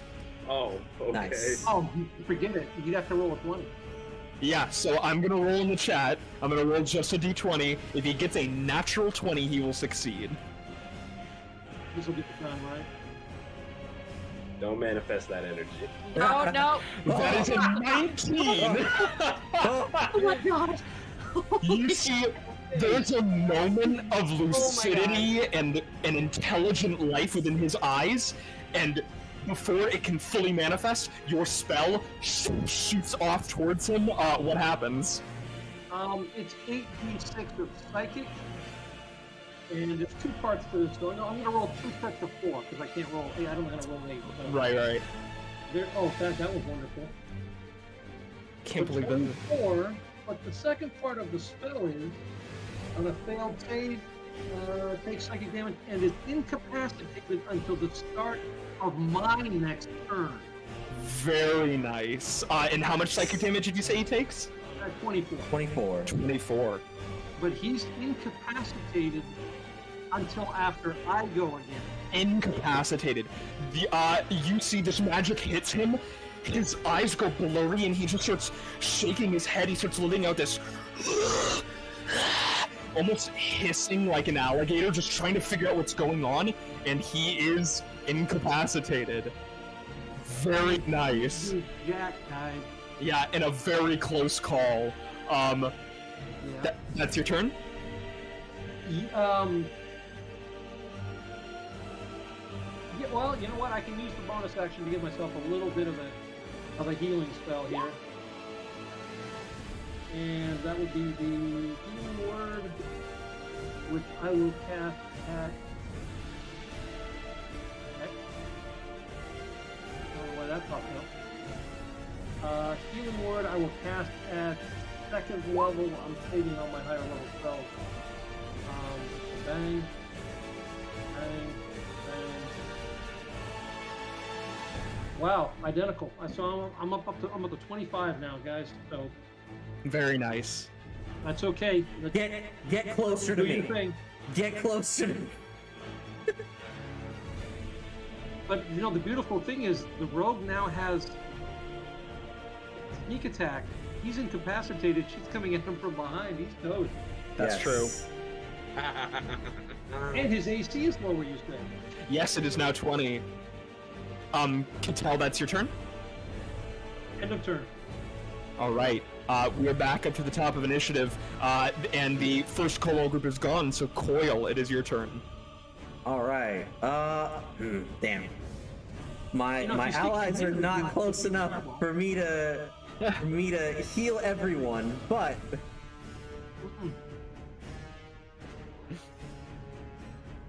that's it up to your turn. Don't heal me. Put him out. I know, no. I'm not just trying to heal you, I'm trying to heal everybody. Yeah. Oh wait, the pixie's over there, isn't it? Yes, the pixie's over there. So what I can do, for one of my actions, because I have 2 actions and a bonus action. Yes, with haste. Very nice. One of my actions I'll use to command my pixie to go over to my friend within range. 25, 30, boom. Right there. Aha! Heal. So it has, after this heal, it will have 4 charges left. So heal up. Hey, nice. Nice. Heal up 18 Hell yeah. points of health. Very nice. Whew. Viper just got overzealous and wanted to go beat a dragon. My bad. I am still in my chalice form. I'll shout, be like, if you guys want to get healed, circle up. It's going to be dicey. I'm still going to kind of stay. I'll move 1 over to have the wall kind of near me. One over and forward, right there. That seems fun enough. Right. Of an area. So I use my action. I will cast at 4th level, Guiding Bolt. Very nice. Go ahead and roll a hit. DC 20. Oh. Oh. What's 14? Even with my Wayne. Fuck it, I'll go for the Hail Mary. I'll use one of my my ebb and flows for the reactionary. Okay. I'll use that for my reaction this turn. And I'll pray for a Hail Mary on my D6 here. Yeah, go for it. Oh, it's 19. Oh, 19. Well, hold on, wait, let me see Really, he something. just did a bunch of psychic damage.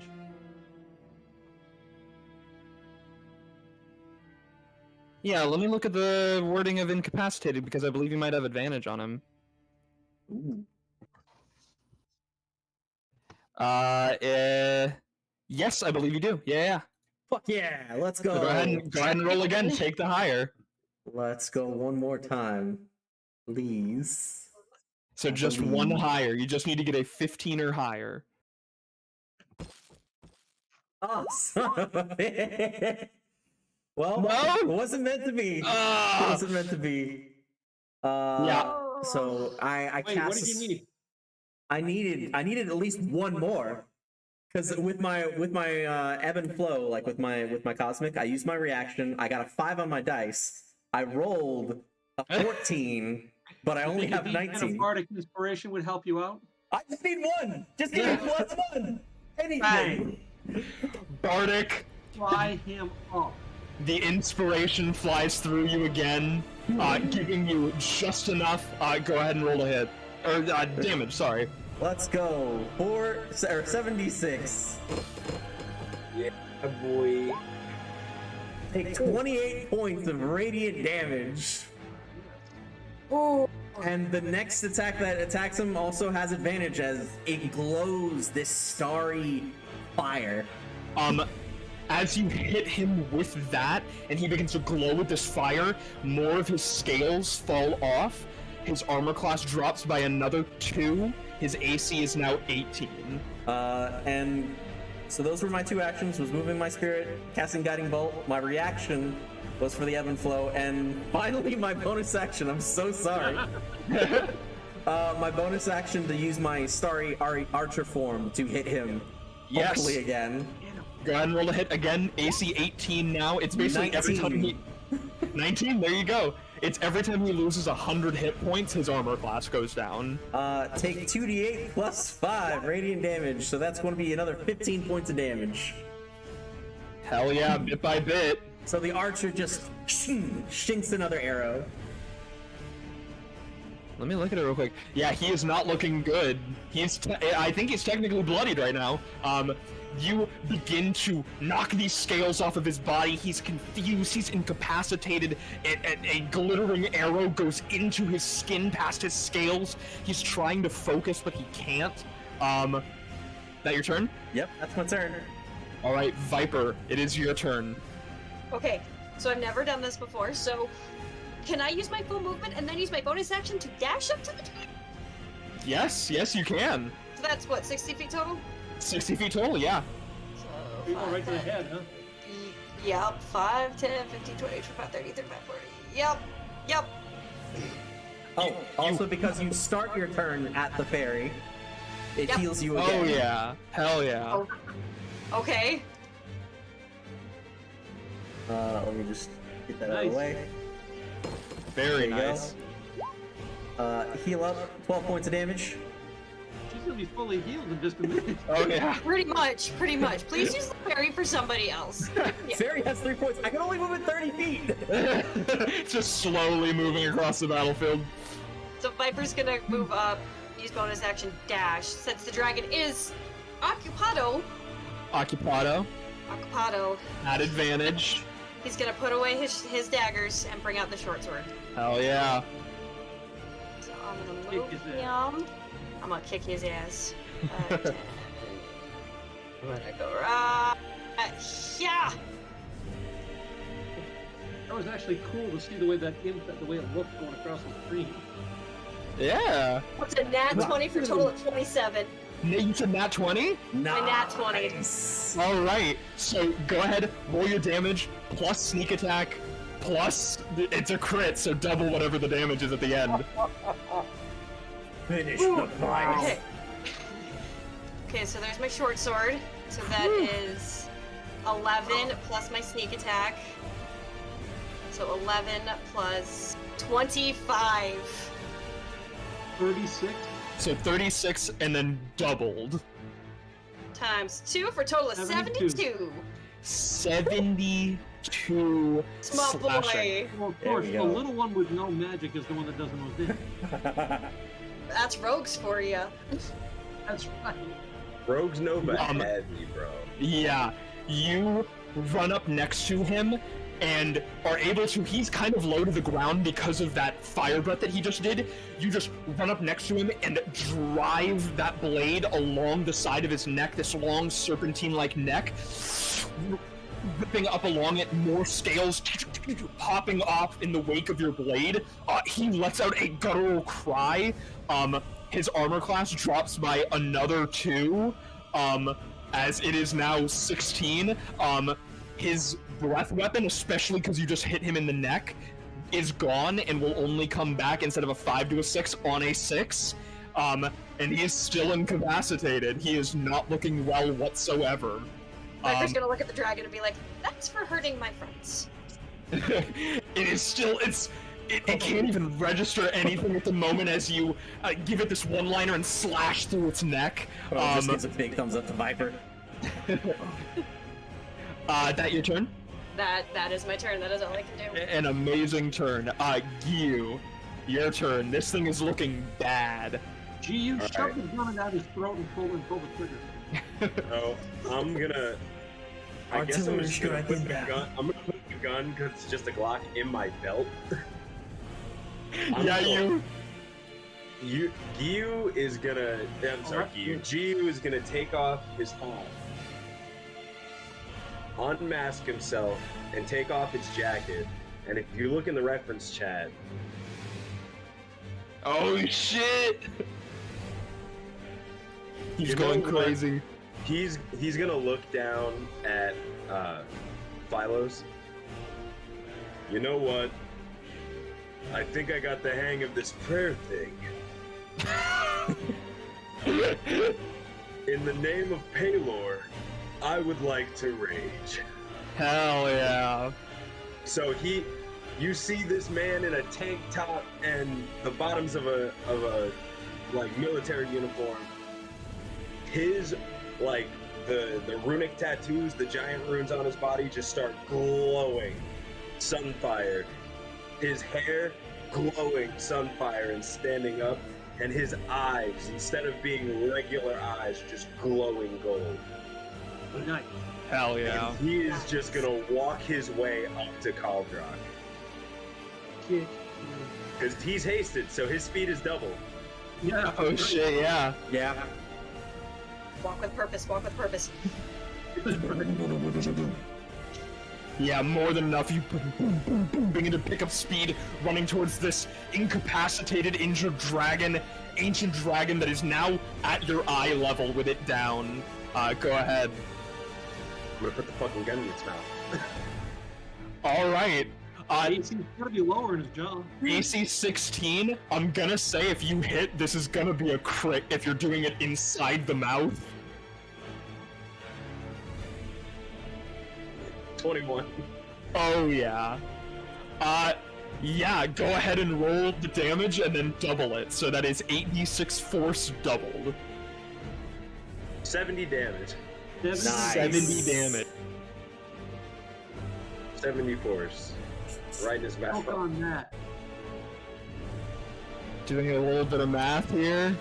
You are gonna make a beautiful throw pillow. The 5th charge, the 3rd hit, I believe, on Kuldrok. Yeah. Just as you promised, how do you want to do this? I want to open his mouth. I want to stick the Glock in his mouth. Then I want to close it. I want to condescendingly pat him on the snout. And then I just want to hear the like muffled coming from inside the mouth. And I just want to hear as I just obliterate this monster's insides. Pause. What a question. We see a big whole bunch of like nasty come flying on his ass and hit the kobold. Yes, you put the gun into this thing's mouth, pat it on the head, and there is a of the runes spinning before this wave of force runs through Kuldrok's body, and there is an explosion of the inside of the form, exploding outward, remaining nothing except the head as the neck and everything below explodes and shatters. The kobolds behind turn around for a minute and are drenched in this napalm-like sinew and guts and flames which immediately corrode and destroy them, and Kuldrok the Ashbringer is no more. It's ashes. Oh, it was team effort. He It was wasn't team going to effort. survive past the cleric anyway, even if he got to me. But it was That's like, true. so at this point, the bard is literally going to be like, oof. You guys take a minute to breathe and relax. You have the head of the Ashbringer intact, the body destroyed. Yeah, you holding it up in your hands, looking at it, and just past it, you see in that far across room to the kind of northwest, the glittering sight of much more gold than you had just been promised for the head of the Ashbringer. A little bit of a jump forward for time's sake. You guys sift through, approximating probably 1,000,000 gold, the hoard of an ancient dragon kept here for no reason, since the dragon didn't really have anything to do with it, with no intelligence and charisma. You guys bring the head of the Ashbringer back to Hilvandera. You are paid. Bag of holding or anything? What happened? Anybody have a bag of holding?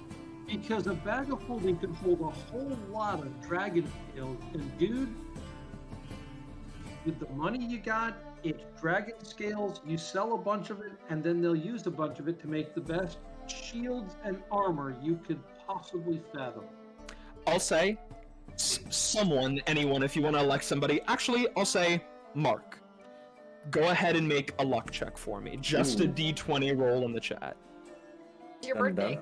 Hey, It is That your is birthday. fitting. It is your birthday, so I'll say with advantage. hey. Have to say it. There's the one.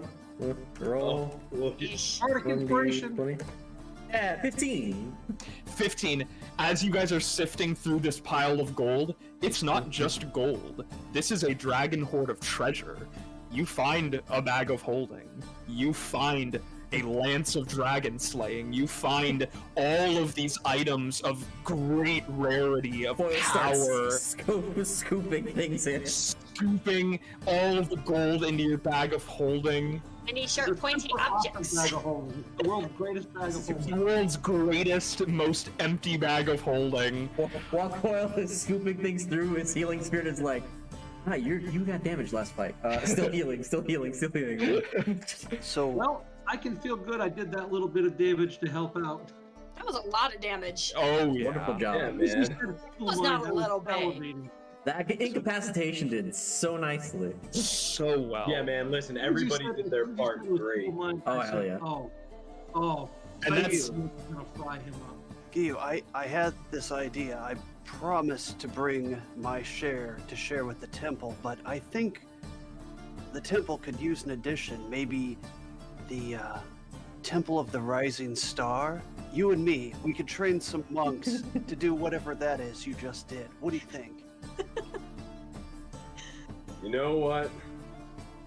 I've always liked the idea of my own private military. Let's go. Ah, private practice. Sounds like right up my alley. The rest of it, you're looking at, with what they're paying us, you're looking at close to 300,000 a piece.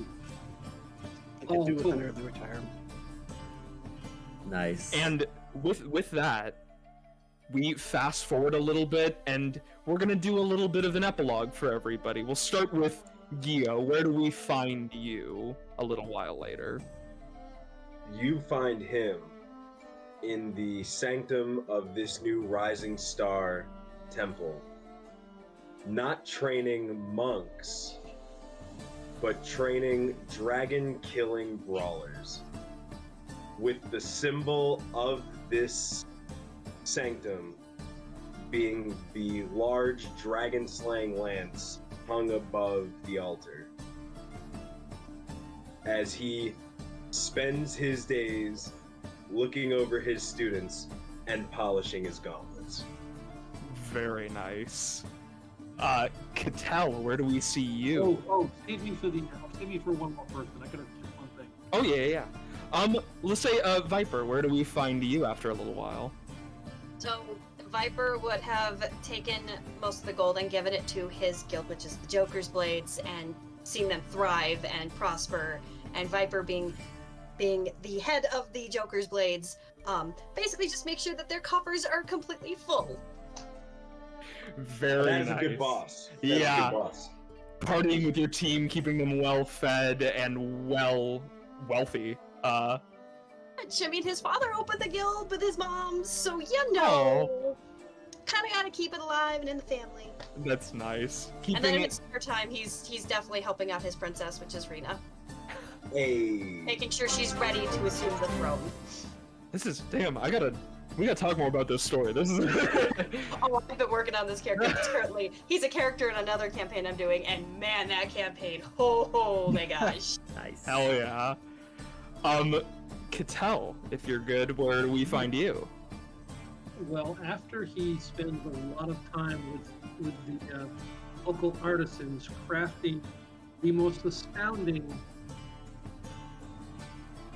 basic looking but like AC 22 leather armor because it's underlaid with layers of dragon scale. Mm-hmm.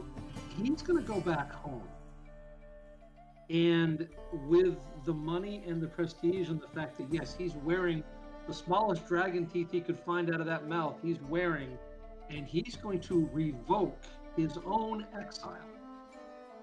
Hey. Oh. Nice. That, and puts the people in their place that forced him not to begin with. He's going back on the road. Just find out, I'm going to invent a belt of holding. Not a bag of holding. Have little discs on the side that operate like a bag of holding. That's where he's going to keep all of his stuff. And he's just going to go out and have fun and throw money around like a drunken sailor. Hell yeah. As you should. As you should. I don't care. And he's going to have every magic item you could think of. A ring of protection. He's going to have. He can only do the things, but I can assure you, those 3 things are going to kick ass. Hell yeah. Cattell goes on his traveling journey, finding all of these items and becoming a very powerful man in his own right. Phylos, where do we find you after a little while? Achieving his ultimate goal, to help protect the city and beat a stereotypical trope of being a tiefling born to human parents, showing that he can rise through church to do good and not be a evil creature or fiend, as he was called. He spends half of his days in service to the temple, doing what he can to help guide people, and the other days healing and using his voice of command to get the troops in line over at the Temple of the Rising Star. Because there's no time to sit around. Get up and fight again. Look what he did. Be more like him. And just point to you, sitting there polishing his gauntlets. If I can do it, you young guys can do it. Hell yeah. And finally, Coil, where do we find you after a little while? After a little while, that's going to probably turn into a long while. Coil will be working near the town and also in the caves and the remains of where the dragon was, sectioning off portions of himself. To start at first, that would be little healing sprites of cosmic dust, but then getting the idea, seeing the ritual, seeing the kobold, seeing all that was there to try to reinvigorate and rejuvenate this dragon, sets off something in his brain. And as he begins to shed more pieces every so often periodically, will use the magical artifacts and the remaining essence of that dragon over time to see if he could construct a celestial dragon to take its place to protect the town. Wow. So you're remembering when you're making a Veldora. Yes. I'm working to make a Veldora. Oh yeah, I forgot one other thing. He's also going to take the time at that point to try to see if he can find out who his actual real parents are. Oh, yeah.